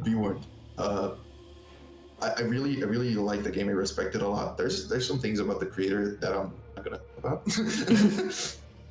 because I don't know what's true or not. Yeah. but I really like Omori. I think it's a great story. And you know, Ordem, like it's not the main point of Ordem like Omori, but like it works in a similar way. It makes a lot of people bond over these Mm-hmm. characters and these themes. You know, I like that. Yeah. Like right now, one of the things that I've been playing is a Vampire Therapist, which is literally like a vampire using real life therapist techniques to help other vampires, and is like learning about it themselves and stuff, which is very fun because it's like hot vampires, funny stories, and then also, you know, the therapy side of it, and like a fantasized version of things that people might go through. I think that type of stuff is cool, but also, as you said, like with Ordem, it's not a main focus, but it's part of it, and I think that is also like has a lot of weight. That's, I don't know if that's the right word, but if it was the main point, I think it would be a different audience, or like some people might not be watching it, and I think it's good to have that kind of strewn in if it's done right, for a wider audience. They'll be like, oh, maybe they haven't encountered or thought about it before, and then, you know, it opens up little ways. Yeah, it's a good introduction to these themes. It not being all about that also makes it a lot easier to do, because a lot of people can't handle these themes being like so in your face. A lot of people a lot of people like find it kind of painful to play Omori, for example. And I get that. So it has a whole new worth, it being just a side theme along with other things. And it's also good. Again, it's like very real. You know, when those things pop into your life, it's very, very rarely the only thing you've got going on. Like I've been quite fortunate in the way that I've been able to kind of take time out from work and like wider life to deal with stuff, but it's not a privilege a lot of people have. So, you know, it makes sense in that way too. Yes. All right. Very much so. End scene. Yeah. And that was the second one. That was a long second scene. That was a long second scene. Oh, it was, it was. It was all of the orphanage in Disco Rousseau. One scene. One continuous scene, no cuts. Yeah, exactly. There's a quick bathroom break in there. Interesting. You want to like talk about more mechanic things or anything else in general? I still got my topics here. Oh, absolutely. Yes. No. Go through. If you have more to say about mechanics, feel free. Okay. I'm gonna say one last thing then about mechanics, which is a lot of people have been noticing changes to the system that are not present in the original rulebook or Sobrevivendo Horror. And a lot of people think that's bad. Not a lot, but like maybe a loud minority, right? And you know, I kind of get it, because like, oh, they're not using the system, but look at Dunny over there. I think I really like it. Hello? Yes. Oh, I see you like typing in chat. Is internet okay? Oh, yeah, no. It's like, I was just replying to Nifty without like interrupting. Okay. Okay. Sorry. I thought it was like a connection error. Anyway, No. Sorry. So, like for example, the characters don't seem to have like to follow the character creation rules of the book. They have new skills, and they don't have certain skills they quote unquote should have at that point. Some characters have more health, some characters have less health that they should have, etc. And a lot of people take issue with that. I think it's interesting, because this is the most gamified. I really want to talk about whoever's in charge of this, like this whole like this decision, because I wonder like what's the intention? What did you do to get like how did you decide that Dalmo had 74 hit points? Like what the hell went on there? Yeah. Because like I'm really interested in that, and like not in a way of like, oh, I'm interested to see how they messed up. Like, no, I think they're sort of like making a whole new game, and I think that's interesting. I think it makes sense with like we were talking about earlier of like the Ordem RPG being the blueprint or the trial ground for new stuff, and it wouldn't make sense that like they keep everything the same. I kind of get that, but also I don't know. Like I feel like there's no. I feel like it doesn't really add anything to the story if Dumbo has or doesn't have like a skill that makes him, I don't know, like resist 5 damage more or less. Like maybe it was done like that to make it easier for the players to remember what they can do, because it seems like it was very simplified. It seems like they have very few abilities.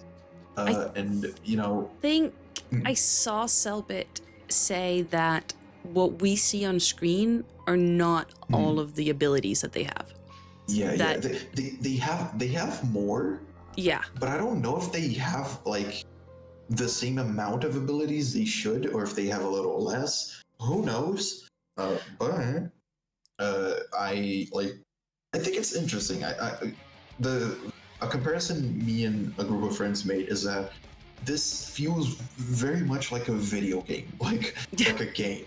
Like they have set characters that they chose to play as with their own move sets and stuff, and everything has a mechanic. Like information has a mechanic, the base has a mechanic. This is the most gamified season of Ordem, and I like it so much because I really like gamification. Henri has a ritual that costs like right there 10 points of determination, which is insane because it's like the highest level of a ritual there can be, at least in the normal system. I don't know how it works and whatever they're doing, but it's pretty crazy. Yeah, it's like you know what you're saying about like you'd love to just like know what goes on in their mind of the certain decisions. Like I've thought about reaching out to Stefano and asking if he would want to do a stream that is literally just like not necessarily talking about like trying to figure out the secrets and be like, oh, what do you think about this theory or whatever, but just being like, I what is the process? Like, tell me about your work process. Like, how do you even approach writing an RPG this way? Like, I want to know. I love learning about like production and creative processes from different people. I'm like, I want to do a whole interview series. Tell me. Tell me how your brain works. Like, as far as I know, I think Stefano would love to that. He already shows up in like Play Ray's chat. Yes, I don't know I've if you seen know that. Play Ray. I've heard of. I've seen some clips. Gotcha. Yeah. He shows up there. I think he just likes talking about it, and I think he would really like the novelty of like speaking in English about that. Yeah, I don't know how good he is at that. No idea. I'm not sure if he like is fluent or anything. Who knows? You can figure it out. Exactly. But, it's just like because it's like I don't necessarily even like the whole like because I know with Playwray, from what I've seen, a lot of it has been like, you know, Playwray is theorizing, and then Stefano will give like fun little tidbits of like behind the scenes information or something, like not like hints, but like, oh, by the way, here's like a fun fact, where I'm just like, I just want to know, like, how do you write? But yes, but also if Stefano is probably the guy you want to ask about like more narrative and stuff. Yes, exactly. Because because he told me like yesterday or before, I don't remember, that he doesn't know anything about the system. he already tried to like give some explanations about the system, but then I don't know if he like said something like not accurate or if he just doesn't want to run the risk of saying something not accurate. But I think he's the lore guy.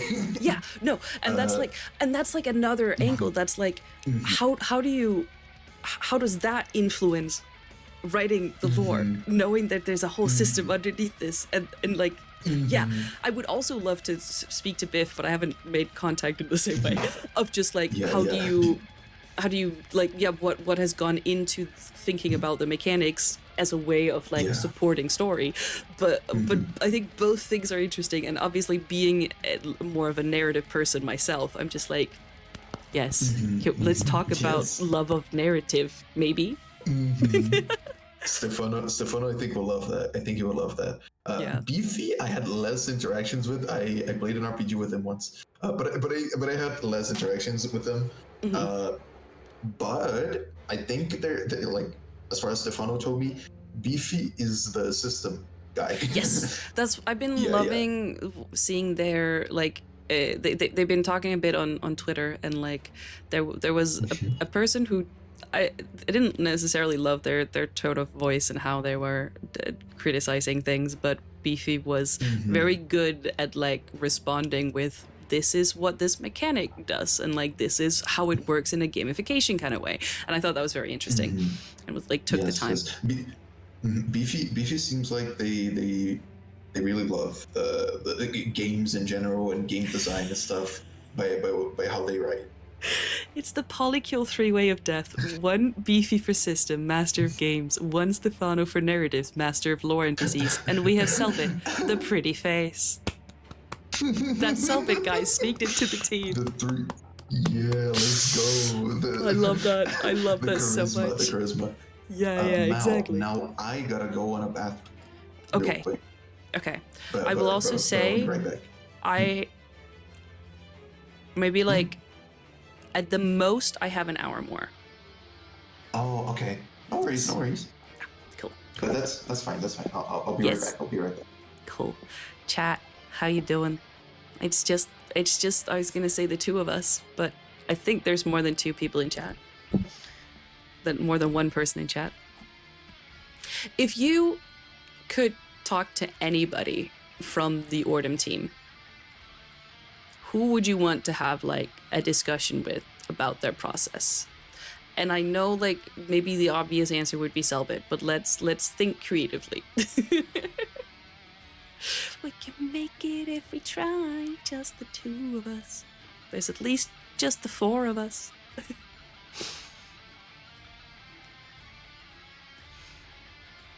Like I mentioned, I think it would be cool to talk to the writers about the writing. And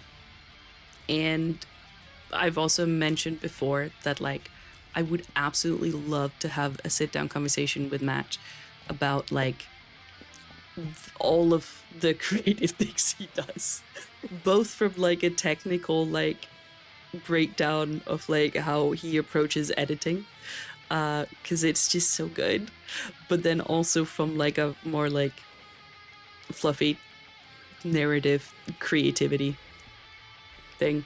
I want to talk to all the staff. Okay, well, you only get 3, so give me 3 days. Outlandish. Who is outlandish? Help me out.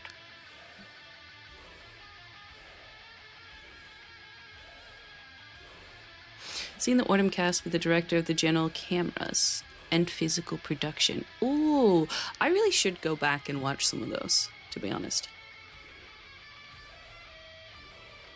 Maybe, oh, outlandish choice I meant would be the firefighter. Okay. I like to talk to the people that make the physical items. Yes! Yeah, good choice. God. I've been thinking about if I should maybe switch careers, and prop maker was one of the things I looked into, and it's like such a wavy field that it's like it's no better in terms of like job prospects than media is. But I would I love making crafts and DIY. So that I would also love to talk to the people that make the physical items. I like to talk. I'd say Alice and Matt for sure. I don't know about the third. I would love to have Alice info dump on me. I don't know that I still have retained enough of the music theory that I once had to be able to ask insightful enough questions to do that conversation justice. I would have to study up more for Alice. I would do it if you know, but yes. Like I'm back. hello. Alice and Guillemota? What does Guillemota do again? I asked chat. Also. I asked chat if they could have a sit down with anybody from the Ordem team about their processes, or like their work process and their brain. Who would they choose? Oh, the other musician. Right. Oh, well, if I ever went to talk to Alice, I'd make sure to have Nifty in my pocket. You just pull it out. Yeah. Matt is another one for me, by the way.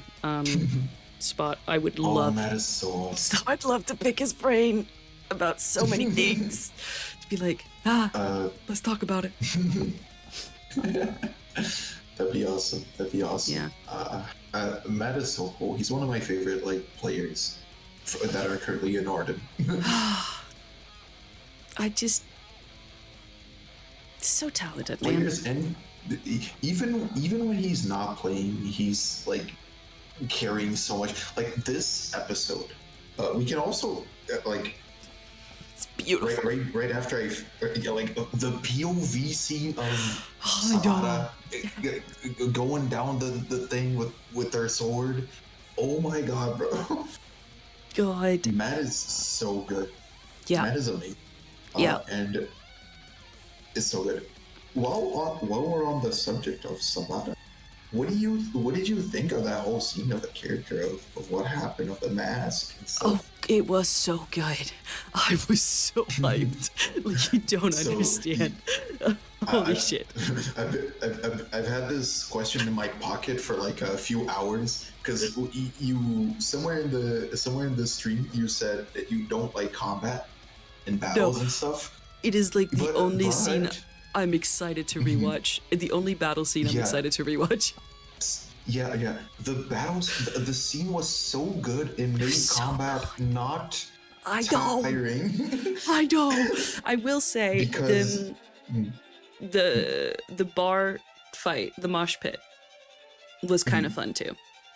I could sit through it again. It wasn't like a traditional fight. It wasn't really a traditional fight. It was more of a a mini game, you know.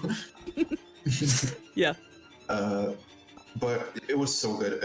I talked to even the people who were working on the episode thought that the fight against the Wanolatu ran for a bit too much. Like they thought it went for a little long. And as for a second fight scene, because this is technically only our second actual dedicated fight scene. Yeah. This was so good. It was so tense. It ended perfectly. The fact that Aguiar was dying, getting screwed over. He put on the mask and instantly gained the upper hand. Okay, so I love with these Ordem streams that I get to just pull out lore about all the creative avenues I've been through, because my original was acting in theater, and I've done a lot of stuff with that as well, and I love it so much. And I will just, oh my god, the acting in this episode. The Aguiar and Henri crying together. Bea was a highlight, a huge highlight with the trauma. Eloy. And yes, the trauma too. The trauma, and then we both go into two different directions.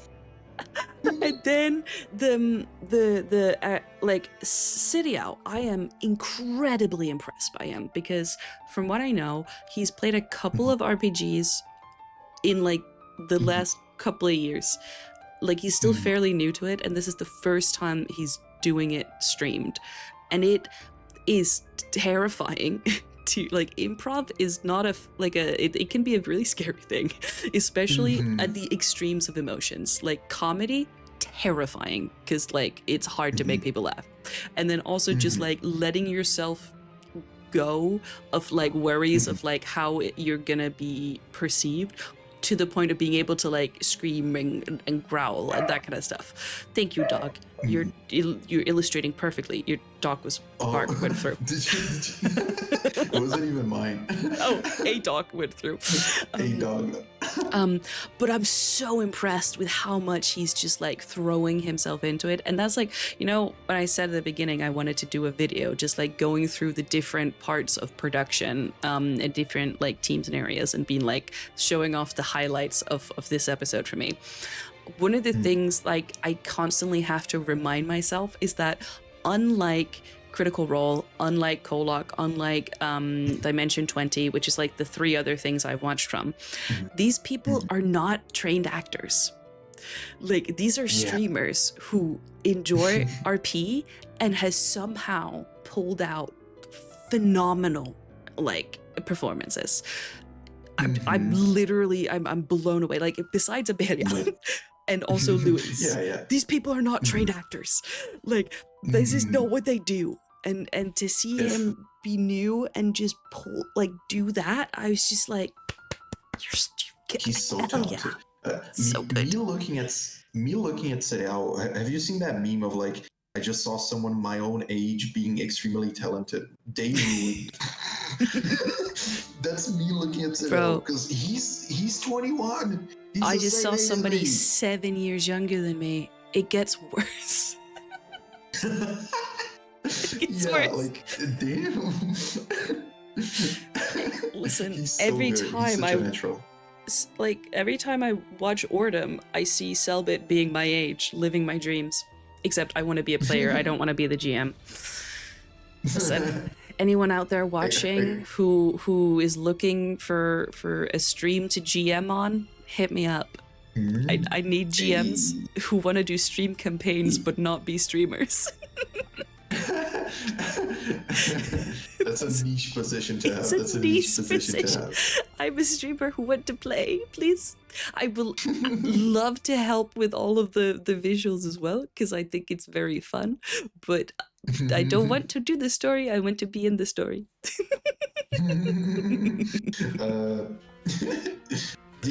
Are you not a fan of GMing? I don't think I will be. I haven't tried it, but I think it's just I'm a lot more scatterbrained, and I think it would genuinely stress me out trying to remember details and clues, and I'd just be too self-conscious. But I love like making character, and I think what excites me is like figuring out where the story is going and like solving the things. I don't get as much hype out of making things for other people to solve. So like I'm a little selfish, and I'm like, can I experience the cool narrative that you are making, please? Thank you. I promise I will appreciate it very much. I will give you praise. Will be very attentive. That's fair. That's fair. Yeah. Some people are just players, you know. Yeah. Other people are GMs. Exactly. I miss act. Part of why I started streaming is because I've grown up doing like acting, different kinds of choir. I've done dance, like musical theater, and then I did YouTube for a while as well. It's just like I don't have a performance outlet, and whilst streaming is not performing in the same way because it's still me, you still have a little bit of that onness, and you still have an audience to react off of. And I just please. I want to perform. So fair. I am the most Leo if star signs to sell you anything. I'm an Aquarius, whatever that means. There's also creativity in there, but in a slightly less diva center stage kind of way. A little bit more chaos. Okay, yeah. Chaos. Oh, okay. Yeah, chaotic, creative. I'm a little unchaotic boy, if I do say so myself. Well, I'm very.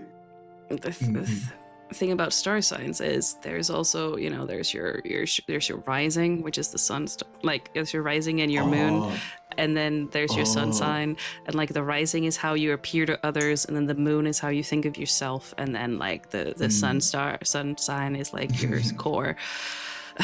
Dude, that's so complicated. I believe my moon is an Aquarius, and then I'm a Leo. I'm not a specialist on astrology, but much like many other things in life, I dabble. I dabble in it. I dabble. Nifty said something. Also, there might be an ad playing soon. Oh, there is. In 15 it ends in 15 seconds. Oh, okay. Yeah. Sorry. Nifty said something. Pedro said, so this is the problem because we can't fully discuss this. But Pedro, when he was on the stream, said that there is a 5+1, hold on, let me, here. 5+1 is important in spin-offs. And what? 5+1? Could not elaborate because I'm only experiencing one spin-off. So I noted it down just to not forget about it. And then Nifty said, and it's eating my brain. And Alice said there's a Hexatombe motif in a specific Natal Macabro, and I'm locked in trying to find it. These vague-ass people can eat my brain too easily. Nifty, the beautiful thing is that if you go into the Discord in the Not For Mal channel, you can ask Pedro what he meant. I cannot, because it is, after all, what's the fun in that? Not for Mal.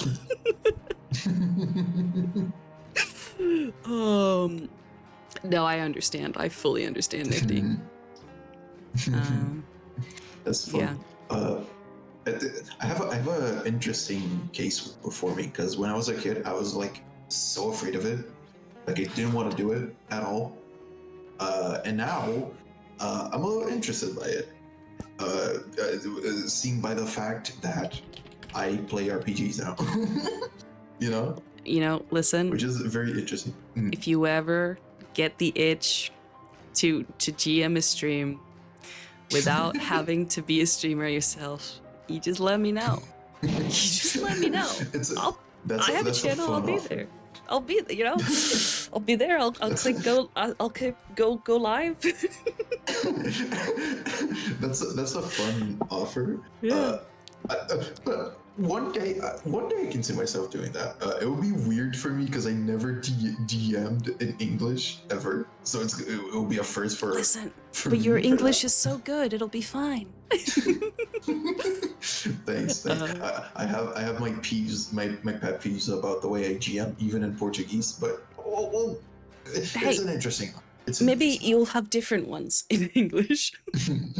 Yeah, maybe you'll be a whole different person. Yeah. That kind of happens. Like you know the feeling, right? When you just switch languages, or like a different personality for some reason. Yeah, because you can communicate differently. Yeah. But listen, the offer is open whenever, if ever, the feeling strikes. Oh, thank you. That's awesome. Thank you so much. All right. Okay. Cool. Next on your list. Okay. End scene. Let me see. That was such a short scene. Yeah. That was compared to the last one. Let me see. Actually, you wanna say anything else before we change scenes, like from the Sahara scene from the vampire? Oh right, stuff? That's what we were talking about, Sahara. Yeah. So, Sahara. I tried to Google her name. It's Sahara, by the way. Sabara, a B. Yeah. Let me find the because this is just like a fun little thing. And then I'll use that to stall as I think because I just really loved it. So you know the thing. Oh yeah, I remember. There is. Okay, no, actually, where I'm not going to talk whilst I'm looking through this. Where the heck was it? I don't know. I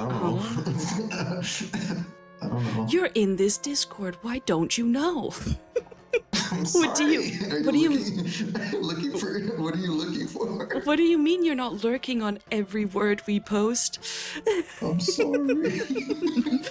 There we go. I'm sorry. I found it. I'm in. I am in a lot of servers. Dude. And a lot of them, I just joined It's because so someone fine. invited me and then never interact. It is so fun. Okay, so you know the thing about like with saying that like you wanted to ask because I generally don't like fight scenes. Well, so the first time recording the reacts with Izzy, Aiden just messaged me today and was like, wow, you weren't kidding. You and Izzy really just did not pay attention to any of the fight in episode 1. And I was like, yeah, no, we spent the entire time looking at the details of the scenery and going, oh my god, look at how good it is. Did you did you see the water reflection in the light? Whoever did the lighting for that thing, so good. It felt so real. The little battle HUD thing, like the skills, like it's so it's pretty. beautiful. It's so beautiful. So yeah, that was my entire experience rewatching that first fight. In episode 2, we were running hastily out of time before episode 3 aired. So we skipped the battle in the club, and I told Izzy to watch it afterwards because it was actually kind of fun. But I was like, it's not narratively necessarily important. I'll just like quickly tell you what happens because we had time. For this one, I said to her, there is a battle, and this one we're not skipping because it is so good. I am excited to watch it again. And that has never happened. It's so good. It's so good. The acting. Every move counts. Every move counts. There's not a single thing they do that's like, oh, let me roll dice. Oh, I do this. No. You know? And also it's just so tense. Because there's so much acting in it, it didn't feel like a fight scene. It just felt like they were just doing things, you know, and then they were responding, and the tension and the listen, when Sabara had him kneeling with a sword to his throat, I was like, listen, I'm gonna be seeing some real great fan art of this moment later. And I was not wrong. The fandom in these past 2 seasons have been quite interesting. Can you blame them? I mean, look at the people. Yeah, Aiden said I was editing the episode 1 fight and it was just Mal completely dissociated and melted and then waking up and pretty things on the screen. It is so true. And the pretty things was in the warehouse, so it was like, oh my god, the lighting. Oh my god, the reflection. Wow, look at the textures. The textures are so good. Yeah. I'm so glad they're not in Tabletop Simulator anymore. Yeah. 2 blood seasons have hit the fandom, and you know what blood is all about. And another thing that's just a random little thing I'm really excited about here is the poly team. Oh. I'm so scared that it's gonna be the angle of she's a cult leader, and it's more like cult leader adoration that it is actually a polycule, because it's kind of the vibe I'm getting, and I get it. It's the vibe you usually do, and it fits the Hexatombe. But like, I would just really love if it wasn't. If it was just a group of people all in a poly relationship, and they happen to be mass murderers, you know? Like, let me have some poly representation. I don't think they would do that in like a they're probably not going to be good people, right? Oh no, But, that's fine. I don't need them to be. yeah. But like, I don't think I think it's all going to be reciprocal between them. I think it's going to be really like hope so. as healthy as they can make it in Hexatombe, you know? Yeah. Because because here's the thing. It'd be fine if you wanted to do that quote thing, but when you introduce it as like a poly, like with all the words, like you use the word polyamorous, Yeah. you got a like a good you got a reputation to not break here. Yep. Which is why, like, when Anna was talking about Scaletta, wait, is it Scarletta or Scalata or Escalata? Is there an E in front of it? I have no clue. I think it's just Scarlata. Okay. Like with an S, but maybe it's not. Okay. I just know that it told me it was Scarlet, and then I thought it was Escalata, but I don't know. Okay. I'm gonna keep saying Scarlet because usually I will prefer to do the Portuguese names of things, but sometimes it trips me up. But I was so bored with it. But then when Shispa came in and spoke the same way, and it didn't obviously like a polyamorous relationship. Not everybody has to be in a romantic relationship with everybody else, you know. But because there wasn't like any signs of those two being in a relationship as well, and then it was just like she's so cool, she gives great gifts. It just felt like it was almost too much outright admiration for somebody, for like a regular relationship type thing.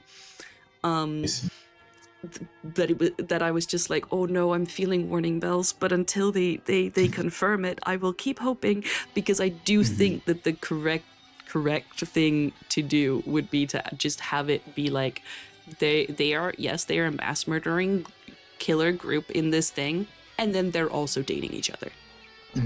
Yeah. I'm gonna hold out hope that that's gonna be what they do. Me too. I don't think they would. I don't think they would do that oopsie. Yeah. But who knows?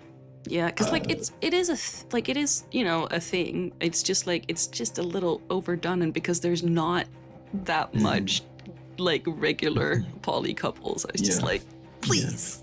Yeah. Part of but like one thing to consider. That was the other subject I was going to transition, by the way, into after we were done with Sabara. Okay. All of the.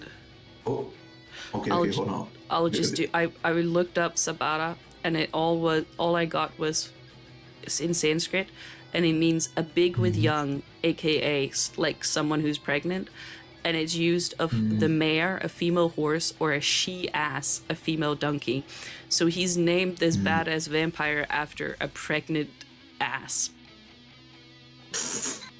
It doesn't sound as cool when you say it like that, okay? I thought Samara was so cool. Like, she was most definitely the vampire, which is like, okay, she's probably gonna be the first one to die.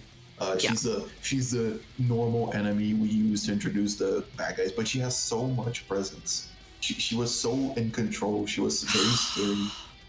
You know, it was so cool. It was a great like introduction to the. Yes, I'm a big fan. And I transition. I like the whole scene, but and scene. Something that I think is interesting. A lot of the teams are very nice people, like chill people. even the asshole sacrifices, like they're so chill. Like Kaito, like the Psicoleta one, he's rude. He wants you to do stuff for him, but also he's not like he has charisma. Like he's not like. I mean, I do want him to die. I do want to kill him immediately as soon as he started opening his mouth. But that, like, it's fun as a character. Yes. I was like, you're a coach. He's not unbelievable, you know. He's no. And I really like that. I like the whole. Like, this was so not being like they didn't plan this at all because it's so impossible. But like I love how one of the teams made friends with Psicolera while the other team made friends with Corazas. Yes. and like it was like it really didn't amount to anything. Like I thought it was gonna amount to maybe a discussion, but like they were all okay, let's go with Psicolera then. But like it was so fun to watch that, and like so something might happen. They might get into like a discussion as to what team might be better to team up with. We could have joined the medieval polyamorous team, but no. Yeah, The Sequelera is pretty cool too. Mm-hmm. Yeah, they're pretty cool. I like them. Yeah, they are. But something, this is like this is the closest thing I have to a theory. Mm-hmm. Like the Psicoleras are very nice. Cindy might not be so nice. We don't know. I feel like there's a reason why she wasn't there. Yeah. Like in the way she was presented, she was alone fighting against two of the Corazas, and she had like an aura behind her. Like, and she's the leader of the group. So cool. And yeah, she's awesome. And like, when they asked them, "Oh, can we make a team?" They were like, "Oh, we gotta ask Cindy." Like, I feel like that's a lot of build-up, and Cindy might be kind of hardcore. Yeah. Like, Cindy might not be so easy to please. Cindy is also the one whose boyfriend got killed. And then she said, let's continue the tour. Mm-hmm. I got a new one. So, like, I feel like Cindy is maybe being hyped up to be not like the others, which is fun. Maybe she's gonna be like the others, and I don't know, this was all just dumb speculation. But I think she has an aura behind her. Oh yeah. So it's interesting. It's interesting.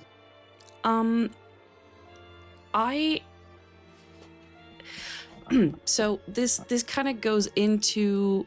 Oh wait. In fact, Giovanni implies that the band killed the other member because they didn't agree during the Hexatombe. Exactly, and we get told that like some of them are like they just like doing music, and some of them are doing it for like different reasons, and the fact that like you take off the masks and then they're different people afterwards, but like some of them aren't. So this is kind of linked to a larger ongoing thing. So from the beginning, there's been these moments of where Cellbit narrates differently, which could just be like him like leaning into the narration in a dramatic way, but the thing, the times where it happens, meta voice, exactly. It's our favorite theory. Where it has had different shapes of like could there be like an entity shining through what Cellbit is saying that was like kind of like manipulating what was happening, because it felt like it was like speaking intentionally to the characters of like this is how I want you to interpret the situation, very like with emotions. It's often when it's things that are related to the like blood emotions, or the big red flux thing that we go to. And I think I'm kind of leaning more towards it either being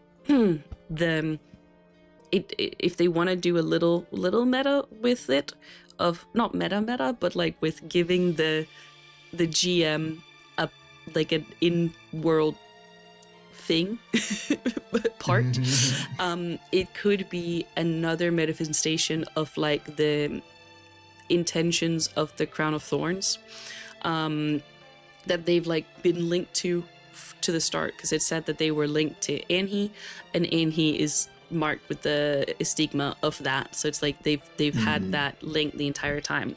And the thing I was talking about of like with the intentions that get released when a sacrifice gets killed, of it seeming to trying to influence them to be in a specific way, potentially molding them for whatever the end of Hexatombe is. It could also be remnants of whatever entities / intentions are in the masks, because we've seen that the masks will also do the thing of like basically turning them into a different person and taking over what it is that they want. And some of that residue from like when they've used it in the past is shining through. And seeing that, you know, this is a team with masks and intentions. We have the armor, which has intentions that it controls them with. I was wondering if maybe that was in like intentional thing of each team having in some way a thing that was controlling them through intentions or entity or like things from the other side kind of being like, you are my team, I have chosen to compete for me in this thing. That none of them are actually fully themselves, if that makes sense. I will say I do have a habit of personifying the other side maybe more than I should. I don't know how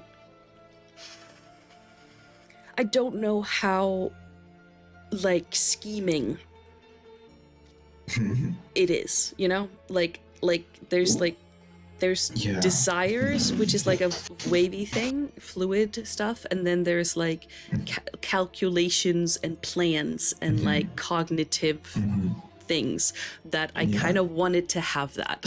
We've seen it from the entity, from the relics and entities, but I don't know how much of it happens on Uatrolaro.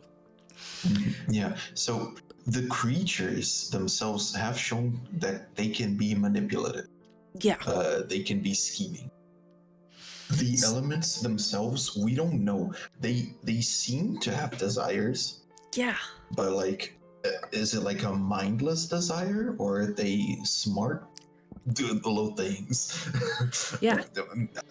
I would guess that maybe conhecimento might be at least. But that's an interesting question.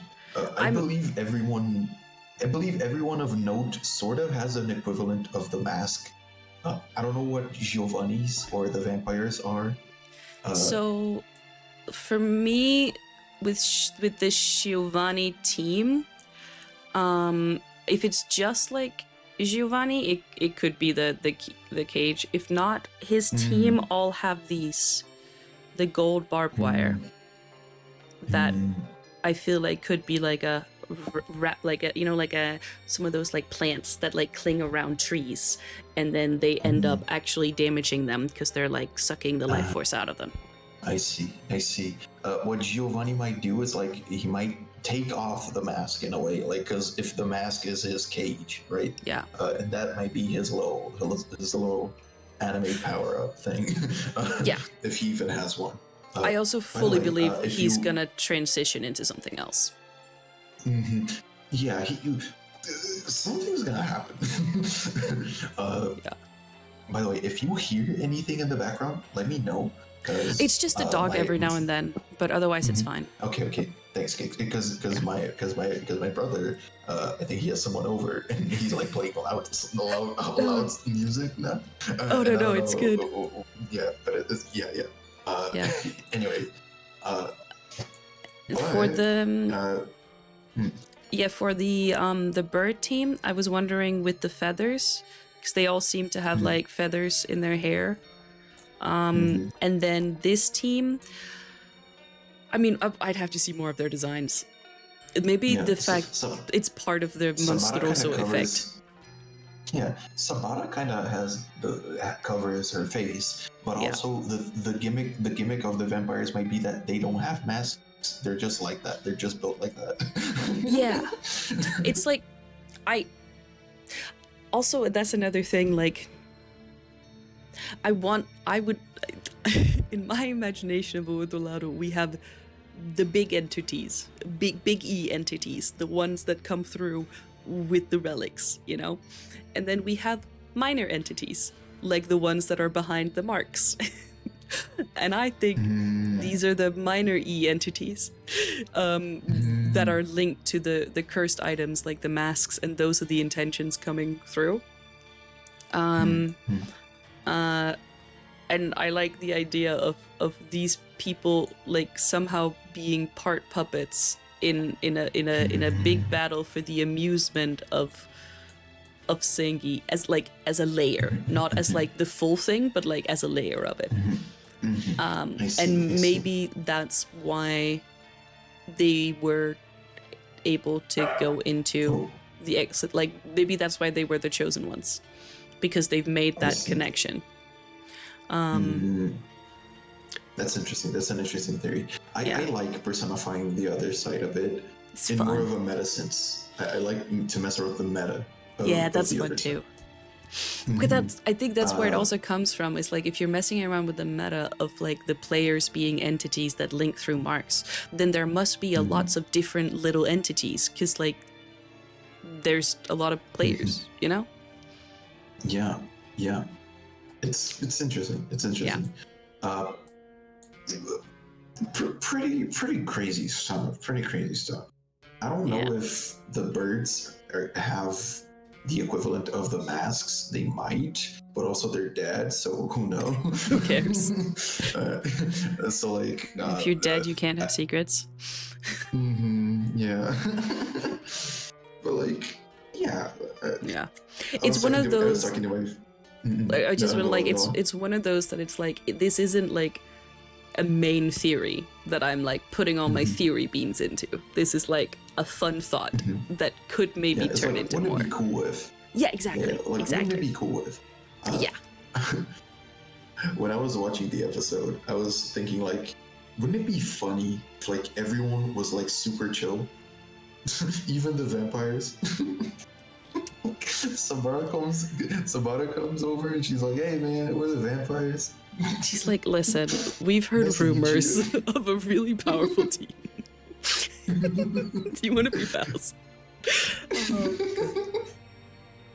I was like, bro, that would be so funny if they were just nice.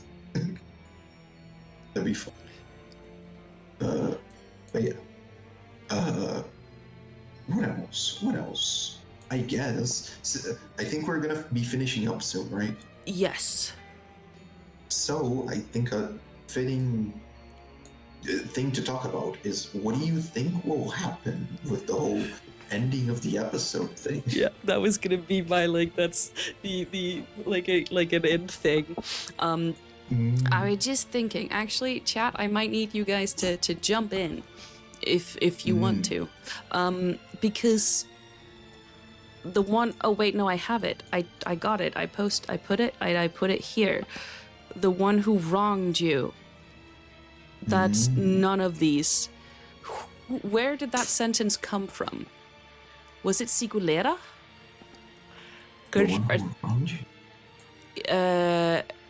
Yeah, like there's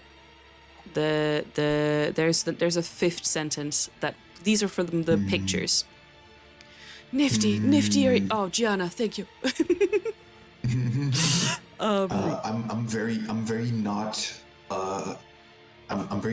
updated on these sort of things for Ordem, because I'm gonna be honest, when I see a flowery phrased sentence, I'm like, okay, whatever. I'm like, okay, whatever. Was that the sentence though? Because that one, doesn't it mean not to hurt the one that wronged you? Or is it just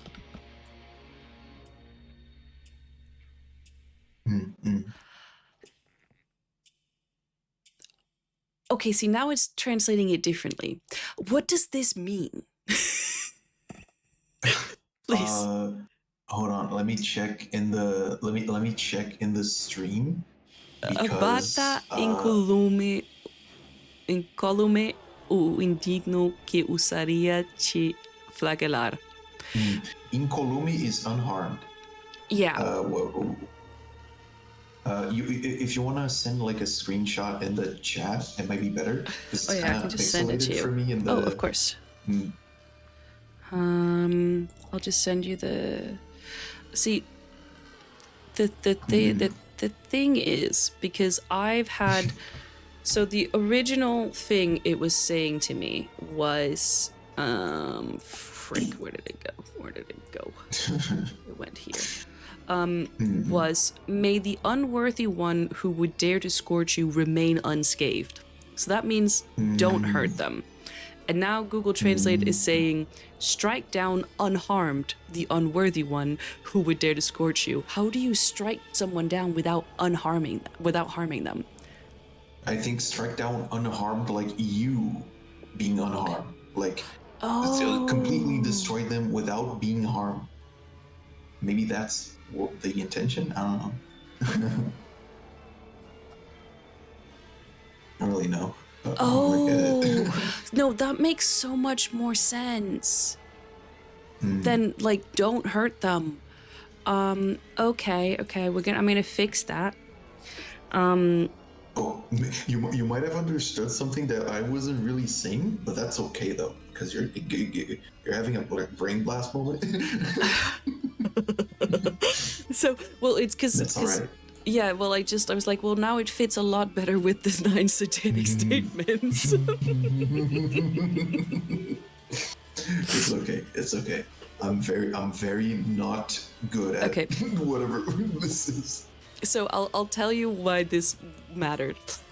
There is this idea that like each sentence or each intention is linked to each sacrifice. So the first gorge yourself at a banquet superior to your hunger and drink insatiably beyond your thirst. Exactly. The Siculera one I don't have was with the picture of the bird cage. These are like promo pictures. That was like, that's where the sentence came from. So here with all the bird stuff, and then we're like, that represents the birds. And it turned out that it was the bird team that was killed. This here represents the armor team. Then there's ones I don't have on here because I wasn't theorizing about them beforehand. This is also how I got to the point of the circus appearing, because there's a mention of a pope, and that pope had a clear reference to Eusebio. And Eusebio had a clear it was the thing with the circus. So that was my roundabout way of being like, the circus will be there, and it was. Is it a coincidence or not? Who knows? I see. So yeah. So in terms of like trying to figure out who died, because we got the sentence, which was the one that fits with trastornados.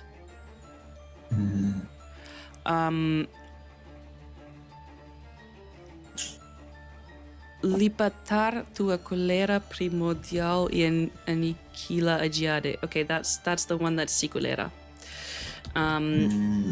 So that means that Kaito has most likely died. Which is what's interesting, because the bell, I've only watched the ending once because Izzy and I haven't gotten there. The bell rang at the exact same time as Omosto showed up. So how, if the statement, the intention doesn't appear until a sacrifice is killed, that means Omosto left before Kaito was killed, leaving. I don't know if it's Kaito or Nomi. Maybe I don't remember. Nando. Sorry, Nando. Nando, you're right. I'm bad Kaito with numbers. Is the Siculera one. Yes. Nah, no worries. So Nando died. So there's the theory going around that Giovanni killed Nando. Like, that's what Nifty was saying up here, saying the bell is about the sentence of the one that wronged you. Giovanni maybe predicted it and is making Mosto accomplish it. But also he could have put it into action. Exactly. Which would make Giovanni the sacrifice, which is very interesting. Actually, I just had the thought of it's especially interesting considering he's linked to a plant that talks about resurrection. Would he become a sacrifice if he did it at night? Yes, if you kill your own sacrifice, you become the sacrifice, the next sacrifice. But like, I think that's a rule for like if you kill a sacrifice at daytime. As far as I understood, they can't die during the day. That's why Nando was like, I'm invincible, try and kill me, big guy. You can't. No? Okay. I don't Spot is right? Oh, yeah, like, so here's the thing. They can... Okay. Because I remember the phrase, you can't kill a sacrifice during daytime. But I don't know if that's, you physically can't kill a sacrifice in daytime, or if it's like, no, don't kill him. You can't do that. Because Hold then on. you would become a sacrifice. Damo and Kimmy. What did I... It is weird that Nando was like so like, oh, kill me, big guy, if he could actually die. Like Okay. The knowledge that he's immortal during the day kind of makes more sense. Hold on. That scene. Can somebody read what this says? Because I think, isn't that where they got it from? Or was it told to them? Do we remember where we got it from? It's a little harder. Yeah, it's harder for me to read because it's written in fancy handwriting. These, by the way, beautiful. I love documents, and these documents, spot on. These documents are awesome. It just says sacrifices can't be killed during the day. Yeah, but like, I think there's some. They also learned about if you kill a sacrifice during the day, you become them. I think they learned that in Giovanni. So like maybe it's not in a document.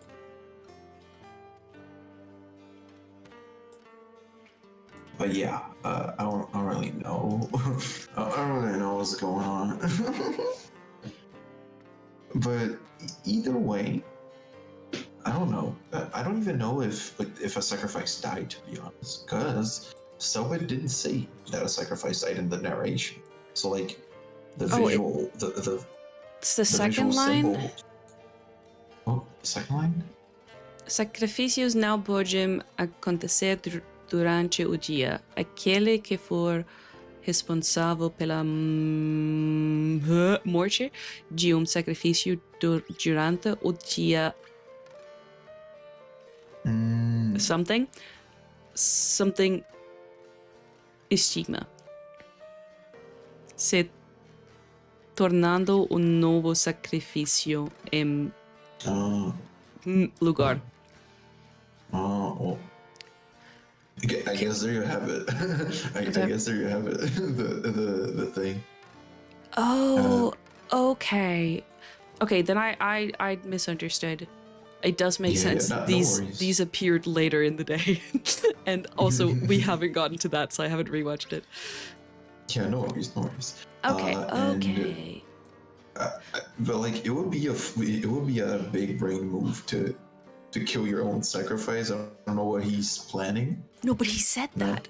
That was literally what he said. That like, a potential move would be to kill your own sacrifice and just hide out. And he's the entire time said that like his entire thing is just like he just needs to make it to the end and then join a team. That's true. So maybe he was like, you go out and be able to fulfill the thing, and then I'll kill the guy. We don't like him anyway. And then he's banking on Omosto getting stronger, so he at least has like a bodyguard. I see. What I was just saying was like, sorry, if you have a thought, please. No worries, no worries. Go on. Okay, Go I was like going out there. on. Think about like No worries. this could be a different way. The whole resurrection thing. Why Henri would remember that, I don't know. It still makes the most sense to me that Henri would couple the two if it had something to do with Kian and he had been there. Blah blah blah blah. But you know, paranormal. Maybe he's got like Diabo senses still lingering. If you know how sometimes when you fight a boss, you get him to basically 0 and then boom, transformation, next round, new full health. What if the reason he doesn't care so much about being vulnerable is he blah blah blah is because he needs to die at some point, or like almost died, to realize his full potential and do like a resurrection to unleash whatever it is that's inside of him. That's interesting. That's interesting. It would be it would make sense with the whole reference of this fake sacrifice thing, the flower. I don't know if it's sacrifice or like fake resurrection. Resurrection. Thing. There's a It would make sense. It would make sense. That's interesting. Something that like I'm not even sure if is that I'm not even sure if a sacrifice died, because like I feel like that's the kind of thing somebody would say with all the words that a sacrifice died. Yeah. And he notably didn't. And I agree. And like maybe the bell is just signaling that, oh, it's time for a sacrifice to die. You better kill someone, you know. Which is interesting. I don't know what's gonna happen. My prediction. Wait. I was going to say it's either that or it's like purposely a cliffhanger of like he's gonna start right when the bell rang in the next episode. So like he'll get a couple extra sentences in, and because the first time the bell rang and this appeared, we got the whole like you hear a bell, you feel something's changed, a sacrifice had died. So it's like the audience will make the connection, but also I'm down with it for it being a misdirection too. Yeah. I don't know I don't even know if it's intentional, the confusion or not. But I guess we'll see, right? I think that like even if they don't kill any sacrifices, the vampires will kill them. That's their mechanical function, I think, in the Hexatombe. They're the ones that'll kill the sacrifice if no one does. But yeah, on a different note altogether, I think next episode, we'll probably start with the team separating again into 2 groups of 3.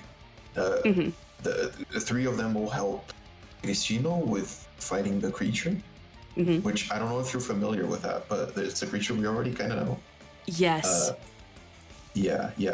And the other. Look at him. A terrifying realization. The only way this creature can carry something that's been stolen is if it's currently devouring the person that stole it.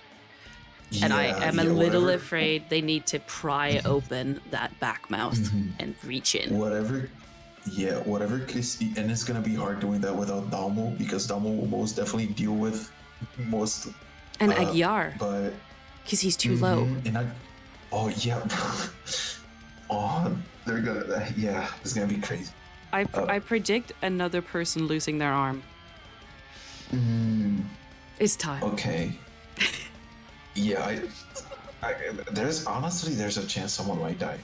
But who knows, right?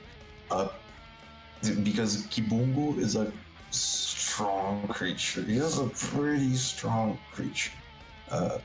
In a system that already has like pretty strong creatures, right? But in any case, they'll probably divide themselves into 3-3, right? 3 deal with Kibungu, 3 deal with Mostu. That's probably how it's gonna go. I think so, at least. I'm not entirely sure if Dalmo's ego will let other people interfere with the Omosto fight. Maybe it won't, but like they'll be present in the scene, you know. Like they'll be there watching.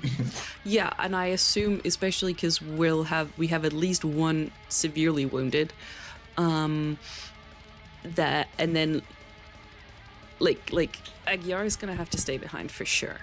I don't remember the state of everybody else's health, but I assume the ones who need to not take more damage will stay behind. And then because Mostel is like the challenger in this sense. Like he's the newcomer. He's in our house. In Kibumu's sense, we are invading on its privacy. We're the challengers. So yeah, I think I think I agree with that. I just saw Jenna said that Giovanni said the thing about not killing your own sacrifice to not become exiled, while keeping to himself the part about becoming a sacrifice. So it makes sense that he wants to do it. Yeah, I'm wondering, because like it has been confusing me how he's just does not care that he basically has one teammate right now. And I wonder if maybe he just needs to get killed. He's sucking so much at the game, and he's forming aura. Like he's not sucking. Yeah, doesn't make any sense. He's like, Giovanni. Yeah, it's also there's the whole thing of like, how did this guy get here? Like, what was? Who is this? Is he so? Is this if this is like a place that exists in reality, realidade, that just got cut off when Hexatombe began? Was he just happened to be on the inside of the perimeter? Or, and this one I don't think as much, but it's really fun to think about, is if it's a displaced out of time place that you get taken to do Hexatombe. If he was here in 66 and has just not aged, because that's not a Sengi thing, ever since, just waiting for the game to begin again. That's interesting. That's also an interesting proposition. That's an interesting possibility. I that's my favorite thing. I hope it's that, but also I don't think it's that. I don't think it is. I think it is. But it'd be fun. Yeah. What I think it is something that involves a little bit of metagame, in a sense, that in the opening he appears in the Transtornados shop, in the Transtornados team. So like they got something going on. And I think he might have been recruited by Giovanni with the promise of, let's pursue this creature because it's there for some reason. But how did he get there? Because he didn't go through the portal. We don't know if he went through the portal, because maybe you can be from a different team and go through a different portal. Wait. No, wait. You maybe you can be from the same team as someone else and go through a different portal, or he went through the portal after everyone else went. But I just realized that like nothing. He could have just been hiding the entire fucking time. You're right. It took me too long. I will say quickly from the Stefano Discord. Nome Shinerico and I had been talking in GMs, and no, not in GMs. This was not in. This was in the thing. With their idea that, so I want to bring it to chat too. That Giovanni lied about it being an international thing. And that he actually found out how to start how the Hexatombe thing works, and orchestrated getting all the teams there, contacted this guy to help set up the area that they needed to be in, with the promise of he would be able to hunt the Kibungo, however that works.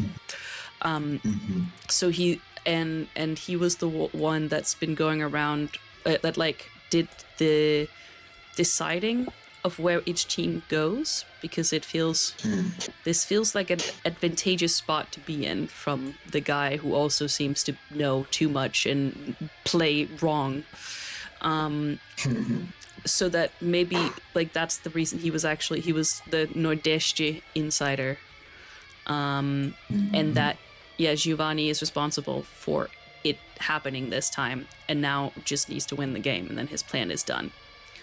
To me, it would solve the issue of why are all of the teams in the sacrifices from Brazil except for the one team that's part Mexican but also Brazilian. Because if it's from around the world, that's just not probable, I mean, to be fair, a lot of stories do that thing of like, oh, it's a worldwide problem, and for some reason, everyone's American. I know. And like, I think it's a bit of like reclaiming that Ordem's doing. That's like, okay, it's a worldwide thing, but now it's all Brazilian. Okay, you know what? I like that angle at it because my counter argument would be like, well, the Ordem team are too good writers to do that. We've seen them already explore and trying to set it up so it feels like there is like a full world out there. So I was like, because you're right, that is a trope and it's a bad trope. America. But you know what? The reclaiming angle, I can get behind that. I don't know if reclaiming is like the proper word. I don't really know. It's like it's our turn. Like it's our turn to be the spotlight. Like, I don't know if they're doing that or if there's an explanation. Who knows? Who knows really? I think my issues with the theory of like Giovanni having set up the whole game place, got everything built, got everybody placed, managed to get all the teams there, and has the guy on the inside, blah, blah, blah, blah. That it's there's nothing in it that tells me it's illogical. Like, I can't, say it's a flaw in it, but I think it feels a little too straightforward. And because I always go with, like, the more interesting narration, I would much rather have it that he has been stuck there for 66 years, even though it's more improbable. So yeah. It'd be so cool. I just wanted to bring it up because I was like, that was a plausible thing. True. I like that idea. I always like having time displaced characters. I think it's such a fun idea. And I will say another thing that was in DMs because I sent the whole Jericho Rose thing because I was like, it's a little far-fetched, so we'll wait with sharing it in the public Discord. That they were saying that I think that Agatha is going to come into this again, saying, speaking of Agatha, maybe the part of her past we don't know has something to do with Giovanni. Perhaps you already tried to go after her and bring Gabrielle back, but Verissimo saved her. Now the Ordem is being filmed, I can imagine a flashback scenario for Giovanni at the end if he survives until the end. And his wish would be something along the lines of bringing Gabriel's mind back to his body and consequently killing Agatha.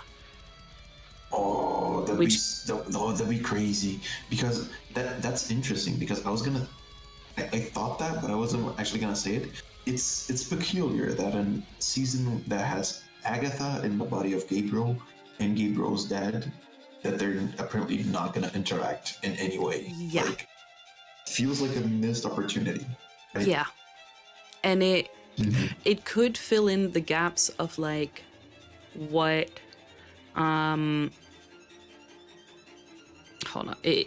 of what happened with like that crazy cult Agatha got driven into. Like, maybe that could have been these guys trying to figure out through torture and Sengi if there was a way to reverse or get Gabriel back, and that's what like she escaped from.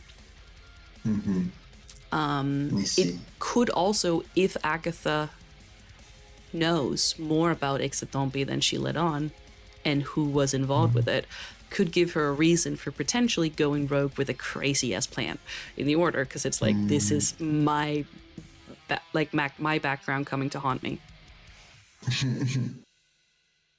Interesting. I would love that.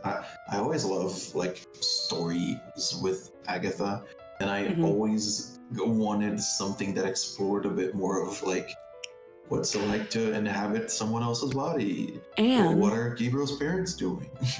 it could explain why the Enigma do Medo comic that was supposed to be about Agatha wasn't about Agatha. That's true. Because wasn't it supposed to be her backstory? Yeah, it was supposed to. I don't know if it was supposed to be her backstory, but it was supposed to be something with her. Yeah. I don't remember if it was supposed to be her backstory, but that's interesting. That's interesting. That's a cool possibility. I didn't think of that. I just had the thought now. That's awesome. That's awesome. Gianna says, I would twist that wish so that both Gabrielle and Agatha's mind were in the same body. That, it depends on the whole, like, what does that mean? Of, like, would it be two separate people, or would it be fusion? Gabatha. Agatriel. That was better. Agatriel. Yeah. I don't know if it was, but yeah. I don't really know if it was Gabriagata. I remember. Oh, fighting for control. Okay. I remember we were promised the backstory of Agatha, Verdissimo, and Mia together. Okay. Which would involve probably how she got rescued, and if they were like, no, we're saving that for this. I like having your eyewitness, Nifty. But yeah, it would, at least from the way my main theories about Hexatombe is, it would kind of crash with that. But I'm keeping it in mind. Okay. Because I think it would make sense of like why Agatha has been a thing. Fair. Okay. Good last theorizing about what's gonna happen. I know. Igor, we're about to end. Oh, Igor. Don't worry. I still have one last thing for us to talk about, but like it's really short. Okay. Who do you think will be the next one to die? Like anyone? It can be player, but it can be like anyone. But like I'm talking more about who will be the next team who will have their sacrifices killed. Okay. Assuming that Nando died right now. Okay. Because I like the idea of Nando dying to Giovanni, but I think if we're not doing that route, plus 12d6 mental damage. Okay, hold on. Hold on. Oh no. Hold on. Oh wait, hold on. How do I? Hold on. Fuck. Hold. You can remove a dice by just clicking it. Nice. Okay. So wait, hold on. Okay, wait. 1, 2, 3, 4, 5, 6, 7, 8, 9, 10, 11, 12. Oh, I would die. That is a 44 sanity damage. I am so sorry. I think Igor is insane. If I had to assume which sacrifice is gonna be killed next, assuming that the player characters like don't get involved with that, which they might as well because it's about time they start killing some sacrifices in the sense of like narratively. But I think Psicolera might be on the chopping block because they're the weakest ones. Yeah, I think Psicolera as well. Especially because if they, depending on like how they're keeping their masks and stuff, like they could be easy to ambush when they're unprepared and not maniacs. If the Yeah. Also, the protagonists have an alliance with them, which would be a major blow to them. Like, oh, we're friends with Cicolera, and at the end of the next day, they die. Think of Kimmy and Eloy. Listen. Yeah, they don't have to all die. Just a sacrifice. You know, they become desertores. Oh yeah, right. Because likely, one of them needs to be a. One of them probably the here exercise, I would guess. Might be from the academia, and no, wait, I don't know. One of these needs to be a Cicolera person. So they can't all die. We need It'll one. Be Kai. It'll be Kai. Oh, we need one. Everyone dies except the sacrifice. That would be funny. Vampires are definitely going to attack after they killed one of them. Oh yes, I think if it's not Giovanni killing his own, and if it's not, and if the players get involved, then it's probably Ferro Velho. Because it seemed like they were going to side with them, even though sad. And then after that, I would assume remaining teams go vampire. If they get that far, because it might end up being because, you know, they killed a vampire. It might end up being they call on Cicolera and Cristino to defend against vampires. I think the vampires are like staying for a while because like they're being hyped up so much, and I think the last like threat they're gonna face is either gonna be Haziel or whatever Giovanni's cooking up. I think Haziel will be the second final boss, and then Giovanni will be the final boss, and then we'll figure out that, oh fuck, there's actually a plot, a twist at the end. Also, mechanic. There's a chance that Diabo might be the final boss, and we're all fucked. Yeah, I'm a little bit wondering if it is gonna be one of those like it was related to a religious post I found by the Killers Vanilla on the Reddit on a religious Reddit about the crown of thorns, saying Jesus claimed to be a king, which was a serious criminal act in the Roman Empire. It was treason and threatened rebellion. That's why the Romans used such harsh and public method to execute him, to show everyone what happened to those that defied Rome's authority. So they gave him a crown as an ironic punishment. It was making fun of him and his claim to be king. This was the emperor's land and the emperor's people. He owned it all. His subjects didn't get to go around deciding they were going to be kings and rules themselves. Which made me think of how Cellbit said that it wasn't unusual that certain strong occultists would try to rule minor towns as if they were gods. And thinking that maybe this could also just be like a Diabo being like, oh, so you killed all the strongest teams. Now you come here thinking I'm gonna give you a prize for that. All right, here's your crown of thorns, which, if it is the actual thing, an actual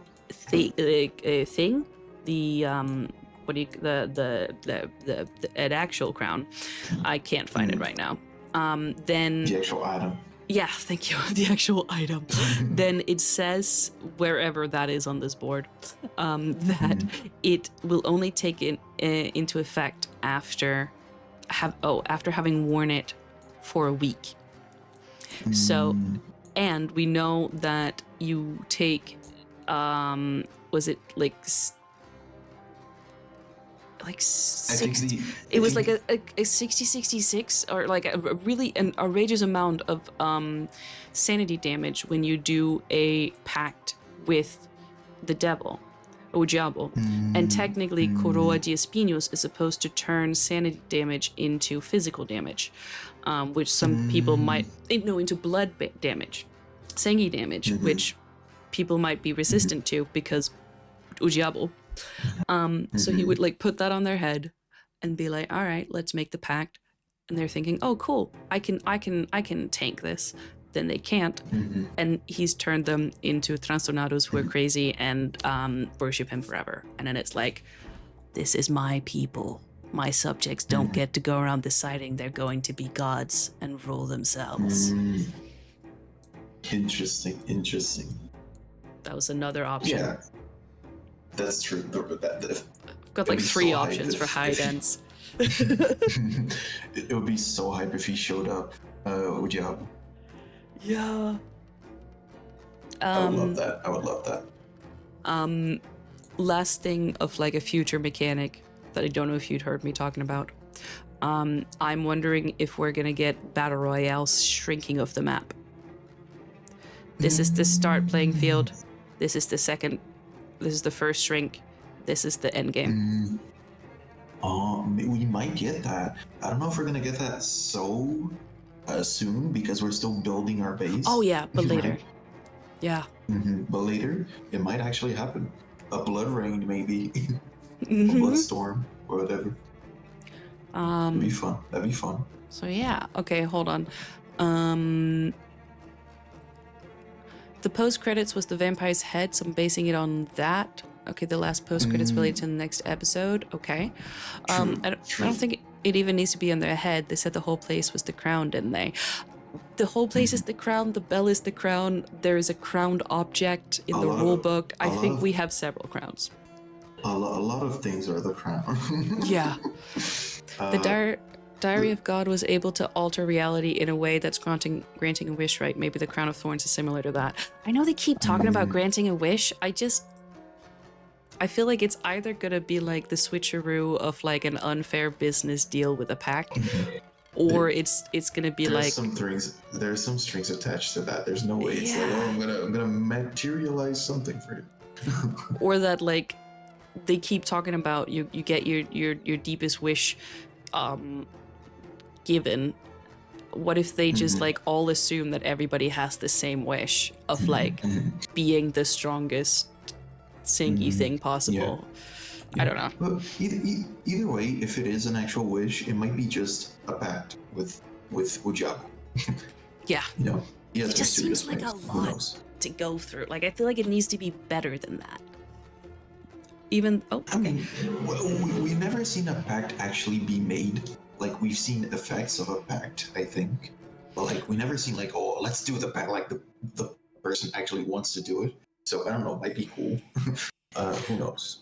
Yeah, I'm still confused. I really like deal makers. I really like deal maker like devils and stuff and entities. I love that. You would like Gianna. I'm not going to elaborate on that. she knows. She knows what she's done. If you like deal makers, you will like Gianna. So, what confuses me is this, because like this feels like he acted like this was a pact that they had done. So now he's like, I'm here with a second pact. But like there was no negotiation, there was no verbal confirmation. I'm so fucking confused. Yeah, like can he just decide that's a pact without like consent? Yeah, there's like, oh, it was in writing and you did it, so pact. Because in that case, all of this for pact. Eli Expresso, thank you for following. Muito obrigado por seguir. Welcome. We're going towards the end of the stream because it's 1:45 a.m. for me. Oh my god. I have a 2 a.m. bedtime. But we'll just do the whole like there's a Discord and there's Twitter if you want to keep up with what I stream next. I right now it's mainly Hexatombe Ordem mode, but also I do games, and chat, there is maybe a game on Sunday. I wanted to talk about that right at the end. Nice. So if all of this is for a sacrifice to get a pact, but also it can happen as easily as this. I mean, obviously there's the whole thing of like, maybe it just pleases Diabo to make them play. He's been hanging out with Anfitrião for a while and was like, you know what? I want a game. Fuck yeah. And I get to like bathe in all the slaughter and yummy bad feelings. Yay. Like it is that. AliExpress asked, what's your favorite Hexatombe character? Okay. That's a hard one. It is. I am loving Labirinto a lot. I'm loving Henri a lot. Bastet is doing an amazing job. Aguiar with Serial in the last episode really rose the ranks for me. I'm thinking of like, are there NPCs? Not quite. Out of the NPCs, it's probably not my favorite, but like one of them that I'm really excited for, Cleo. What the hell is she gonna do? What the hell is this woman gonna do? I know. Is she dead? I feel like she should be dead. She's not gonna die off screen. She's such a I think she's gonna be like the character you can save, like that you can try to save, you know. But she's also not gonna want to be saved because she's gonna think that Aguiar is going along with all this. Yeah. It's such an interesting conflict. I love that. Anyways, go on. My favorite Kimi. I mean, they are all really cool characters. I'm loving getting to know Beamon for the first time.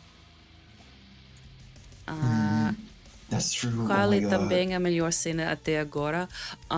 Right now, it's the fight between Aguiar and Zavara. No questions asked. Yeah. Awesome. Oh, it was so good. It was so good. And that you know that it's top tier when I'm picking a fight scene as the best scene. Like, that's unheard of. Yeah. Like, awesome. Izzy and I are watching it at 1.25 speed to be able to actually get through it faster. Because we pause so much. And I might actually put it down to regular speed for that scene.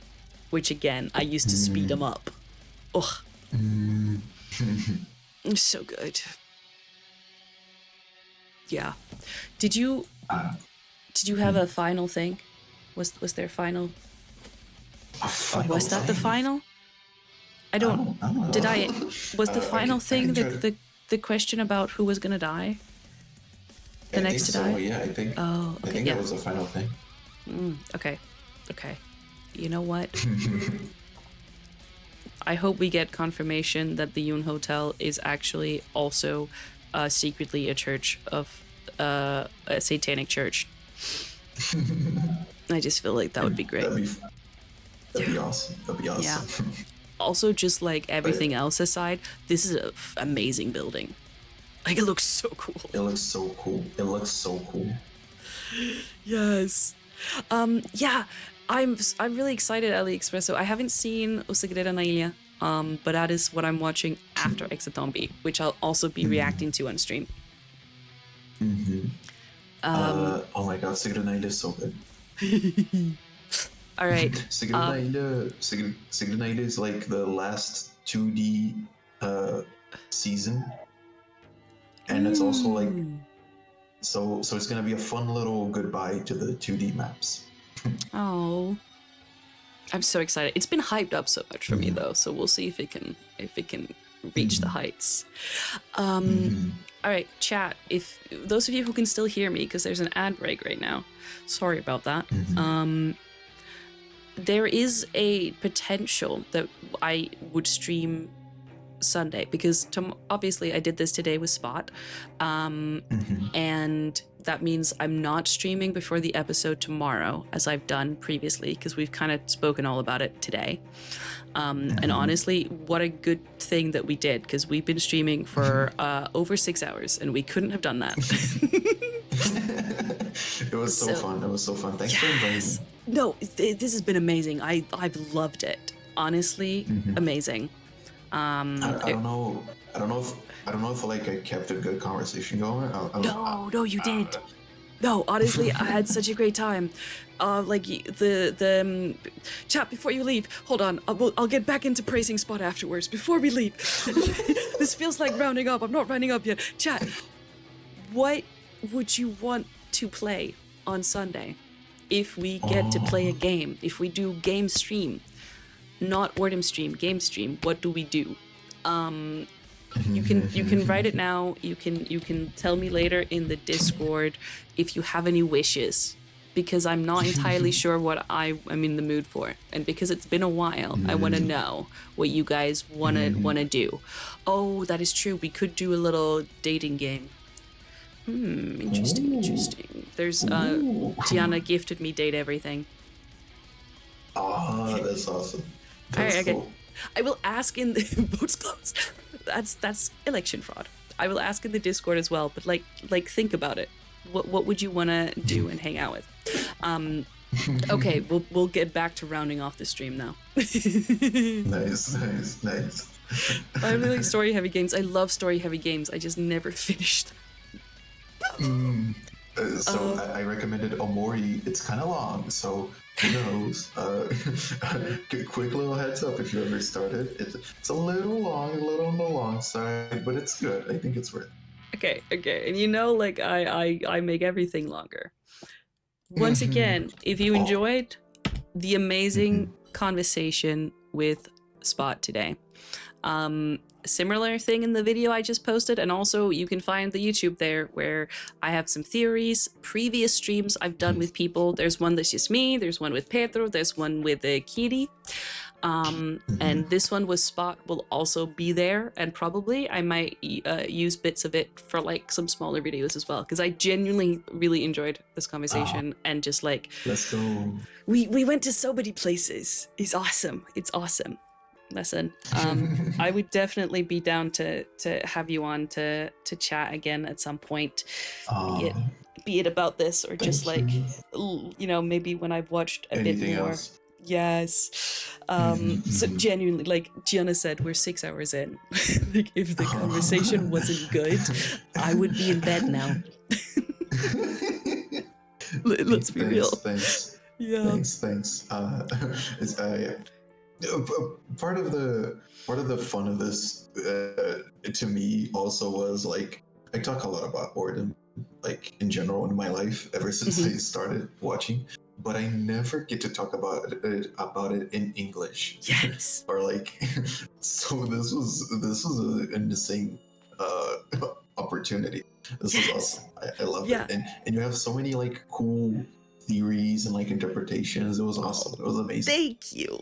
Well, you know, you were, I mean, hopefully we'll be when Calamidade Part 2 comes out, I'll be doing a similar type of thing as well, of like I really like having people on and chatting and theorizing and stuff. But yeah, no, I loved also just like the wider talks about the everything. So absolutely would love to do it again. And I think it's so fun that, like, you know, I get to use the gringo-ness to give people chances to do stuff in English. It's fun. A lot of people are like, oh, I don't respect English or anything, which I get. It's funny, but also it's a language I kind of enjoy speaking. Yeah. I have fun with it. Yeah. I mean, so do I. So do I. It's opened a lot of doors for me, you know? Also, if all goes well in the universe, next Saturday, so not tomorrow, but the next week, we will have Gab Siga on the Malfunctioning Hexatombe waiting room podcast. I can't promise anything because we have tried to make this work twice before, but hopefully Gabs will be here. And then we'll see. We'll see after that, you know? Maybe I'll find more people. Maybe I'll bring people back. I'm enjoying just like making it a conversation instead of just yapping by myself. Let's go. Yeah. Spot, let me just do you stream? Not at all. No, like you haven't. Really. No, okay. I didn't think so. I just wanted to double check. I did at some point, but not anymore. Here we go. This is where you can find Spot. Let's go. Amongst other places. There's a YouTube. I have sort of like a dead YouTube channel that I don't post on for like 2 years. Okay, I have a couple of those. Let's go. Please don't watch my videos in front of me. Oh no, I won't. Don't, I would never. Don't worry. It's okay. I understand. I'm mostly joking. So there you go. These are places where you can find Spot. Yeah, look. That's you. Oh, Look, thank you. That's me. That's you. That's you. Thank you more. Thank you more. Thank you more. Though. Thank you more. Though. Thank you. Thanks everyone. Yes. So fun. You guys are so nice. You guys are so nice. Hello, Jokies. Welcome. We're about to end. But hello. Hello. Yes. All right. If anybody else has praise, now is time for praise. Do you like? I do. I do. Rock is pretty cool. Yeah, I mean, I both like rocks, the physical object, big fan of those. I once spent an entire day at the beach going around finding the prettiest rocks, and that was 2 years before my autism diagnosis. Do you also like the rock, like the person? He's alright.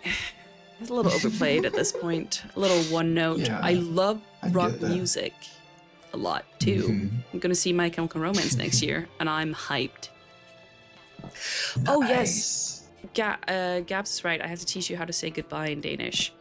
Ooh. Okay, so goodbye is farvel, Favel. and good night is godnat. Good night. That's a cute language. Good night. That's such a cute language. Good night. Yeah, you did it That's perfectly. So funny. Okay, no, let me do it again. Okay. Favel. Good night. Yes, good night. All right, everybody, thank you so much for hanging out with us and for giving us your thoughts and your questions and your theories and just being here for this 6.5-hour stream. It's been so long since we streamed so long. It's cool. Hell yeah. That's true. It's been short I think streams I've never lately. Been in such a long. I think I've never been in such a long stream. Well, I used to do it, but lately because of the whole there's an episode and that's the only time I've streamed because I've been too busy filming the episode, watching the episode afterwards, and then editing films. Oh my god. True. Yeah. Okay. Yeah. So yeah, but it was cool. Good to be back. It was very fun. Yeah. Yeah. You got any final thoughts? Final parting words? Why should I never say dear in Danish? Oh, thank you, Gabs. Okay, how would you pronounce this word? Okay. Dadir. Okay. Dadir. Right. So if you were just casually doing it and didn't decide to put as much emphasis on the R, you could hear what it was Aiden did on stream trying to read out the sign of that in Minecraft when somebody redeemed me speaking Danish for 10 minutes. It's dadia. It's not daddy, which is what Aiden said.